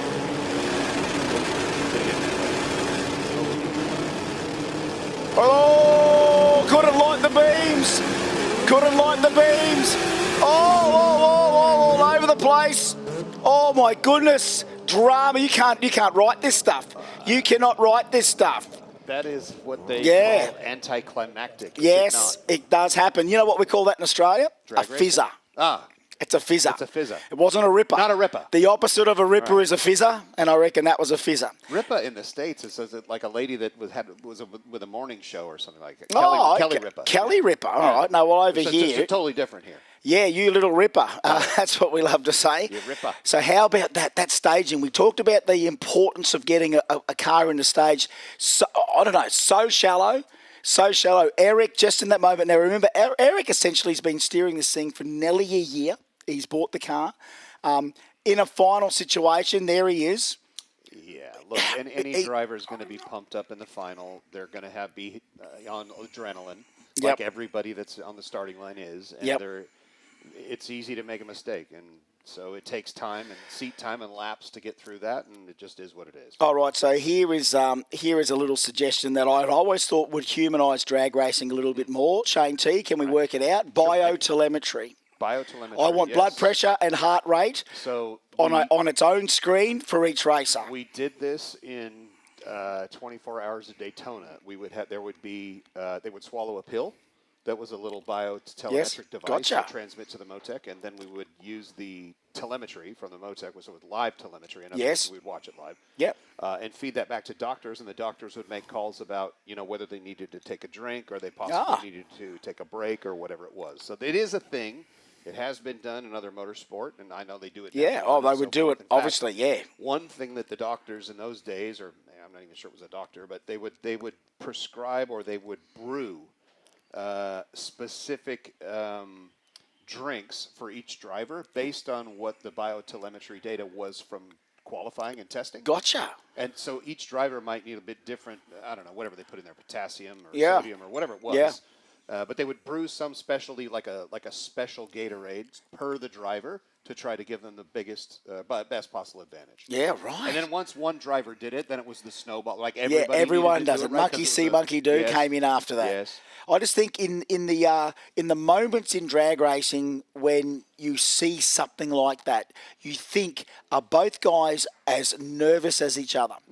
I'd love to see just again spitballing. Heart rate. A little screen there, heart rate. We've got one guy at 60 beats a minute. We've got a guy at 140. 372. I always like this. Like 100 pounds of boost in his heart, on his blood pressure. I want to see what these guys are going through because, look, there's enough of a rush to stand right next to these things to watch them go, let alone be steering them, Shane T. That's why I'm not good enough to drive one, so they only let me tune. But you've got the same thing going on with the people standing around watching. You're trying your best.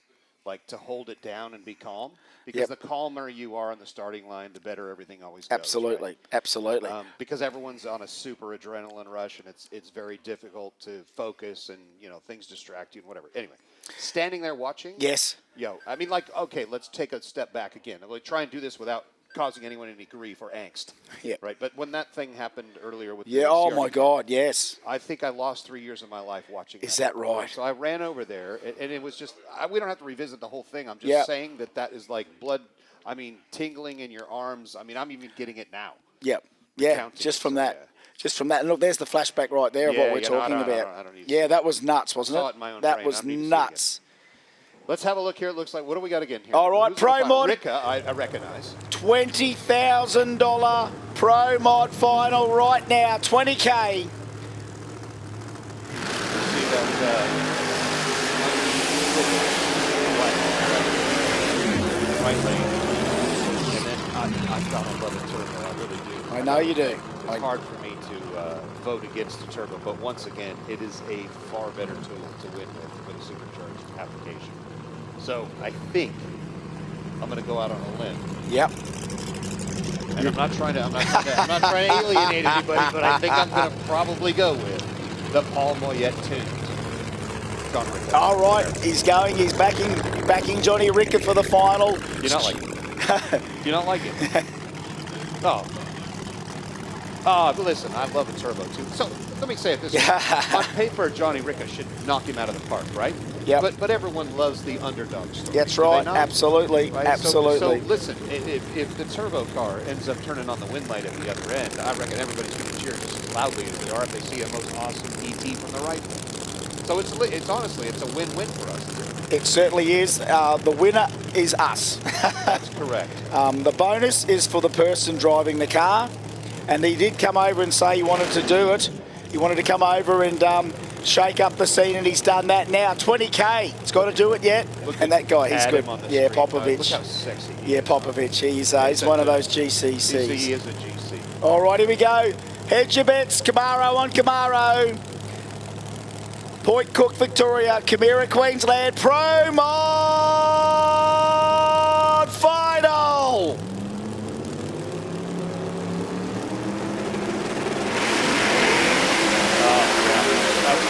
Oh my God, Johnny Ricker, 359 again, 58 in the final. What a weapon. 58 in the final, 008 off the tree. 008 off the tree for Ricker. Was he ready for the final or what? Get a photo. Can I get a photo of that real quick? Let me get a photo of that. The spread looks so massive at 60 feet because he's 7/10 ahead of him. Yeah, that was an absolute nuts final. Takes the 20K thanks to, of course, Dart Machinery and Manly Pro Mod. Fantastic. Johnny Ricker, 008. Half track, 359, 212, 933 in the 60-foot. Ricker is a racer, absolutely. Hats Stewie, off to that team, man. Those guys are awesome. Andrew McAuliffe and Paul Moyette and all those boys over there. Boy, man, that is just fantastic. As much as I hate to admit it, Paul, you did a really fantastic job this week. He hates to admit it. Put your hands together for the Race Parts Melbourne team. Joel's Garage Gear, they're stoked as well. Great sponsor, stuck with Johnny for a long time too. Tough Streeters, they're going to have a lot of content after this. All right, guess what? Pro Turbo Final. He's got the tyres on it. He's back, the VL God. Now, you know what? This time of the night, it's finals time. Anthony's already... Do you reckon he'll go for a 1,000-foot burnout again? Well, he's learned his lesson. Oh, well, he's already got it. He's already got the trophy. I'll bet he goes for it again. Oh, do you reckon? Oh, yeah, he's just that kind of nutter. You've met him. Yes, definitely you've met him. Yeah. You've met him. Yeah, you did. Yeah, I met him. I met him for a couple weeks. That was the longest. That was nuts in here. That was the longest. That was the longest 10 minutes of my life. Yeah. Well, we've never been able to get him up on the mic, so you definitely pulled that out of him today. He had no problem coming up here when he saw me up here. Yeah, he was in. He's the only guy that likes hearing the sound of his voice more than I like hearing the sound of mine. I love it. I love it. All right, here we go.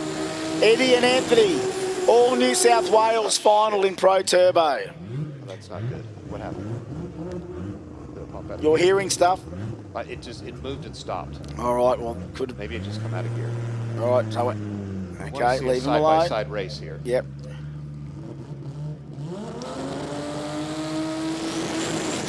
Oh no, that's not good. Oh man, these guys were just literally thrashing on this thing, trying to get the wheels back together to be able to even bring it up here for the final. You know, Eddie will let Anthony have a little bit here. Not too much. Again, it's finals, but Eddie is a gentleman racer as well. And, you know, there's a lot of Sydney respect amongst the teams. So, you know, they will not push him into stage. Look, there's Paul Mahay standing on the start line. Oh, God, something's wrong with it. It's not wanting to light it up. These cars. They are super humbling. This is par for the course, honestly. I have been here 1,000 times. So Paul's kind of telling Eddie that he believes it's going to probably be a solo. They're really trying to get Anthony to do something. There we go. That's what we want to hear. Now look at that for respect. Anthony does. That's respect. That's massive respect. He wants a race on here. Yep. He's got to get a race on here right now. Get a race on here right now. It's going to be one right now. Yeah, respectfully does a short burnout, not to hold the other guys. Already been holding him up a little bit, so he does exactly what every racer would be expected to do and play fairly. He wants to take it home from the time the clutch comes out. Yep. You got it all sorted in that small amount of time. As we said, Eddie would have give him a little bit of grace. Anthony, again, out of respect. Goes, you show that respect. Yeah. Shows that respect to Eddie. It's like, mate, I don't want to hold you up. You want to do it where you're trying to do it on the racetrack. You don't want to do it on a technicality before the race happens. All right, 6 degree Eddie ready to go. 2JRB Pro Turbo Final.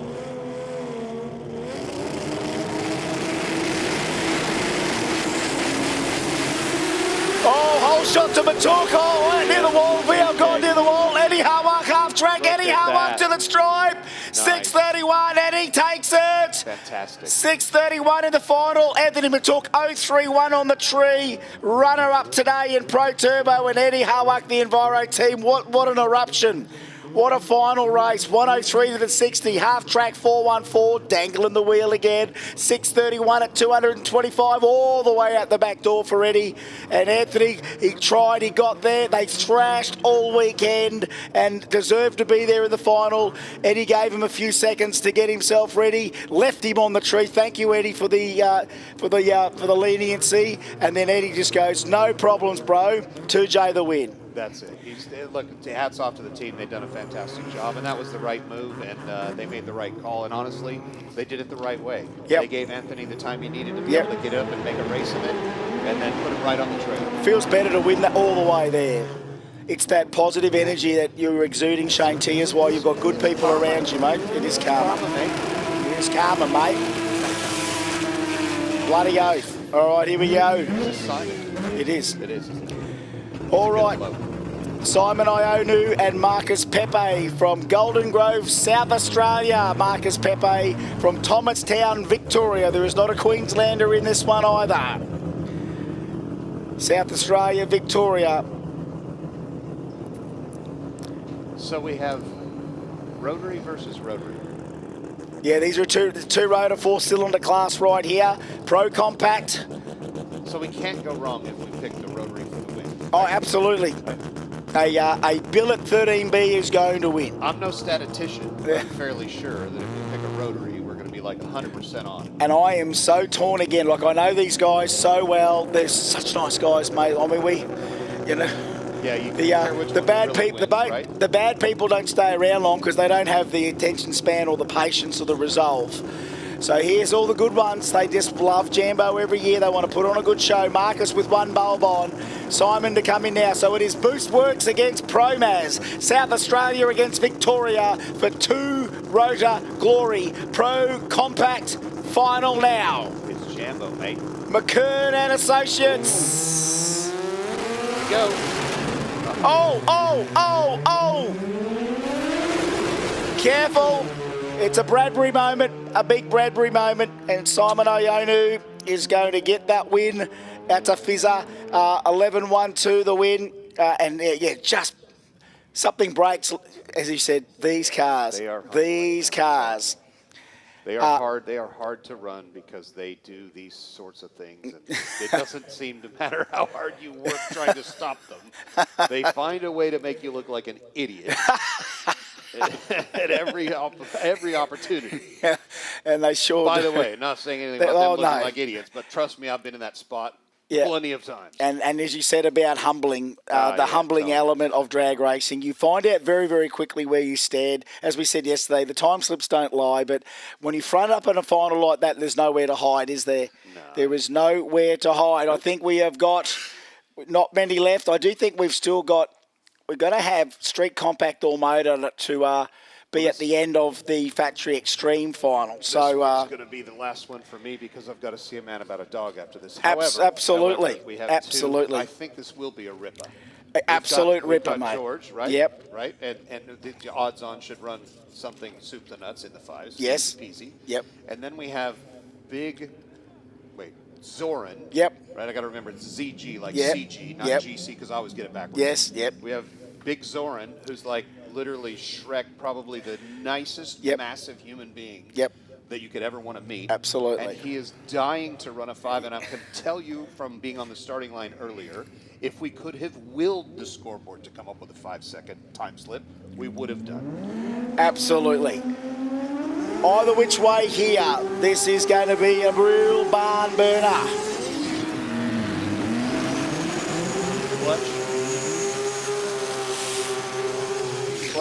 2J, yeah? Yeah. Versus automatic RB. Automatic RB, indeed. A car of about 15 years of age to a car of about 15 minutes of age. Right. Georgie's had this thing fresh, 6-8 months. Zoran's had Old Faithful for a very long time in Factory Extreme, and I don't know, did we ever get to weigh this thing? I never know quite what it weighed. 2JZ on board.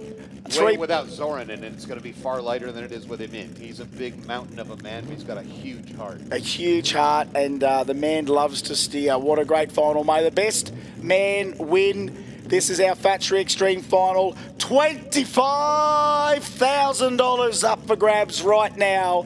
35th anniversary celebrations.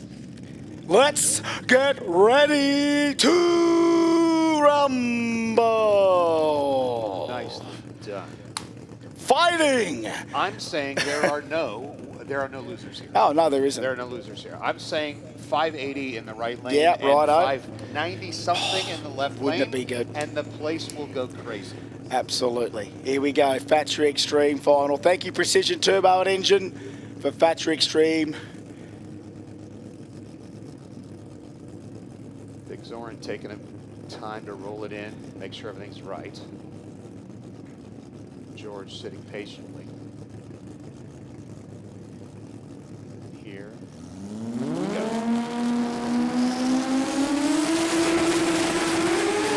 No, bogged it down, bogged it down. Look at that thing hang the wheel. 160 foot forward, 2.5 track, do it. 612 runner up. The win, Jazvski. The win, Jazvski. Georgie wins a Factory Extreme. 596 with a 3 and 25 grand. And a 612 there for Zoran Gadgetic. 063 on the tree to an 074. Both guys were ready. The 111 and the 60 tells me with what Zoran did there. That was the one thing that might have just cost him what he wanted. He gave What's it his that? best go, and nothing to be ashamed about with that sort of performance.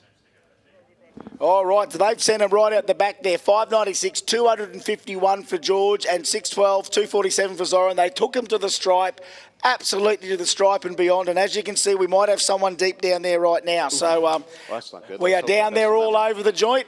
So bear with us for a sec. Shane T's got to go see a man about a dog. Right And up. we've got a couple more finals to go. But, sir, it's been emotional, and we'll see you at trophies shortly. It has indeed, and thank you kindly for your humble and awesome opportunity and offers for me to come up here. I've enjoyed myself tremendously. Oh, yeah. And thank you so much. I can't wait to come back. Oh, no worries, Shane T. You're a legend, mate. You're a legend.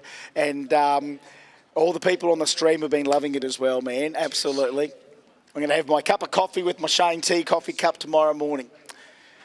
Shane T's out the door, has left the building. And we are just in pursuit down the end there of, I would say someone's gone deep. So we're just going to quickly check that. Bear with us. We've still got a couple of finals to go. We've got our bikes, we've got all motor, we've got street compact, we've got modified compact.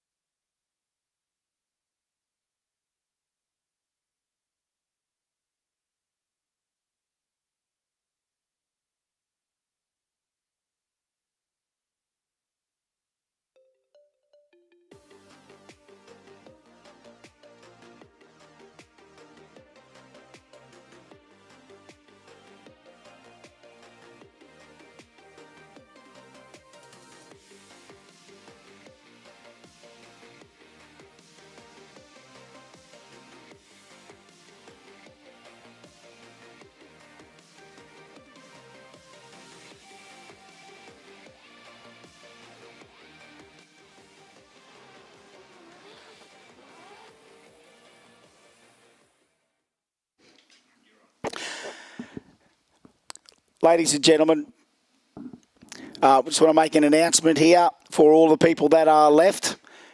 A lot of our spectators have probably gone, but we just want to make a formal announcement right now for everyone here. Attention in the pits, attention all racers, attention all finalists, attention all spectators. It's been formally announced that we have to immediately close down and cancel the rest of the event. We have had an incident down the braking area where one of the cars has gone not only into the gravel, it has taken out the net system.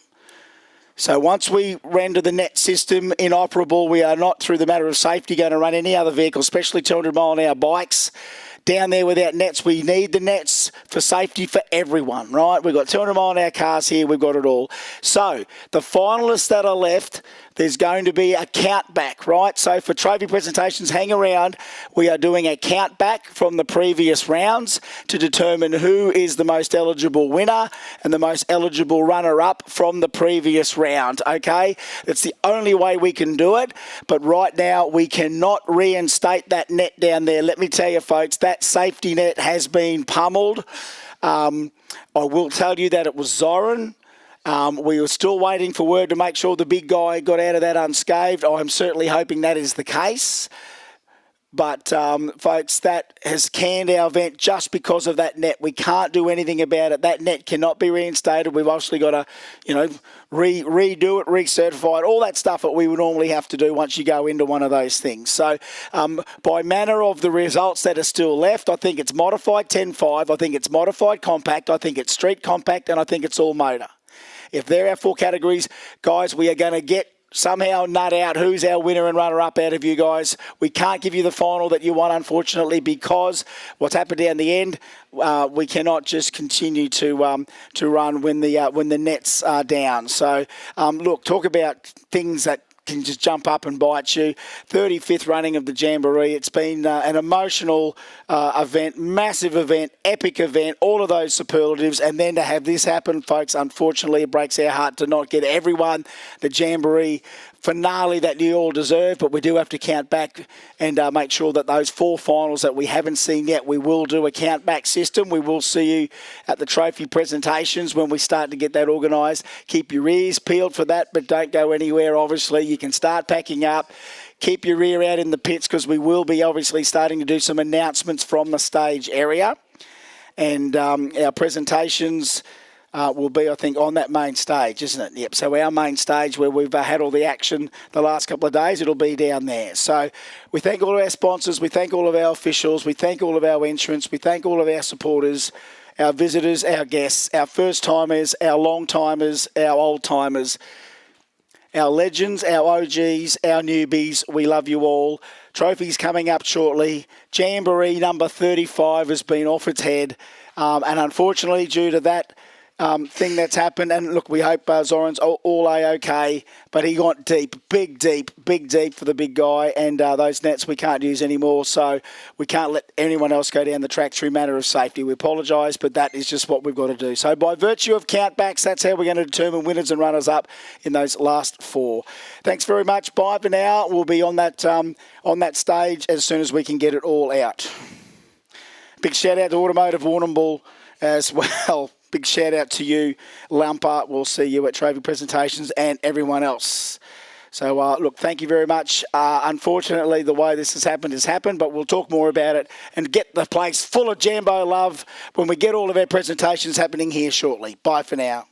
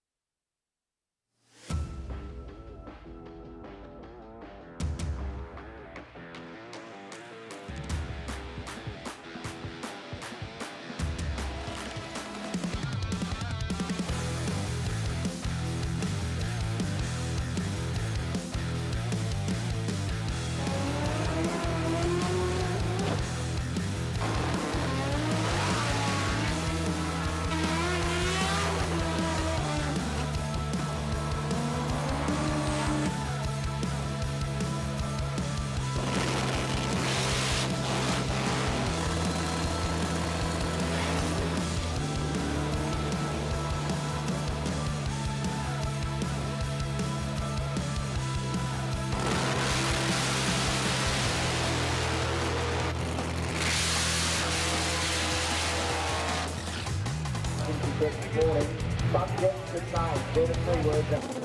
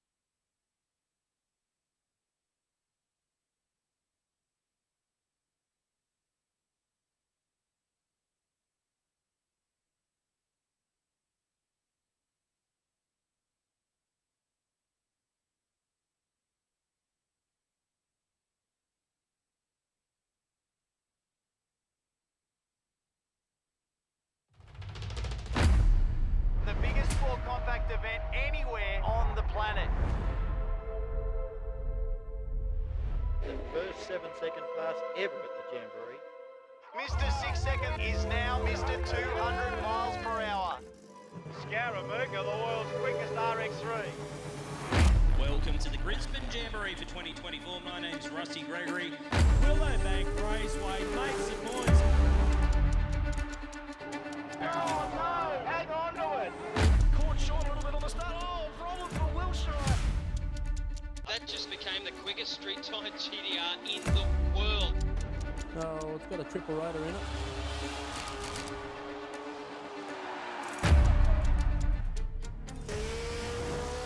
The quickest 4-cylinder powered car in Australia. When you're rested at full, then line up.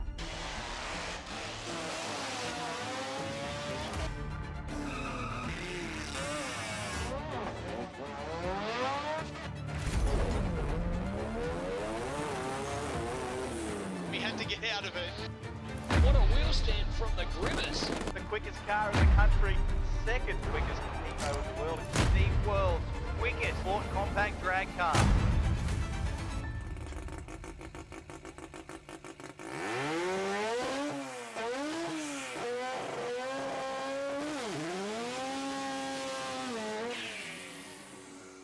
The Pack Performance team back up here in Queensland for the 6th year.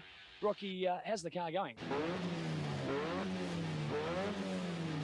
Gotten to a point where it's not actually horsepower anymore, it's just getting it down to the ground. Now Rocky out hard. It's the dream Jamboree for the Pack Performance crew. That is the first Australian 9-second front-wheel drive pass ever. Glenn Suckling in Australia for the first time. Definitely better than our country, that's for sure. That just became the quickest street-timed GTR in the world, right in front of us. Dominic Rigoli has just broken the Australian WRX record. Jazvski absolutely on a mission. Kevin, 29, still has to chase the Pack boys though. Here's this awesome quad rotor of Bill Navin, only engine of its type in the world. If there's no competition, you're not drag racing. It is getting a bit out of control. Fire, big fire from Navin. Oh, we're going to fire for the RX3.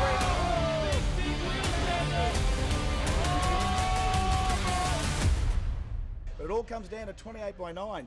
These things dance around. Mate, I love it, mate. There's chicks everywhere, there's cars, burnouts, horniness. It's fantastic. Yeah, it's a great day. And heaps of women.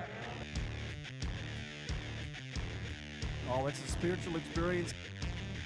How are you enjoying today? Yeah, it's good, mate. Good. The girls are good. The cars are good too. Front-wheel drive burnouts. Grump is ready to ride. Expecting big things from him. Scotty Wilson in the Oh! Talk about keep the power down. Tail shaft everywhere. What do you contribute that to? Hard-working crew, mate. What do you like most about the Jamboree? 4 cylinders and rotaries. Still burnouts. He loves the burnout, this Tony Wedlock. Colin Wilshire, we've just seen him run his first 7-second pass. Daddo's at home parked up, but we've got the Sligar now. The quickest car in the country. A brand new sport mod record. Or maybe you'd like to see the little supercharged Fiat-powered car of Phil Penny. I tell you what, I think it likes laughing gas. The entire quarter mile to unleash that horsepower. 655. Oh! And the car blasts out of the hole, but the deck has the edge. There's a pair of the baddest Nissans anywhere in the world on track right now. Leaves the line hard and then breaks the axle. Road compact. And the crowd love Mr. Mad. Here's the quickest street-tired GTR in Australia. Stay tuned for more of the Jamboree. For nearly 2 decades, the sport compact scene in Australia has predominantly been dominated by rotary engines. Joe Signorelli back again, the Rotomaster Series 6. I told him when he made the switch to the 2JZ, he'd love it and he'd never go back. The Sligar's coming home hard. Joe Signorelli, new world record. The quickest, the fastest pass by a sport compact drag car in history. It's beautiful, unbelievable. Couldn't happen to a better event. Nick Baghdadi goes to the #1 SR20 spot on the planet. Currently we're the fastest in the world now. This is a good pass from Rod Harvey. 75! 575!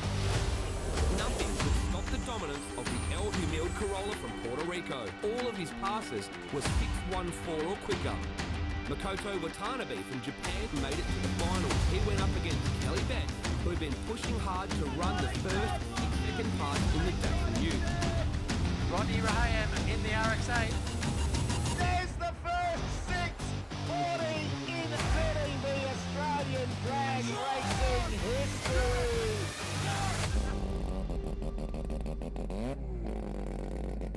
And what's your favourite type of race car? The rotary, of course. Extra noise, definitely.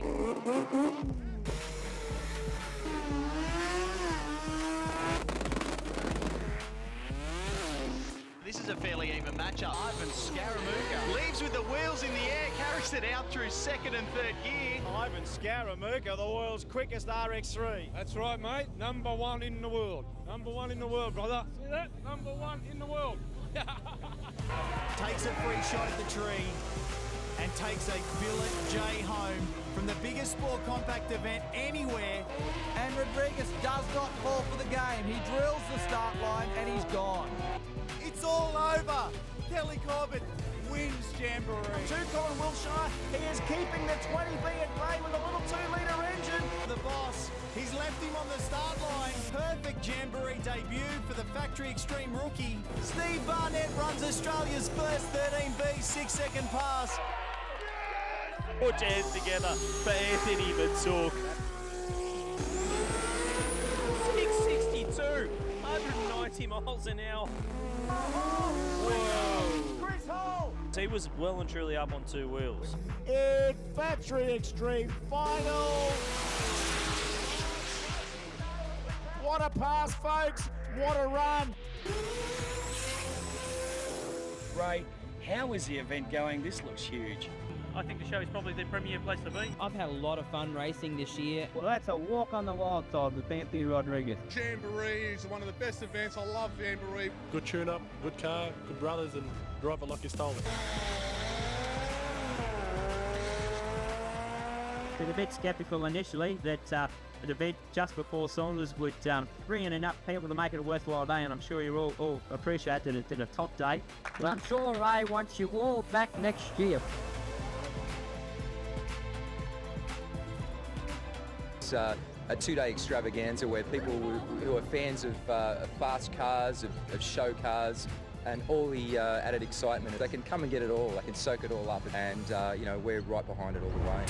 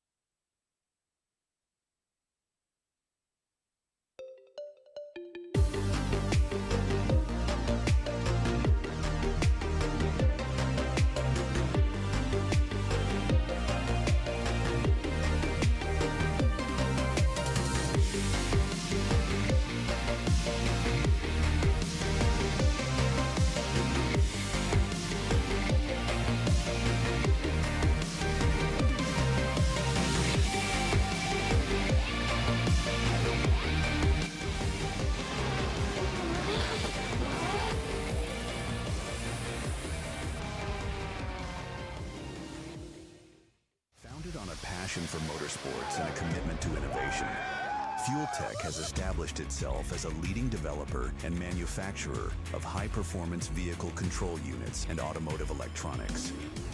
Our mission is to provide cutting-edge technology and solutions that empower enthusiasts and professionals alike to push the boundaries of performance and efficiency. Fueltech, everywhere.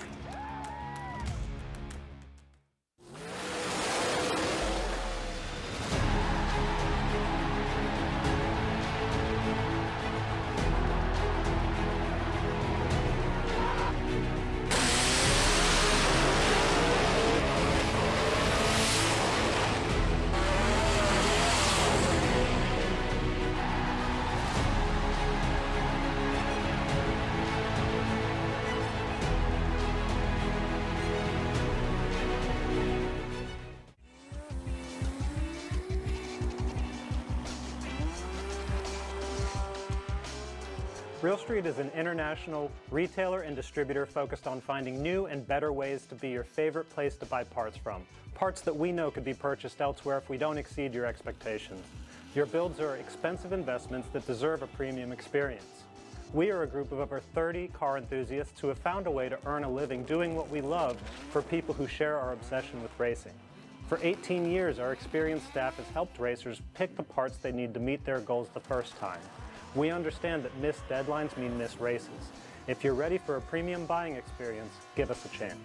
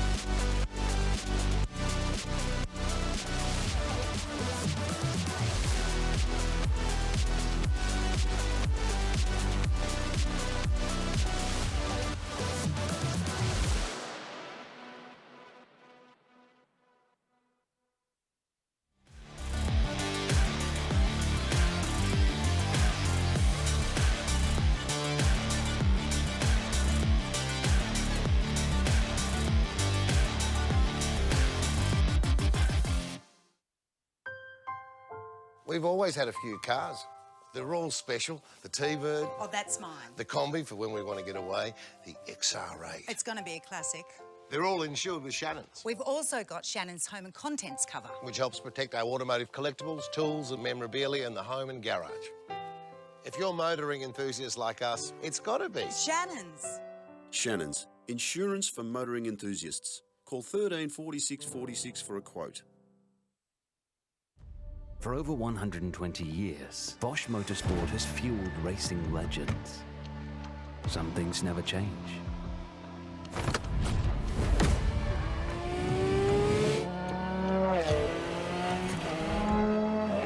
Every detail, at every moment, optimized. When quality and performance is demanded, choose Bosch Motorsport fuel pumps. What does it mean to be built with Summit? It means you're hitting the autocross, drag strip, road course, trail, dirt, or open road with confidence. Because built with Summit means you're using parts from the top names in performance, priced to make your project affordable, and it's all backed by trusted tech expertise and blazing fast shipping. Summit Racing Equipment. Let's build it together. SummitRacing.com.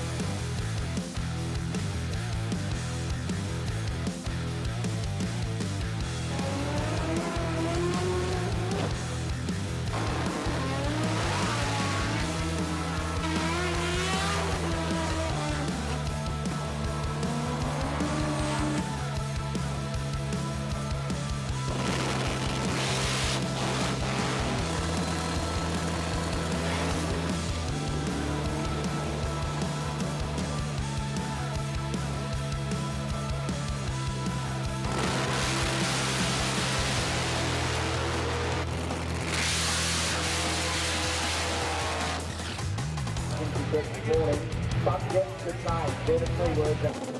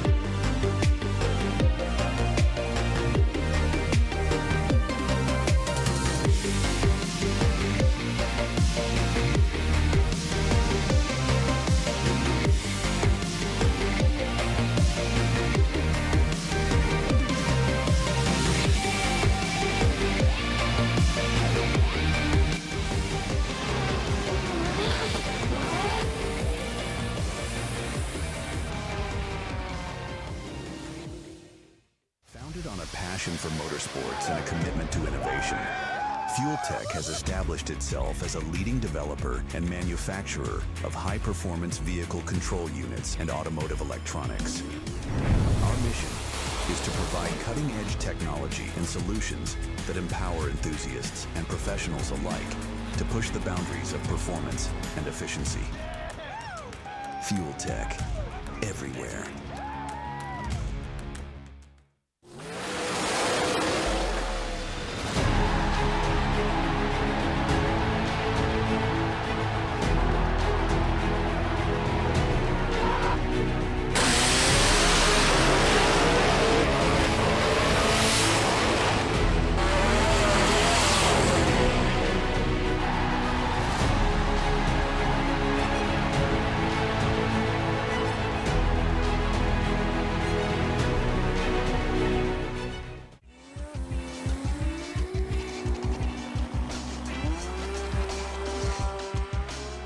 Real Street is an international retailer and distributor focused on finding new and better ways to be your favorite place to buy parts from. Parts that we know could be purchased elsewhere if we don't exceed your expectations. Your builds are expensive investments that deserve a premium experience. We are a group of over 30 car enthusiasts who have found a way to earn a living doing what we love for people who share our obsession with racing. For 18 years, our experienced staff has helped racers pick the parts they need to meet their goals the first time. We understand that missed deadlines mean missed races. If you're ready for a premium buying experience, give us a chance.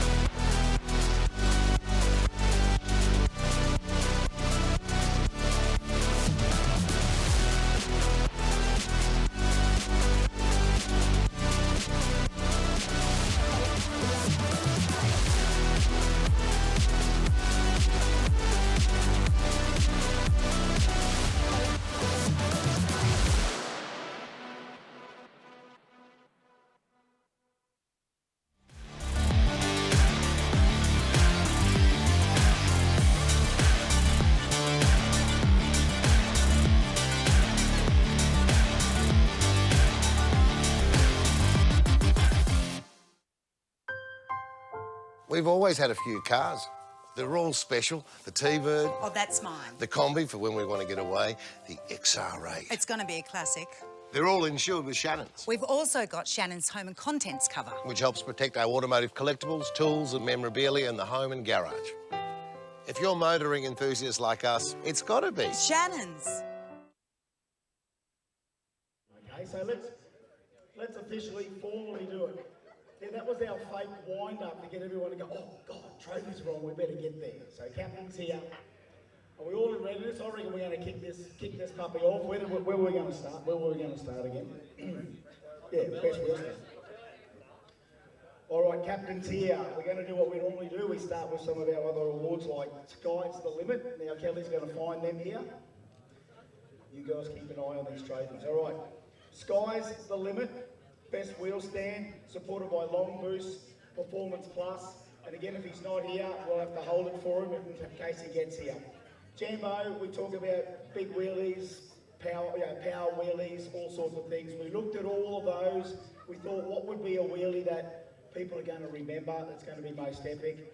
And you know what? He did it more than once. He did it nearly every run, and it was epic.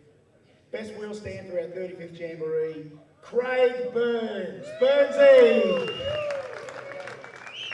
Sky's the limit. Now, it wasn't a big one, but when it's like 1,000 foot long, that matters. So, Craig Burns, we'll put that over there for Burnsy. Best burnout. And he's going. I don't know whether he might be here. Yes, thank you. I don't want to hear any more of those things for 18th of October. Best Burnout, Spoken, sponsored by Long Boost Performance Plus. Notable mentions, I think, to Dodsy early on, and a few other really big burnouts. But then this guy, he kind of checks in to see whether or not he's got any competition. But today, I don't think I've ever seen the guy go to the finish line. Smoking, Best Burnout, the Jamboree trophy goes to Anthony Matuk again. Anthony! I know what's going to happen here. The second shift's going to turn up. The second shift's going to turn up here, and we'll have all of these other little side presentations happening shortly. Crew style. Again, so hard to pick, so hard to choose. You all present very, very well. These guys went the next level, decided, you know what, we're going to field a two-car team and we're going to do shirts to suit to get into the style of Jambo. Crew style, Alan Dodd, what up G, sup G. Come on up. Bring the whole gang up, but here he is, really making an effort. Also because they were very, very bright. Well done, Dodsy. Crew style.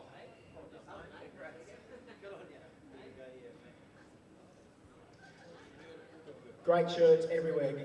Congratulations, best crew style. Sup G and what up G.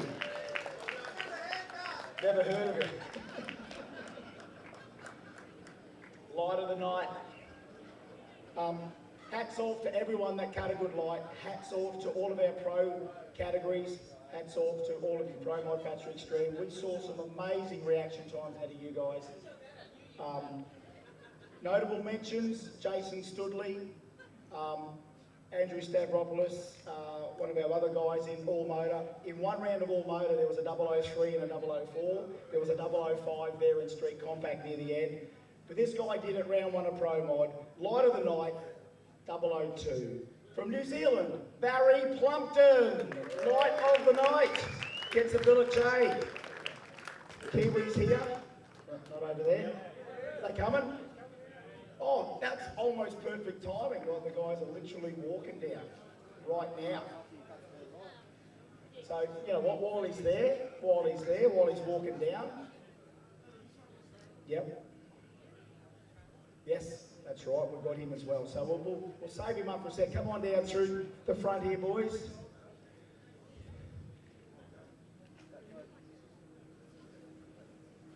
Give him a round of applause all the way from New Zealand. Barry Plumpton, 002. The Nitrous Pro Mod. Come on up. Baz. Yeah, you're right, mate. There we go, bro. Over there. Get a photo just quickly like that.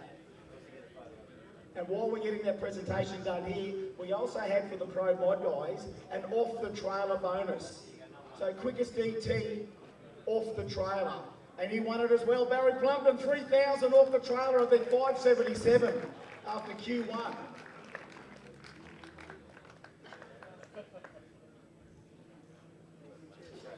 Well done, Baz. Quick speech real quick.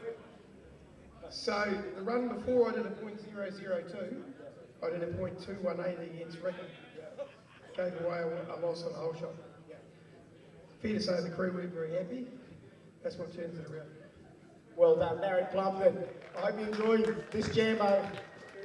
And PBs for him too, 560s with a nitrous car. That is the quickest nitrous door slammer runs ever in Australian door slammer history, and he's a Kiwi, we'll claim him.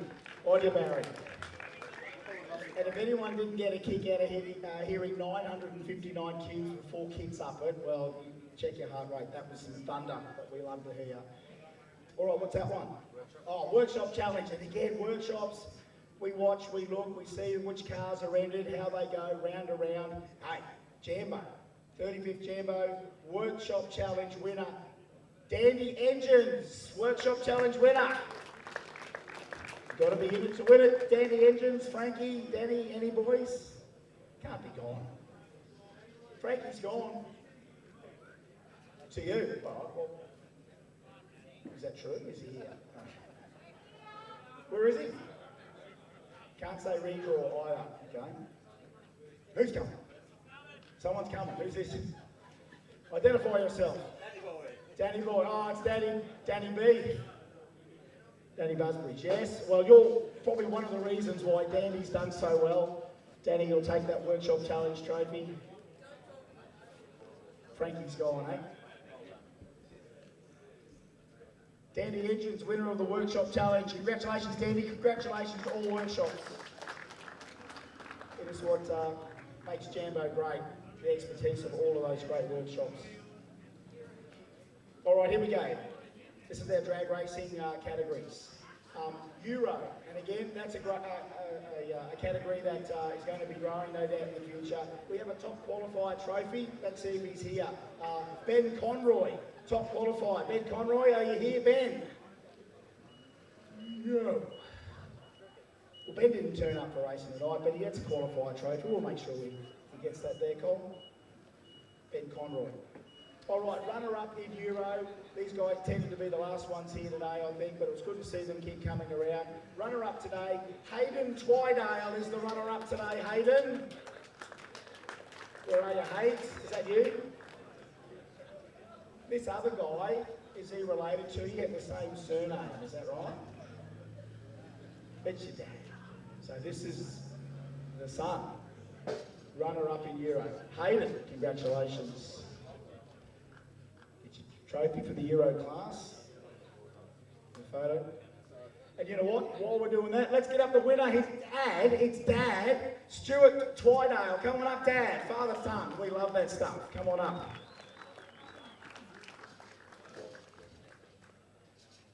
No speech, is all. Dad can do a speech. You know what? How about you both come up, get a little quick photo with the captain with your trophies, eh? Well done. Come on, lads, the Twydale boys. Get in there with a photo too, there he is. It's your Jays, look at that. Round of applause, winner and runner-up in our Euro class. Give them a round of applause, folks, father and son. Good to see you. Outlaw bike. Outlaw bike. Top qualifier in Outlaw Bike. Boy, these things are tough. But when they turn up as a group like this, it's incredible. Top qualifier for Outlaw Exhibition Bike is Matt Walker. Give him a round of applause. Matt's in the hospital because he fell off at 224 mile an hour. That's why he's in the hospital. So thoughts and prayers for him. He's got skin grafts going on. Matt's a tough bugger. He's a lunatic. But he'll get that J. Someone will take that to the Hossie, I think. Okay, this is one of our categories, folks. Now remember, right at the end we had to can it. So we had 4 categories we had to work back on countbacks. So in some of them we can do closest to dial in, some of them is just pure wins. In runner-up in Outlaw Exhibition Bike on that countback is Brendan Miglionoco. Brendan, the runner-up. You there, Brendan? And as you guys can understand, we've had to look at sort of previous rounds in some cases and total amount of wins and all that. He looks half happy. He's got a smile on his face. I guess he's got to be happy. He would have loved to send it one more time today, though, wouldn't you? I know. Yeah, it was, mate. Well, look. So on countback, runner-up today, Brendan. Well done, runner-up. Thank you. All right. Outlaw Exhibition Bike, the winner, again on countback. Nathan Nielsen is the winner of Outlaw Bike. Where is Nathan? Judging by that response, he's here. He's somewhere. Here he is. He's strutting up here quite confidently. Here he is. It's amazing how fast they can walk when they don't have those heavy leathers on, you know. I need a few layers on, I reckon, if I'm going to ride these things. Congratulations, well done. Then go get that big billet J. Follow with Cole, mate. Obviously, first trophy. Know about our media rules. Of course, you're now a member of legend status, mate. Congratulations. Nathan Nielsen, ladies and gentlemen, the winner of Outlaw Exhibition Bike. Thank you. All right, Street Compact, thanks to Racer Industries. Big field up here, as we always get. Top qualifier, Jamboree trophy coming. Top qualifier, Hayley Scott. Hayley in the barracks. Oh, here we go. The Mahay group. There's the Mahay people over there. There's all our Queensland friends from up up yonder. Well done, Hales. Have you won a Jamboree J before? No. Well, here we go. Here comes the moment. Congratulations, Hales. Hey, over there, Hales.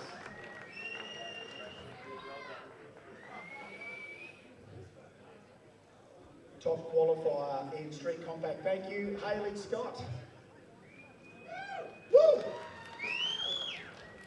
Again, we're looking at this from the previous round because it was on a count back. So we've determined this is what our street compact winner and runner-up are by banner of closest to dialing in that semi. Runner-up in street compact, sponsored by Raceway Industries, Zachary Anderson. Zachary Anderson is the runner-up. You there, Zach? There he is.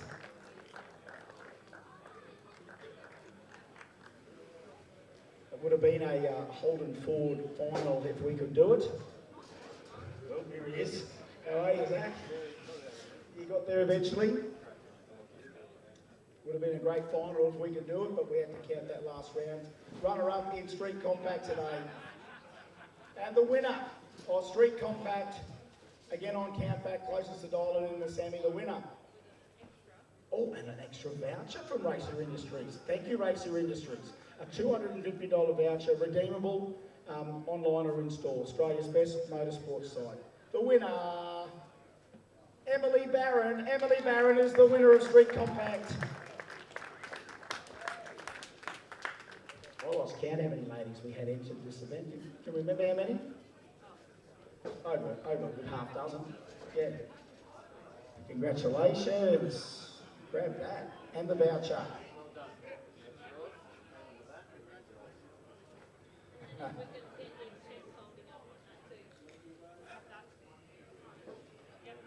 Hold all that up. Yep. We would have loved to see a fair and square final, but look, and to get a goodie bag. There we go. All right, the winner of street compact on countback, Emily Barron. Thank you, Emily. Okay, all motor.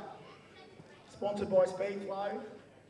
We ran them through the end there, and these guys did very well. Some big lights in there. Top qualifier in all motor, sponsored by Speedflow.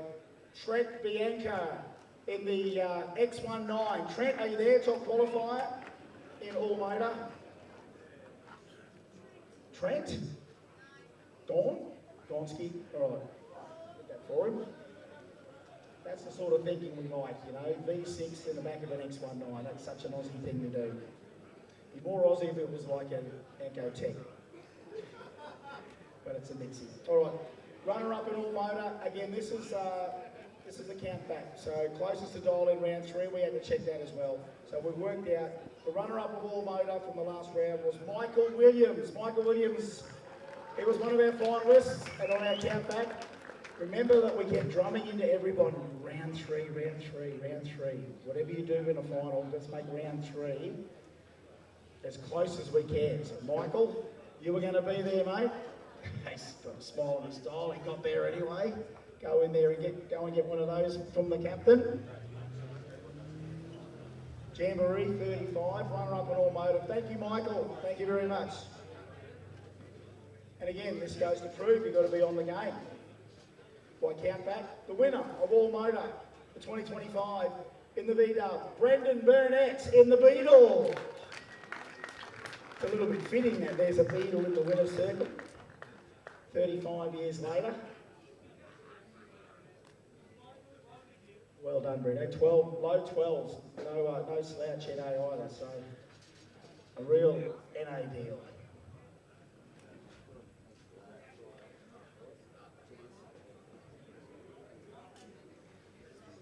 Winner of all motor, Brendan Burnett. Give him a round of applause. Thank you, Brendan.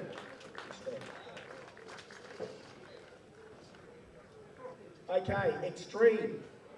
Good to see Extreme pops up once in a while. Good to see. Top qualifier in Extreme.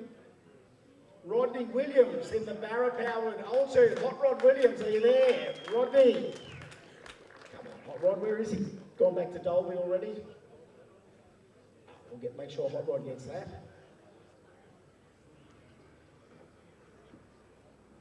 Good to see. All right. We'll make sure I'll be sending them a text shortly.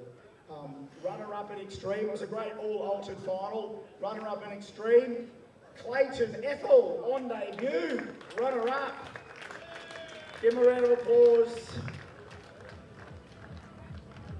A great final, an all-altered final. He even gapped his opponent in the final. Strapped a whopping hole shot. Clay, get in there, mate. And no trans break.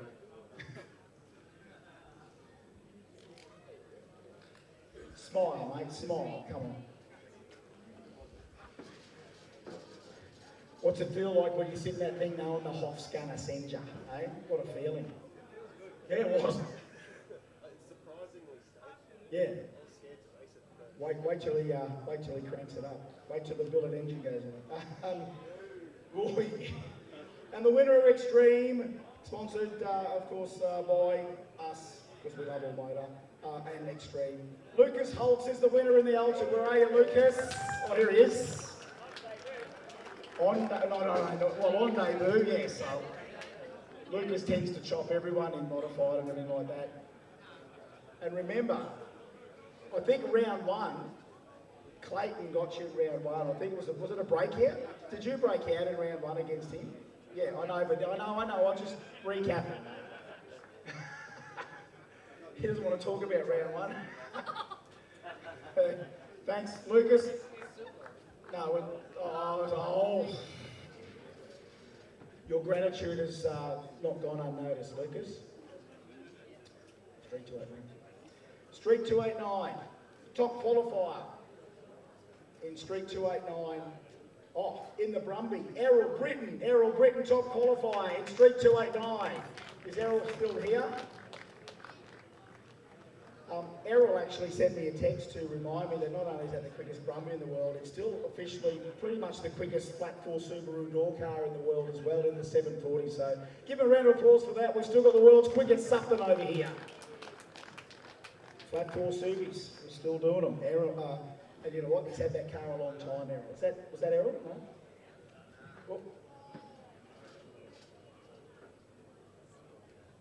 No? Errol somewhere? All right. Runner-up, Street 289.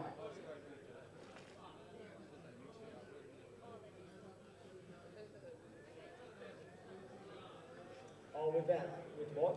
Oh, was there there was another number in there, was there? No, there was another number in there. You know what? No, that's all right. That's fine. Errol's not here anyway, so... Oh, no, you're right. No, you're right. We got it. Yeah. So what was the ET then? A 52 and a 53. All right. Okay. Well, we'll give you the top qualifier. Here we go. Is that your first one, Paulie? Mr. 2600, eh? Congratulations. It was the Galette. Here we go. By 100th of a second. Boy, we're there. The quickest 4G54 we've got in Australia there. There we go. So, all in the one class. Go the Astro. What have you got in your hand there? The winner. We can do that. No? Oh, this is the runner-up. That was top qualifier. Runner-up. Street 289. Eric Sligar in the RX3. Eric, is that right? Come on up, Eric. Is he here? He's balls. So someone from the 6300 crew. Oh, yeah, you're going to have to, mate. You've got Crocs on. You've got to come upstairs, mate. It's mandatory. Haven't you read the fine print? If you win a J, you've got to come on stage, all right? So this is for Eric. Yeah, this is for Eric. All right, get in there, Connor. You can take Eric's photo. There you go. Runner-up at Street 209. Thanks, Connor. Thanks, boys. Thanks for the 6300 guys. It was a great final. The winner of Street 289, Dib Taul, the winner in the RX7. Dib, there he is. Street 289 winner in the 35th Jambo. And so good to see the Tools back in having a crack. Always holding on to the good equipment that they've got, using it when they've got the time.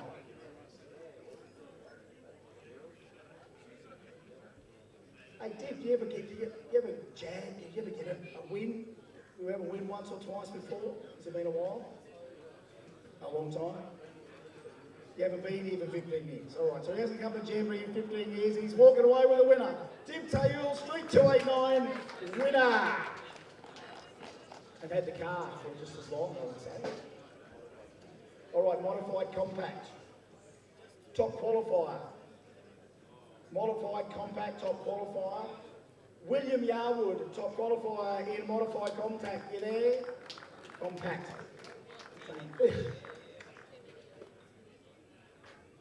And if I didn't have the ice slushy and have like a beer, I'd probably be less dry. There he is, Will. Geez, he just skipped up the stairs. Look at him just skip over. Up he went. Well done.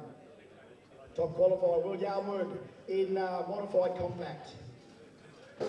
Runner-up in modified compact. Again, this was on a count back. This was on checking the previous round. I wish we could do the final, but we couldn't. But it's so good to have this guy here. And again, because of the previous round, our winner and runner-up have been determined. The runner-up in modified compact, after being away from Jambo for about 7 years, the Rotor Geek's back. Runner-up, Daniel Rougier in the Rotor Geek. Runner-up in modified compact. Are they coming? The boys are coming. The Rotor Geeks, the old faithful.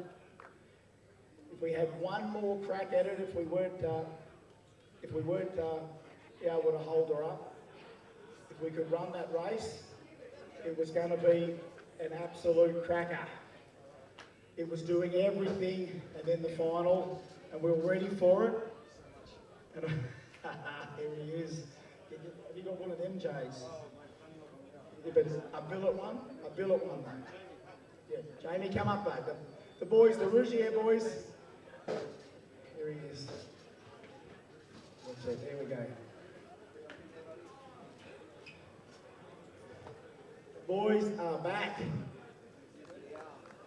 Good to see you guys back, the Rotor Geek. Oh, thanks, Jamie. Thanks, Jamie. Thanks, Dad. I know you were going to thrash him. You were going to thrash him. I know you were going to chop him. If we can get the Rotor Geek and this guy to the bend, we'll have an unfinished business match-up or something, eh?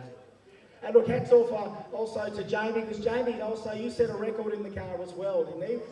A world record for a visually impaired person. And tell you what, it's good that the boys are back racing again. Give them both a round of applause. The Rougier boys, the Rotor Geeks.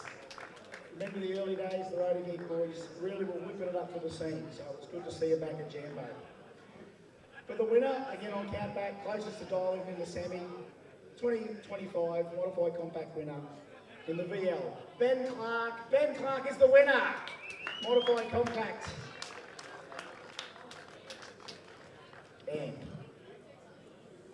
it would have been a squeaker. Absolute squeaker in the final. We can keep the thing from doing massive wheel stands like it does every time.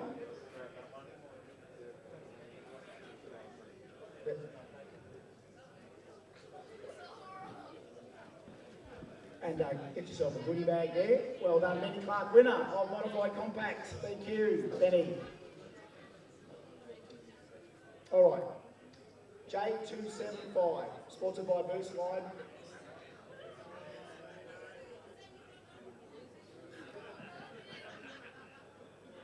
All good, all right. All right, okay, here we go. Here we go. I love you. Me too, madam. Top qualifier in J275, Danny Busbridge. Danny Busbridge, top qualifier, J275. Here he is. Two whizzes.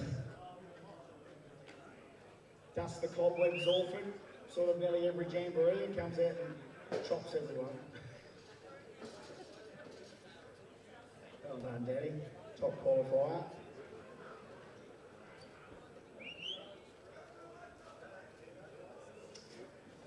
Don't go too far over there, Danny. Now to the final. We proudly call Queensland the radial state because, you know what, we've got plenty of good radial races in this part of the world, and you know what, we love to acknowledge them, but we could not even get into this final. WA versus Victoria. Runner-up today, J275, sponsored by Boost Line from WA, Steve Lundy in the Mustang. WA, Lundy. Yeah. You got to be there to get there, and he got there. Got to that final. We went to war. Well done, Lundy. Well done. Got the thumbs on as normal. This is Steve Lundy. This is his trophy attire.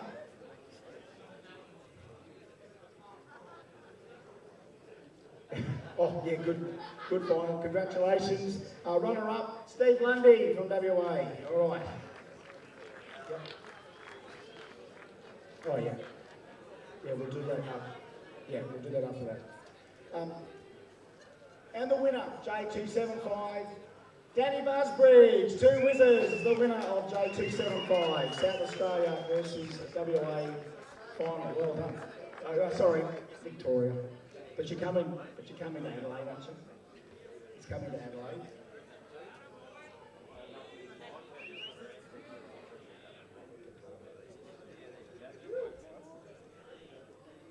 Well done, Danny Busbridge.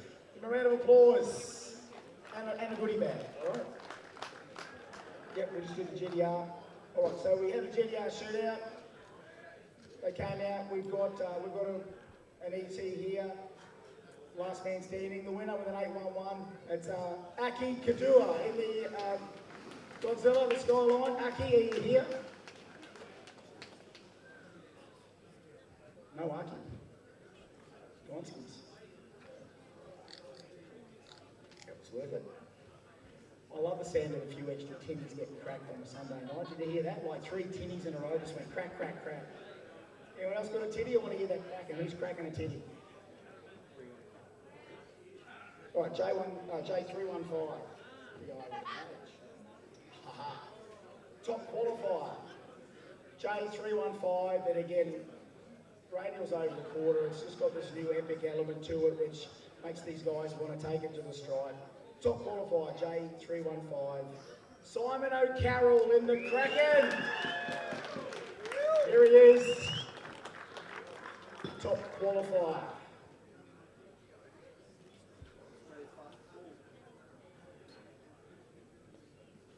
Top qualifier trophies. You just can't get one.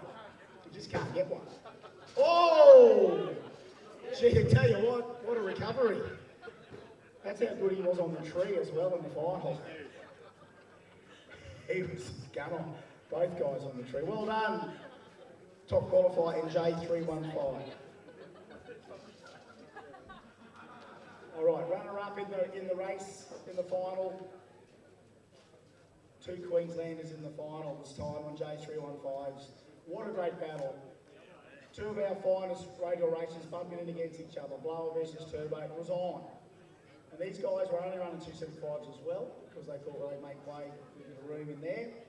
What a great final. Runner-up today, J315, Andy Cole's Public Enemy.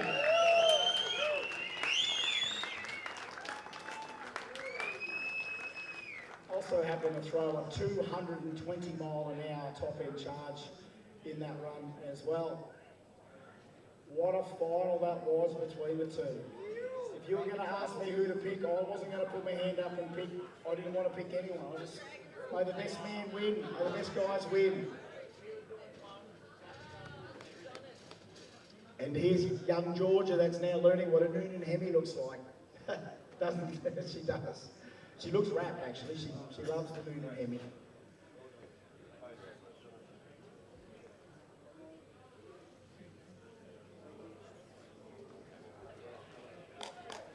Here we go, Andy Coles, runner-up.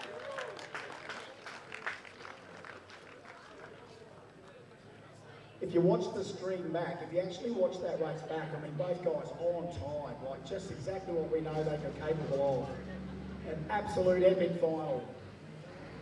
And the winner of J315 for 2025, it's the Kraken, Simon O'Carroll, the winner. Yeah, be careful this time, mate. Go get that big J and don't shake my hand. Do the old Scott Morrison on me there. Get a photo real quick, and before we do anything else, just goes to prove how committed these guys are to radial racing. Spot On have decided there's a $1,500 bonus payout to the J315 winner, so Simon, take that as well.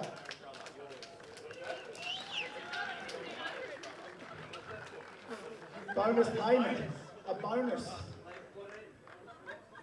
Andy was kind of hoping to get it for himself, but hey, he's going to give it away to the Kraken this time. Well done. Simon O'Candles, ladies and gentlemen, we may not have to call him Simon O'Candles anymore. Radio. Yeah, I know it ain't, mate. I know. He also ran a 3-second time to the 8 on that run, so Simon got a 3 on 275s on the same run. So. See what happens when you go blower? Magic things happen to you.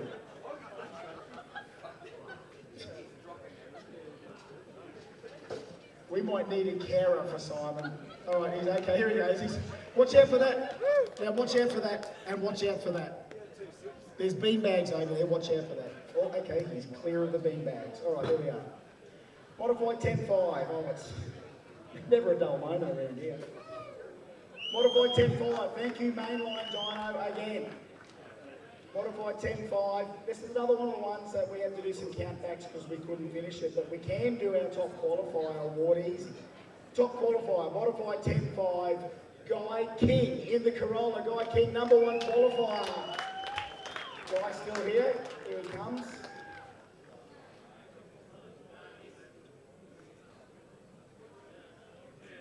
He's going to be happy with this, but what he really wanted was a 200-mile-an-hour run in the Corolla. I think it went 197 this weekend, the Barra Corolla.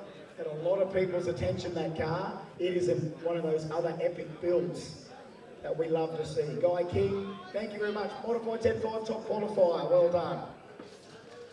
Okay, again, by virtue of best performance up to and including the last round, including on countbacks in this case, it's about the sheer amount of wins to get to the final. Runner-up in modified 10.5. The runner-up today, Po Tung in the Sligar, or the Supra rather, the 2JZ Supra. Po Tung, come on Po.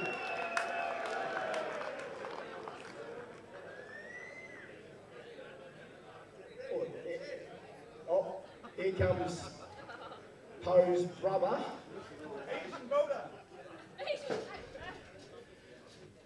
This is his brother, Paul Tung. Well done, Paulie, thank you.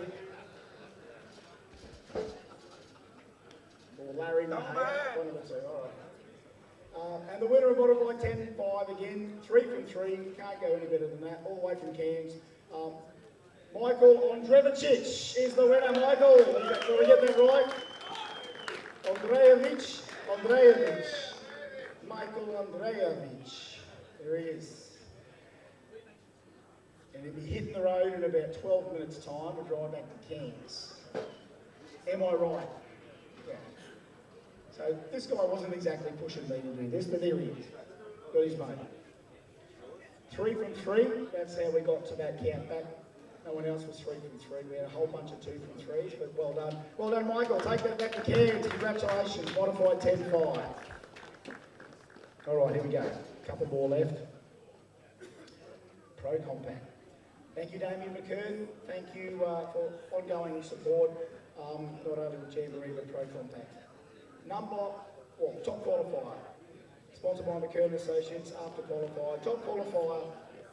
Anthony DeQuino was top qualifier in Pro Compact. There he is.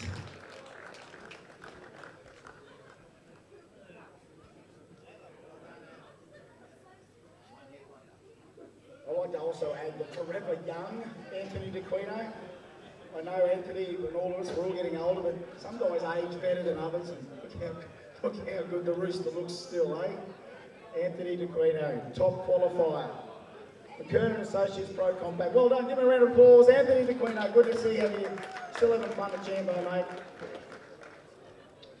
All right, runner-up Pro Compact, sponsored by McKernan Associates. It was a South Australia versus Victoria final. Runner-up today, Marcus Pepe. Runner-up in Pro Compact.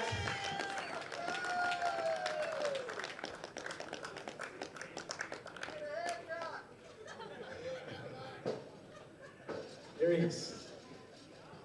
Those stairs are a real test on those ones.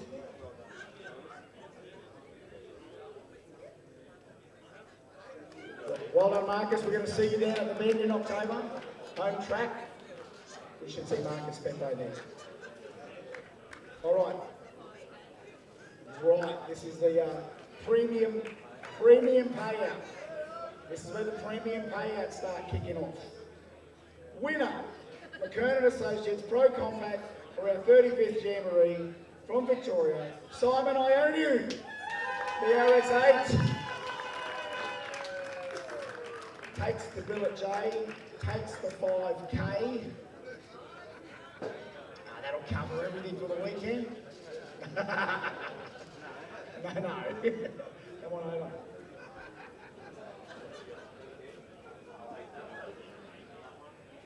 Look at that. Oh, 5K. Give a round of applause, Simon, and well, tell you what, looks like the young ladies made off with the 5K. That's good. How good is it to see those daddy-daughter moments? Andy with Georgia and Simon with everything okay down there? Pro Turbo, thank you, Long Boost, for your ongoing support. Top qualifier after qualifying yesterday. Top qualifier in Pro Turbo. Jason Payne in the skyline, top qualifier in Pro Turbo. No speech. Nice. You don't get to make a speech for top final.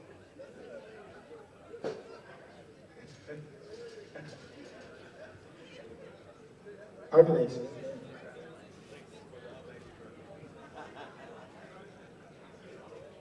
There we go, top qualifier Payne, congratulations again, good to have you here in Pro Turbo again. Runner-up in Pro Turbo, it was going to be a barn burning final, 2J versus RB. Runner-up today, sponsored by Long Boost, Pro Turbo. Anthony Matuk, runner-up today.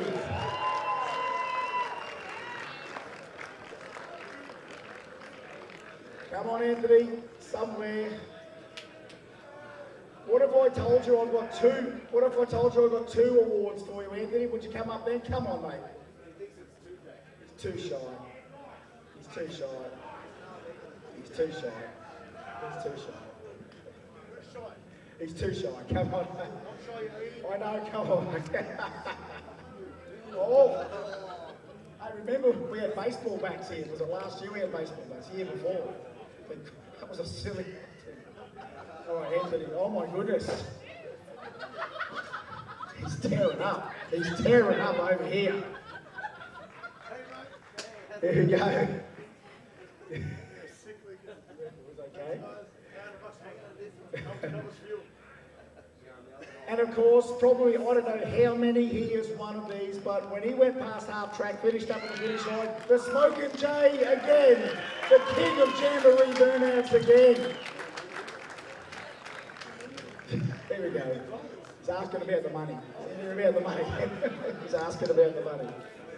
He's asking about the money. Anthony Matuk, well done. Well done. Oh, wow. It was a cracking final. This guy could have almost won the other award, the Wheelie Award, because he was doing a lot of that power wheel stand. Another premium payout coming for Pro Turbo. What a battle in the final. The winner, Eddie Howark is the winner. Oh, wow.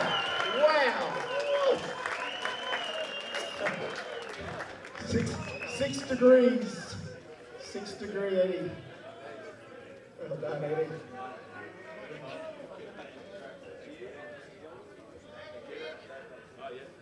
5,000 premium payout. You want a quick speech there? Thanks, Chris. Look, I'd like to thank Colin and Kelly again for putting on such a great event. My crew, mate, we can never do it without you. Awad, Baldy, Jim, everyone. Joe and Jackie from Gas. My daughter helping with the catering. Paul Mahoya, the fucking #1 tuner. Sorry for swearing. And Mr. Burnsy, the one who said he couldn't go 620, it's gone back to back, buddy. With this prize money, me and Anthony had a deal before we went into race.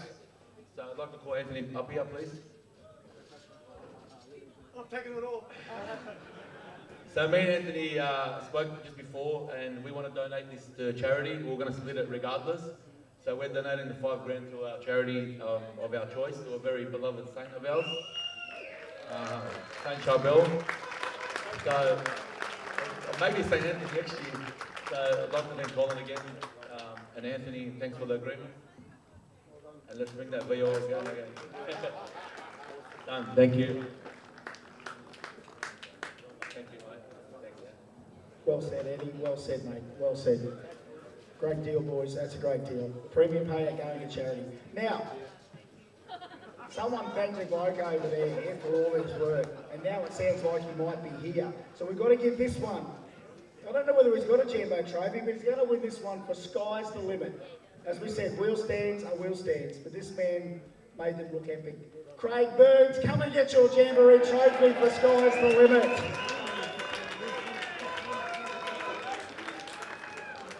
Voted as the most epic display of wheel standery we've seen this year, mate. Height, hang, haul, let's run 5s at the same time, eh? Let's do it all in the one run. And you know what, did it more than once, Burnsy, by the way. So, talk about trust your setup. 1,000 foot, trust your setup. Good on you, Burnsy, get in there, get a bit of that. Sky's the limit. Burnsy, Craig Burns, well done.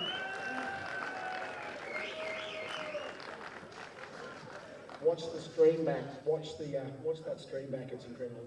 Before we hear the next ones, first of all, also another round of applause for all of our overtaking lane production crew. Don't you reckon the live stream is the best live stream we've got in this country? You guys can go back and watch all of that live stream. You've got all of your memories in there, hopefully on YouTube forever. But ignore the algorithms. All right. What's this one? Here we go. All right. Let's do the top qualifier one first. Let's ease our way into this one. Outlaw Pro Mod. I've got it here, sponsored by Dart Machinery. Round of applause for Dart Machinery. What a company, hey? What a company. That's some good money coming here shortly. Top qualifier, Outlaw Pro Mod.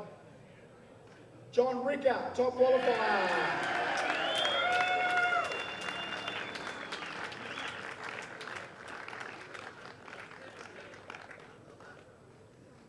I think it was a 61 or something, wasn't it? It was. A 561, lifting at about 800 foot. But yeah, it's a great one. Careful on those stairs.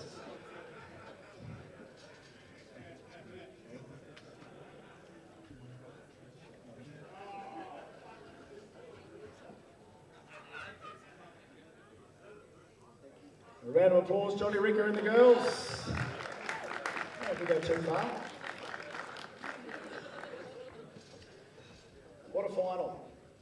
Congratulations to all of our Pro Mod teams for turning up and really changing. I think what we did today, what we did over the last 2 days, is we kind of went and grabbed ourselves probably a little bit more Aussie drag racing history that no one else will probably acknowledge us for. But we have now officially seen, up till now, the baddest display of Aussie door slammer racing, period. Give yourself a round of applause. The last 2 days have been the best 2 days in Australian door slammer racing history, I'm sure of it. Absolutely. The toughest stuff we've ever seen. All in the one place. And that's why we've got some awards to give out from Dart. Winner and runner-up. Runner-up today in the final. You've got to be there, and he was there. Runner-up today, Stu Walsh. Stu Walsh in the Bromide.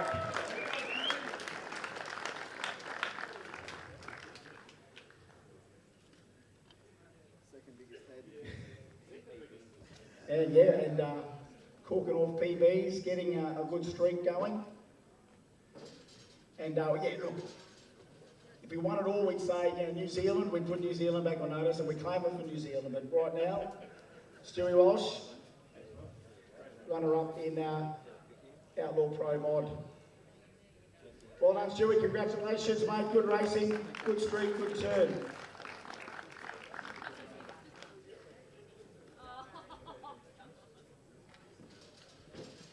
$20,000 check. Premium payout thanks to that. What a field. What a display. It also didn't come easy. We thought it might come easy, they made it look easy, but you know how much hustle and struggle they needed to get here, and then they've not only done it, they backed it up. The winner, Outlaw Pro Mod, $20,000, and a bill of J, John Ricker! Johnny Ricker! That car is fast. Super effort. 20 grand.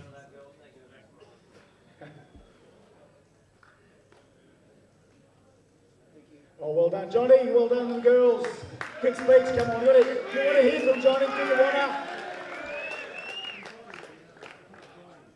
I'm actually blown away. I don't even know what to say, to be honest, but realistically, none of this would be possible without Paul Mahay, and just the amount of work and effort that he puts into it. Yeah, we'd be stuffed without him, and the rest of our crew also. So you all know who you are, Andy, Dougie, Adam, all the boys.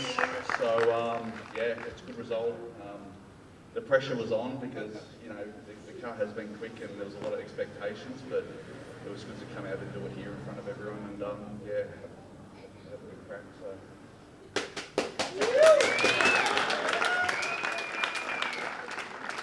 You're a racer, Ricker.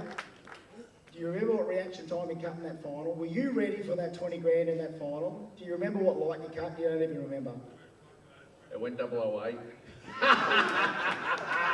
008, you're one badass, man. Johnny Ricker, the winner of 20 grand, Outlaw Pro Mod.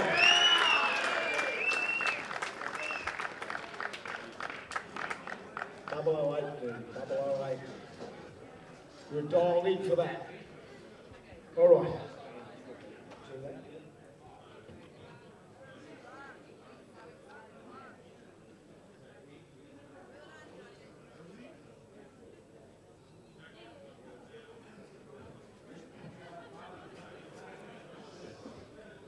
All right, so we have got. Yeah, we can do it now, and we can, and we yeah. Okay, so should we just acknowledge that? You don't want to talk about it, I'll talk about it? Okay, all right. All right, we're going to hear from Cole, so Cole's speaking out loud here. I just want to do a bit of a thanks. We talk about the radial scene and the pro mod stuff. We've had a lot of interaction this year.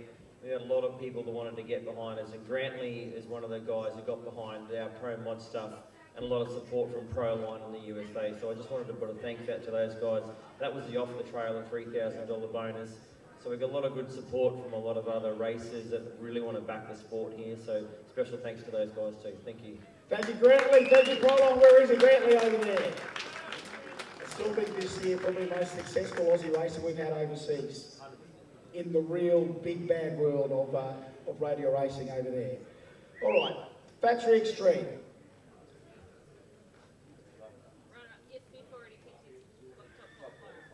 All right, so he's already picked it up and gone. A fifth got top qualifier with a 5.70. So a round of applause for a fifth. He had to go. A fifth, McHale.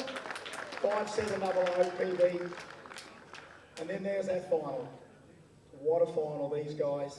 They put it on for the whole lot. It was all on.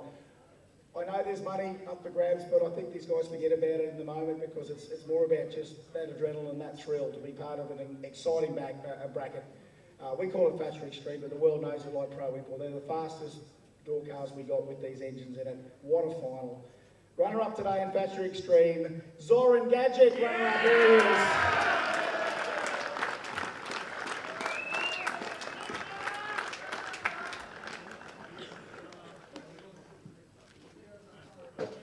It'll be a final.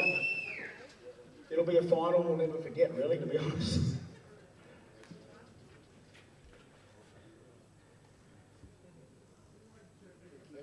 Well done, Zoran Gadgetic in the final. And we love this because, you know, Factory Extreme, we get to see it all. It was a 2J versus RB final. The winner of Factory Extreme, our $25,000 premium payout, Precision Turbo Engine, a billet J, the winner, George Jazvski.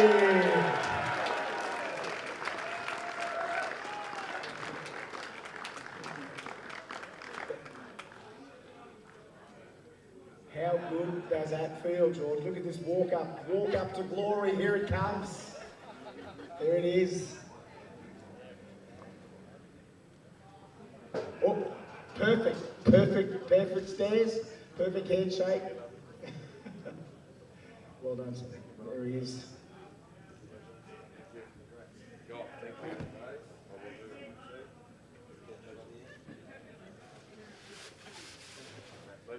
Georgie, quick speech. Firstly, thank you to all you guys for putting on such an amazing event. Colin, Kelly, I know how hard you guys work. Yeah, great to be back. I think it's been 3 years since I've been back here. Just want to say a special thank you to my team. We turned up here without a race car, and I don't know, we sort of like made one happen. No expectations. You know, thank you to all the racers that we raced today. Everyone was amazing. Yeah, not much more to say. Just yeah, let's make it bigger and better next time. Thank you, guys.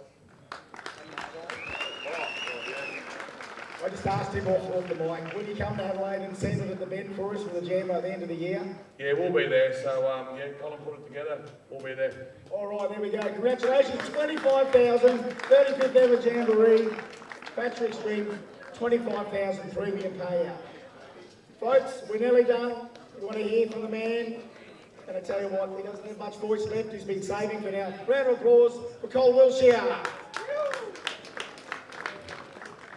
I know everyone's heading back, didn't want to get packed up and head home. Just want to say thank you again to everybody, all the teams that have travelled, and a special thanks to the teams that backed us with a horrific weather forecast that led into this weekend. We were very concerned throughout the whole week. The races backed us, and that makes us feel great, and we back you guys, and thank you again for that. Thank you to my team, all the Jamboree team, fantastic. These people work tirelessly behind the scenes. Everybody that puts our banners up, the signage up, my own family, my kids, my close team, my friends, my own race team, my staff, all of you guys are fantastic. We cannot do this without you.